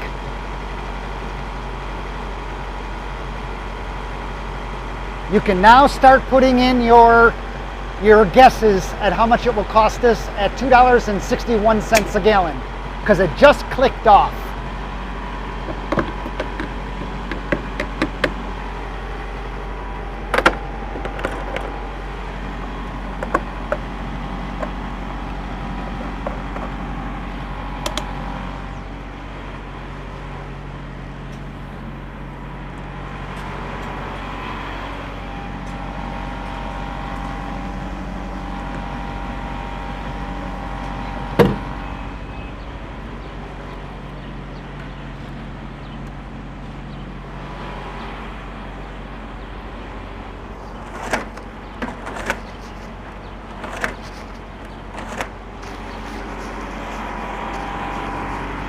And I'm just taking the time to get some diesel fuel that spilled out off the side of the coach.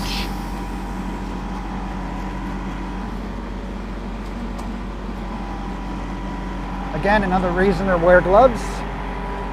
Diesel fuel is very, very oily.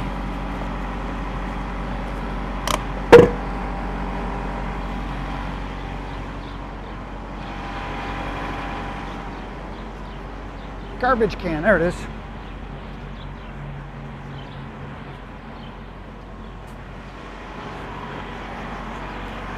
To give you an idea, there's my gloves after using the diesel thing. They used to look like this. Now they look like this.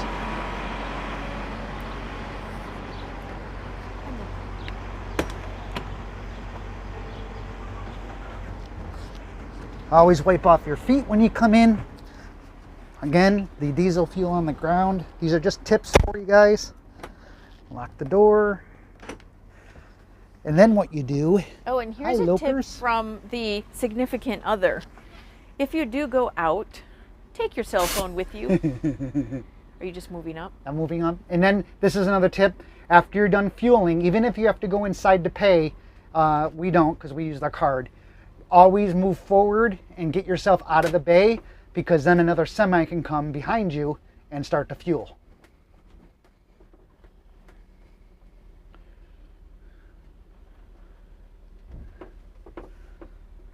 Yeah, so I was saying, whether you're at a rest stop or truck stop or something, if you get out of the vehicle, take your cell phone with you. We have actually seen husbands drive off while their wife was in a rest area and he thought that she was in the coach and he drove off. Yep. We actually caught him, and Brenda wrote on a piece of paper in a big magic marker, "Got wife?" with a question mark, and put it, and he saw it, and you saw him shake his head. He knew. She didn't have her cell phone, and he thought she was in the back or something. It was he got right off at the exit. Yes, always take your cell phone with you. Good boy, Loki. So, did you see how many gallons and stuff we took, love? I gotta. Oh, look it up online? Yeah. See, now we gotta wait for Brenda to look it up online. No, it just takes a second. It's on the app, Loki. Ah. That's not. Come on. Good, thank you.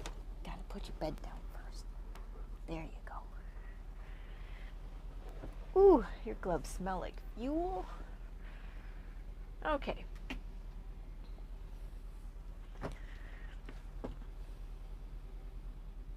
Yeah, it's instantaneous on the app, so. So, we'll see, again, we're stopped here, it just filled up, totally full of fuel. We're got 3/4 tank of DEF fluid, so we're all good there. What's today? 18th, I think.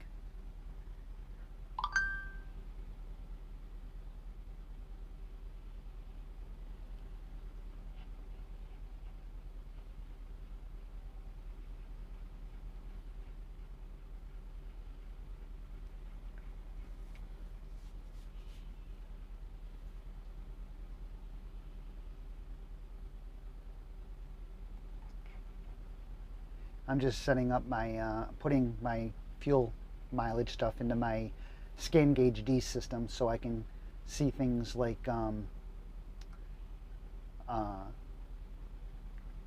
many miles before I'm empty based on my miles per gallon, things like that.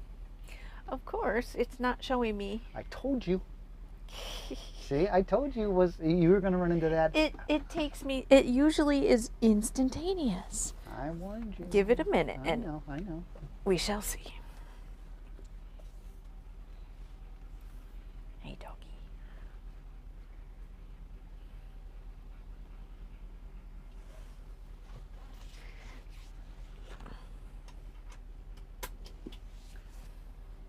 So now we're going to see if Brenda actually gets the data or because I can't go back and look at the pump because it's probably already off the pump. That's why I asked her to check it, and she goes, "Oh no, it's on the app." I'm It's like, always no, there. No, told you. Did you look at it? Did you look at it? No. Okay. I didn't look at it because no reason.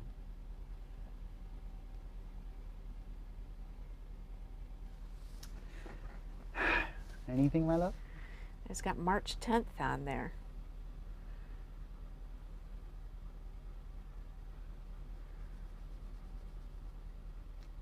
Well, geez, isn't this embarrassing? Darn it. I don't know what to tell you, love. I mean, you can't, just because it comes up fast sometimes in the past doesn't mean it's going to all the time. Always has. I don't think. Okay, give me a minute. You want me to go jump out and go look, see if the pump still says how much is on there? I can go do that. Well, the door's shut. You got Doug there. You got everything, and It's fine. I can back up. I got a trailer. I can back up. No. It might not be on the pump at this point, love. It might have already cleared.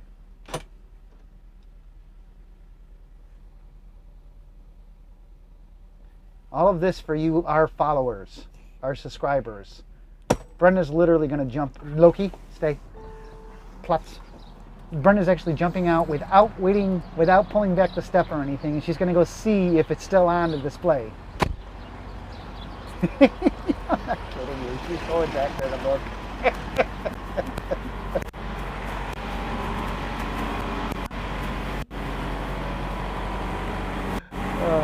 116.9 gallons. So basically 117 gallons, $366. Because if not, and the app doesn't come up with the data anytime soon, then that was just a whole waste of a fun time that we had, of a little game we invented. And then you get a shout out. Whoever is the closest gets a big shout out from us. How exciting! 117, huh? 366. Okay, 117 gallons. $366 even.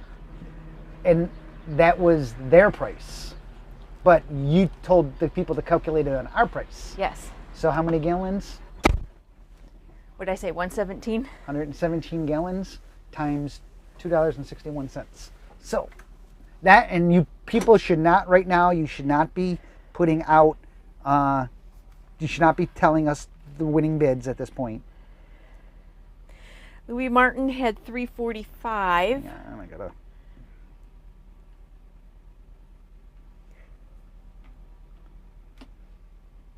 $2.61 times 117, $305. Of course, it comes up on the app now. Son of a gun. What we do for you people. 117. Oh, look, it's okay. Sorry, buddy. I dropped my phone and it hit Loki in the back. Loki, I'm sorry. It's good. You're good, Loki. I don't. All good, Loki. All good. Sorry about that, buddy. Sorry, bud. Sorry, bud. Okay. Get out of here, See, Loki. it's almost okay. instantaneous. So now Brenda can tell you 117 all gallons. the good details and also why you want the fuel card. Yes. Just put my seatbelt on. Heartworm pill. Ah, yeah. Because it's after 7 o'clock. Turn She right set it on for 7 I-40. o'clock to remind us because we thought we'd be there by down, now. Lay down, buddy. Alexa, set a reminder to give Loki his heartworm pill at 8 o'clock.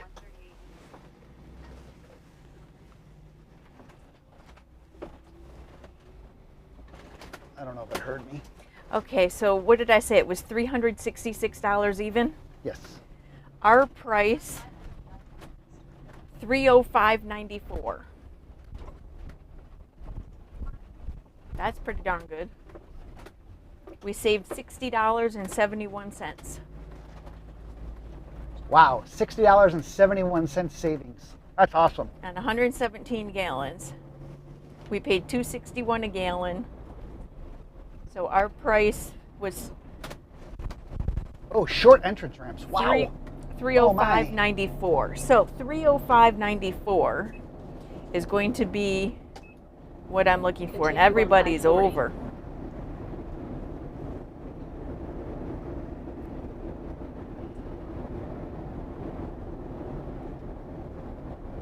Of course, you get right on the expressway.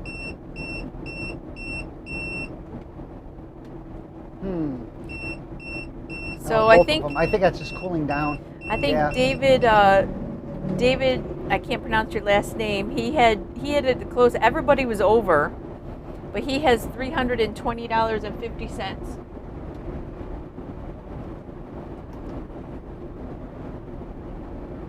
I don't see anybody else below $320. So, by the way, the beeping you heard was my TPMS telling me I had a low pressure leak starting to occur, but it actually wasn't. It was because we stopped and the tires cooled down, and they went from 127 psi, 125 psi to 122 psi in the amount of time that we stopped, and that broke the threshold, thinking that it was a slow leak that was occurring. That's part of the TPMS programming, that when you hit a maximum pressure of your travel, then if you lose so much pressure in X amount of time, it thinks there's a leak. In this particular case, it cooled down quickly because it's cool out and the tire cooled down. And I know it's not an issue because both of my tires, both front tires alerted to me, and both front tires were at the same PSI. So unless I picked up nails or something in both front tires, and the alarm has stopped, by the way, there was just a rogue message, not a good one. So we have to give David a shout out. I think he's the winner. He had $320.50. With our discount and everything, it was actually $305.94. So he was the closest, even though he was over. Do you want to turn the camera around? Sure. Wait, let me see if I can actually. Hang on. I don't know if I have enough cord or not. I might. We'll see. Actually, it might be easier if you just flip the camera around. And then we'll have to put it right back after that. So we want to do it properly. We have to at least give credit where credit's due and do it properly. So I'm going to say his last name is Scrondle. So just pick the whole base up. yep. Going for a ride. There you go. Kind of. Kind of. You got it. Yeah. It's kind of tilted though. Welcome to Brenda Land. All right. So, it's kind of tilted, but that's okay. Anyways, David Scrondle, you're the winner of the Guess Feel Up guessing game. You get a shout out. Whoop whoop. Exciting, Okay, huh? that's Was that it? Was it? Was that not worth it? Come on. Was that not worth the cost of admission? Come on. That is the best time you're ever gonna have for nothing. Okay. Maybe I'm gonna not. turn the camera back. We're gonna turn the camera back around so you can see us coming into Walmart and see how we're parking and stuff like that, because we know that's really what you guys want to see. buddy. We have a little bit of internet connection going in and out, so slower down connection. It looks like we're back though, but I'm pretty sure that shout out to David went out pretty well. And once again, congrats on winning the Fuel Up game. Sorry, Loki. Loki's no longer in his bed because I dropped my phone on him, so now he's laying right next to me. Yeah. It's okay. You're okay, bud. So 6.9 miles to our exit. Brenda, do you concur? US 45. It doesn't give me an exit number. Get back to the map here. Okay. There is a slowdown, of course, right before our exit. Yeah, great. Right now it says it adds 6 minutes. It Ah. shows construction. It's going to be exit 80B. Well, it doesn't give me that. It just gives me US 45. It's a 45 bypass. Yep. It's a big loop-de-loop, just so you know. Left or the right? You It's go gotta to be the the right. right, Okay, and it's a then big it loop. loops around. So she tells me this ahead of time because loop-de-loops are very usually slow speed turns that are tight. And again, we're 42,000 pounds, 45 feet long, pulling a 7,000 pound trailer and car, making us a total length of 70 feet, which means when you come up to a loop-de-loop, That's what we call it. you really want to decrease your speed before you hit that. Because the G-forces going around the corner on a vehicle like this are the sideways forces are not good at all. So you got to be real careful because you can really it's the biggest thing you do if you don't pay attention is you dump things out of your cupboards. Something on the right shoulder up here, a semi. See that?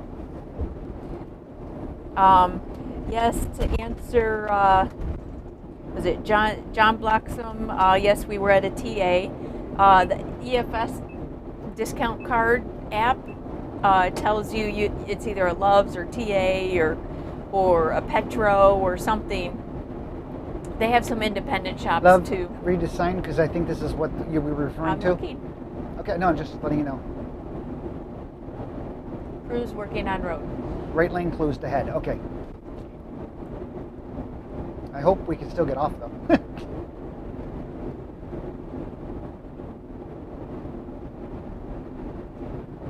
Rich and Sue says, hey, early this morning we put in $312. Noah Fitch just made it to Hammond, Louisiana from Nashville, Tennessee to pick up the new Tiffin Allegro Bus 45 OPP. Congrats. Whoop whoop. Kevin Nelson says that I call it the Amazon lady so she doesn't activate. Everybody's thing. Yes. But apparently when you said that, their Amazon lady set an alarm for Loki's pill. Sorry about that. It said right lane closed ahead, didn't it? Yes, it did. So why are these people moving over? Because nobody reads signs. Or maybe it's Sunday and then they've got it open. I don't know. Well, I'm seeing brake lights up there, so I'm slowing down. Not to mention the speed limit slowed down. 3.1 miles to our exit. Yep, they're braking up there.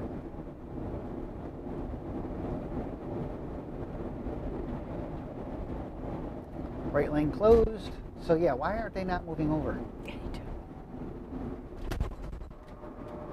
They are now. There they are. So are they stopped up there, love? Or just slow? Can't tell right now.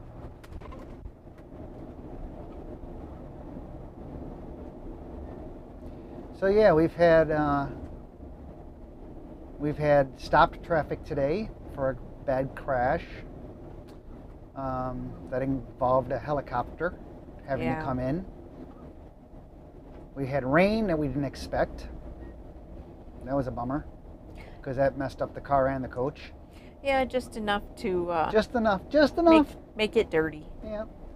That's the last time I wash the coach before we leave so I can look pretty on the road. Have you not learned? I know.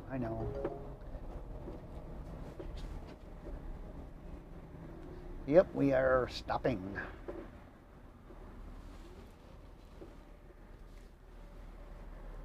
Now we just hope some idiots don't try to shoot up the side of the...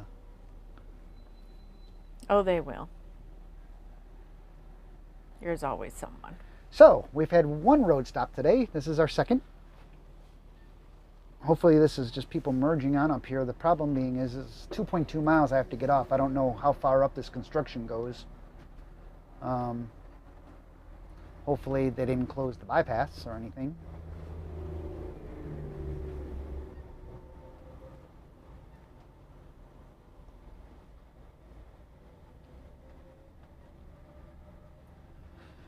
So yeah, we got quite a few people that came back to finish our day with us. Thank you all for joining back with us.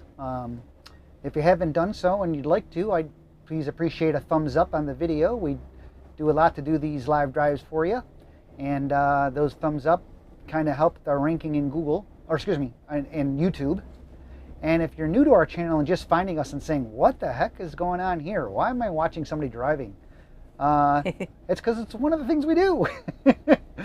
If you kind of like it, a lot of people do. They find it relaxing for some reason. Not sure why, but they do. We've been told that. It's kind of like a podcast, I guess, that they listen to in the background and watch along the way. Just to give you a heads up, somebody had mentioned this in the chat, and I just double checked. And yep, the Walmart. Yeah. You have to follow. There's a RV and a truck route because the Walmart area has those low clearance things. But when you go down the road to the Sam's Club, it's all open. Okay. That's the RV and truck route. And yeah, there are people flying by us even though they were told to merge. Miles, take the exit on the right, then exit right. So, yeah, that's why you always want to read the sign, and it's good to do a Google Street View. And we usually park over on the side of the Sam's Club on Emporium Drive.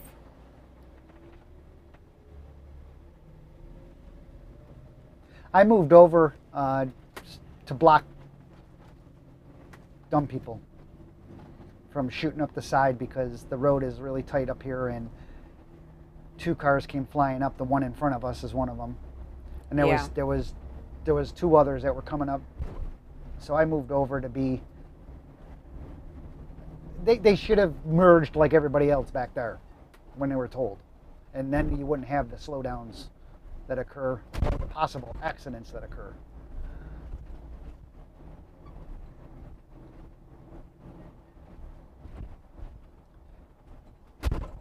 We've been driving a long time. Since 2008, we've been driving big rigs. You learn a lot, let me tell you that. You also respect the truck drivers a lot more on the road for what they do. Yeah, and all the idiot drivers out there that they deal with. Oh my gosh. On a daily basis. These cars, like, I mean, when they tailgate on behind a semi and they get behind them, they don't realize the semi cannot see them. The semi, when you're that close, if you cannot see the semi's mirrors, they cannot see you. And if they have to hit their brakes for some reason, you're going to be way too close and not be able to stop in time. I mean, we've seen a lot. Yeah. And watch these barrels because they're I see that. in the lane. People have hit them. Yeah, because they're in the lane. Yeah, people don't realize when you're in a car. They're actually doing construction on a Sunday. Big rigs and stuff, you know, they're very heavy and they take a lot more stopping distance and everything. And this is scaring me up here, love, because 0.8 of miles I need to get off at the loop-de-loop, and I think it's up there, but that's all closed. Well, they don't have these signs showing closed or anything. Okay, that's good. If it was closed for construction or something, I would think they would have a construction sign up that says closed. I'm not looking at the chat right now. I'm watching the traffic and looking at Google Maps and Yeah, whenever we get in situations like this, it's all eyes on deck. yeah. More eyes the better. Not to be mistaken with all hands on deck, because we all don't need to use our hands during this. We just need more eyes. So if you see something, let us know, will you? It'll be a little delayed, but you know.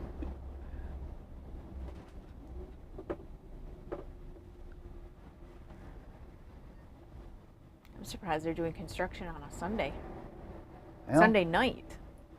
Yeah, Sunday less. evening. Well, it could be low traffic time, that's why. And, Yeah. and the work they're doing, Yeah. they have to close. I think they're marking the road with the spray paint to do the lines. I think that's what they're doing. 0.3 miles. Up there has got to be my loop-de-loop. Yeah, it's 80B.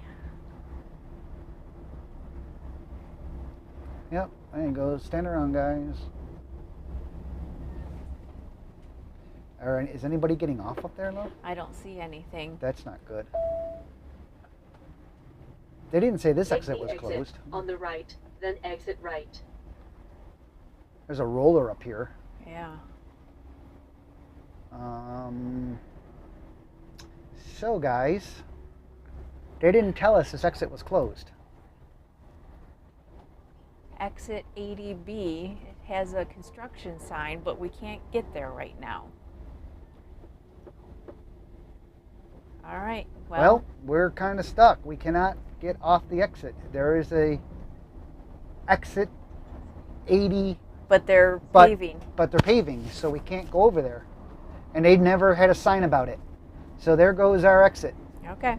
Okay, so now let's see if it Take the reroutes. exit on the right and to see then what drive, happens. Then take the first right. That's bad, by the way.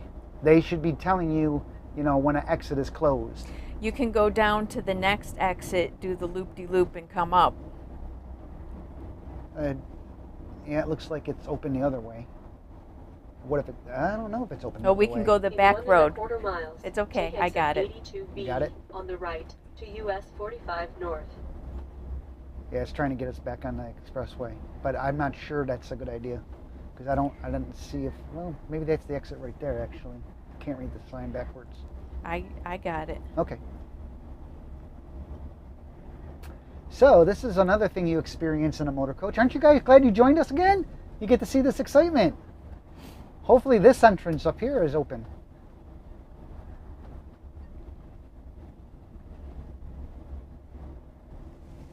Jeez.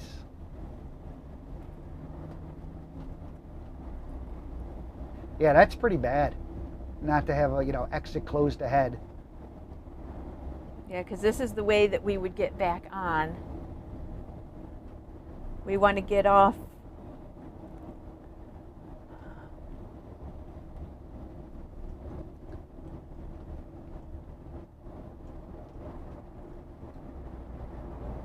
Okay, where's...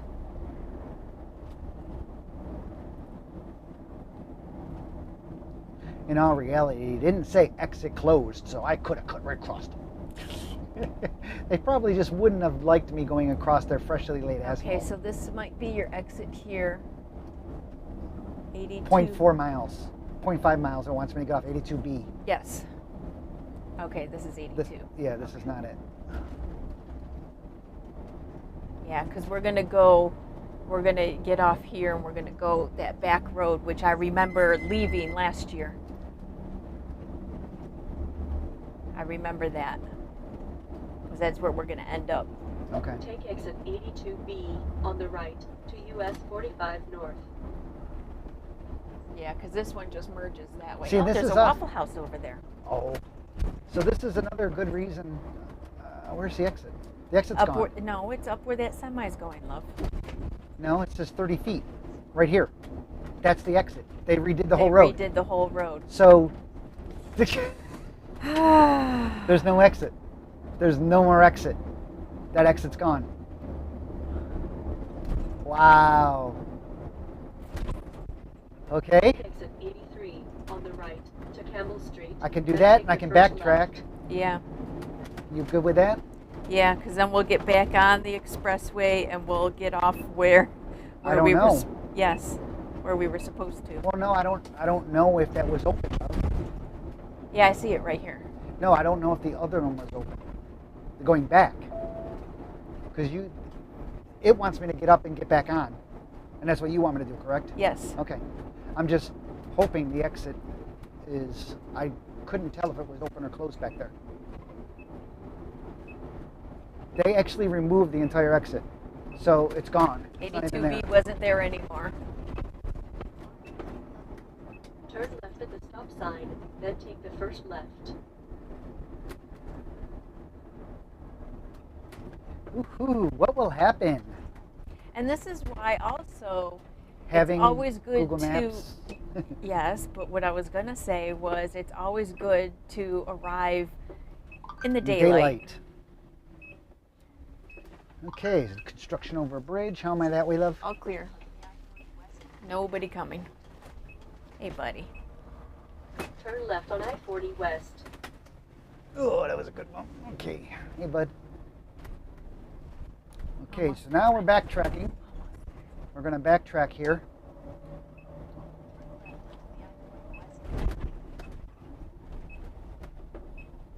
Just park there. Lay down, pumpkin. In 1 Okay, mile, this is take exit really tight. 82B on the right to US 45 North. Oh, I made it. Yay. That was really, they got those, you saw the barrels and stuff, well, they were really close together. It's almost like somebody moved it or something. Yeah, and we're 70 feet long again, so making that turn, we bend only at 45 feet. So in any case, now we're starting to get in the dark here. I do have my, if you noticed earlier, I had my yellow driving glasses on. Those for inclement weather and night driving. Now, Brenda, right now it wants me to get off up here at 82B? Yeah. Okay. Ugh. Quarter mile. 82B. Okay. So this Take is exit exciting. 82B on the right to US 45 North. We're going to get there and we're going to see we can't park there. Yes. This exit, which is just 82. Yeah, it doesn't say 82B, it just says 82. Because they reworked this whole area. Okay, so then what am I going to do? You are going to the right. You're going to veer to the right. Okay, so now you're going to guide me? Yeah. Okay. Well, it'll probably guide you. Well, too. it's yeah, it's on a frontage road, it looks Turn like. left on Emporium Drive. Yeah. And then at this light here, we're going to take a left. Not this light, but that one. Take exit 82A on the right to US It's 45 South. screwing up then the map exit big right. time. No turn on red. It's because you can't see back there, and it's a very wide road. So you want So me to you're turn turning there? left Okay. at that light there. Okay. Where those cars are coming out. Okay, this is not going to be fun. And we've done this road before. Okay. When we left the Sam's Club Walmart before, We came out this we way. came down this road and got on the expressway here. Okay. And they were doing construction on this on-ramp last year. This is why I'm glad that I'm not driving, honestly, because Brenda's much better at mapping than I am. I can drive it, but Oh, yeah. She would it's a have no matter problem of doing David navigating. Yeah, and yes, 100%. Yes, van drive. Take the ramp on the right to I-40 East, then exit right. So the Garmin is still trying to get me somewhere, even though You're good.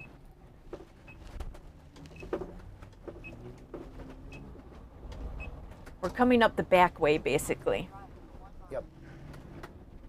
1 mile to Emporium Drive, but we'll be coming up on the Sam's Club first. and not Yeah. the Walmart. The Garmin is just totally lost it at this point. It has no idea. It has no idea where we are. And I totally remember this last time we left. Now it's got us. Yeah.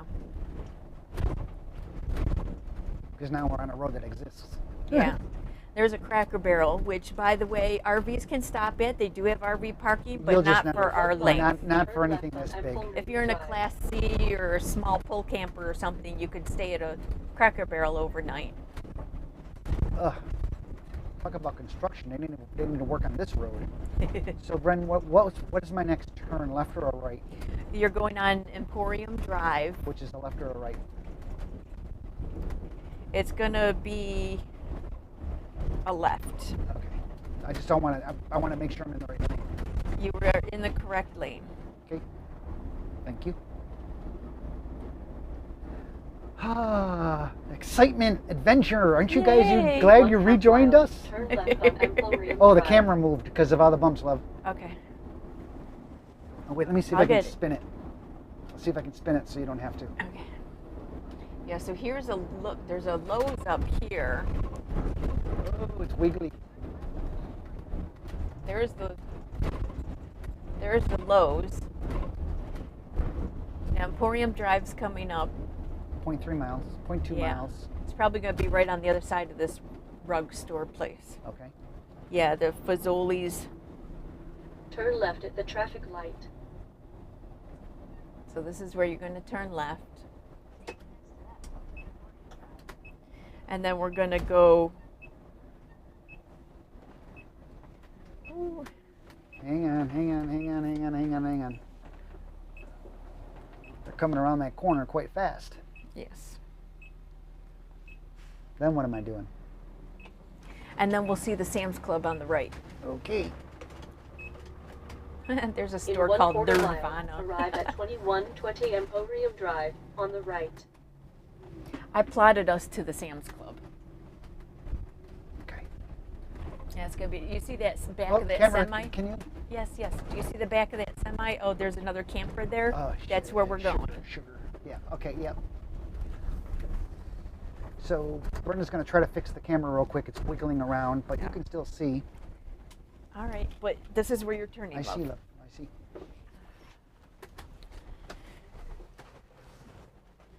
And this is where we played with This Loki. is where we played with Loki. Arriving at 2120 Emporium Drive on the And right. where that semi in front of you is parked, that's where we were last time. Yeah. I'm going to go over here, I guess, or do you want me to go over there if you want to move that basket? I can do either. Which? I'd be on the side of that door. I don't think anybody's going to be there, though. Probably not. I think that's a fire exit door. Okay, so we'll go up there and we'll move that basket, and I'll pull right in there so we're not next to the road.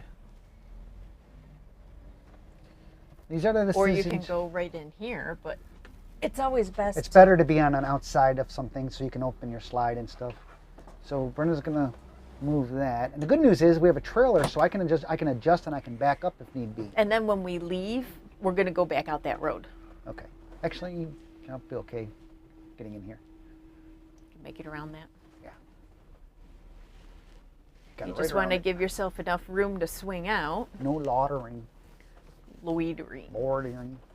I'm gonna go straight. I'm getting the car straight. Oh, I forget we can back up now. Now we can back Oh, up. look, there's a Waffle House over there. And there's another RV right there. Yeah. They're probably. So I'm gonna reverse now.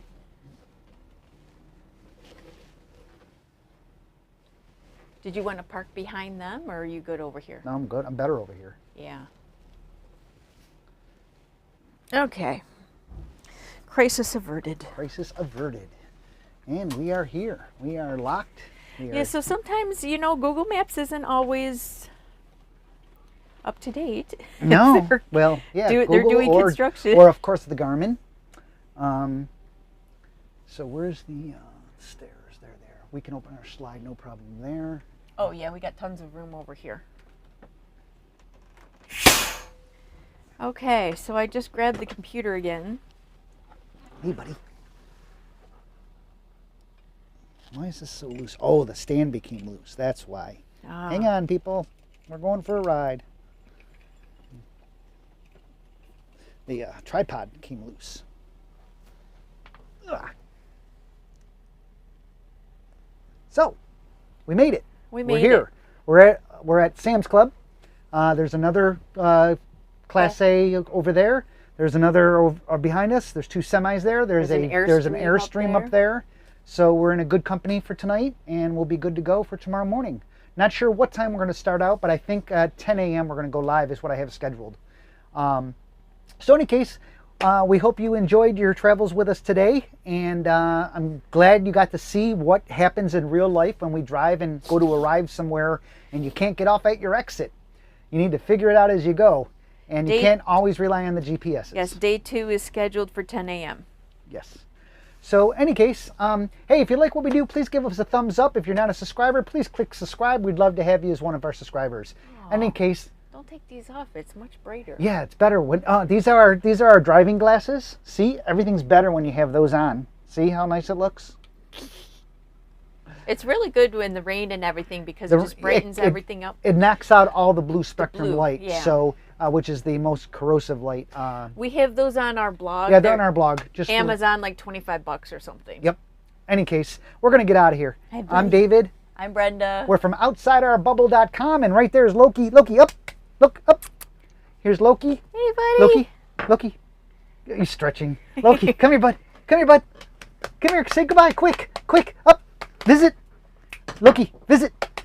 There we go. Say bye, Loki. Bye, everybody.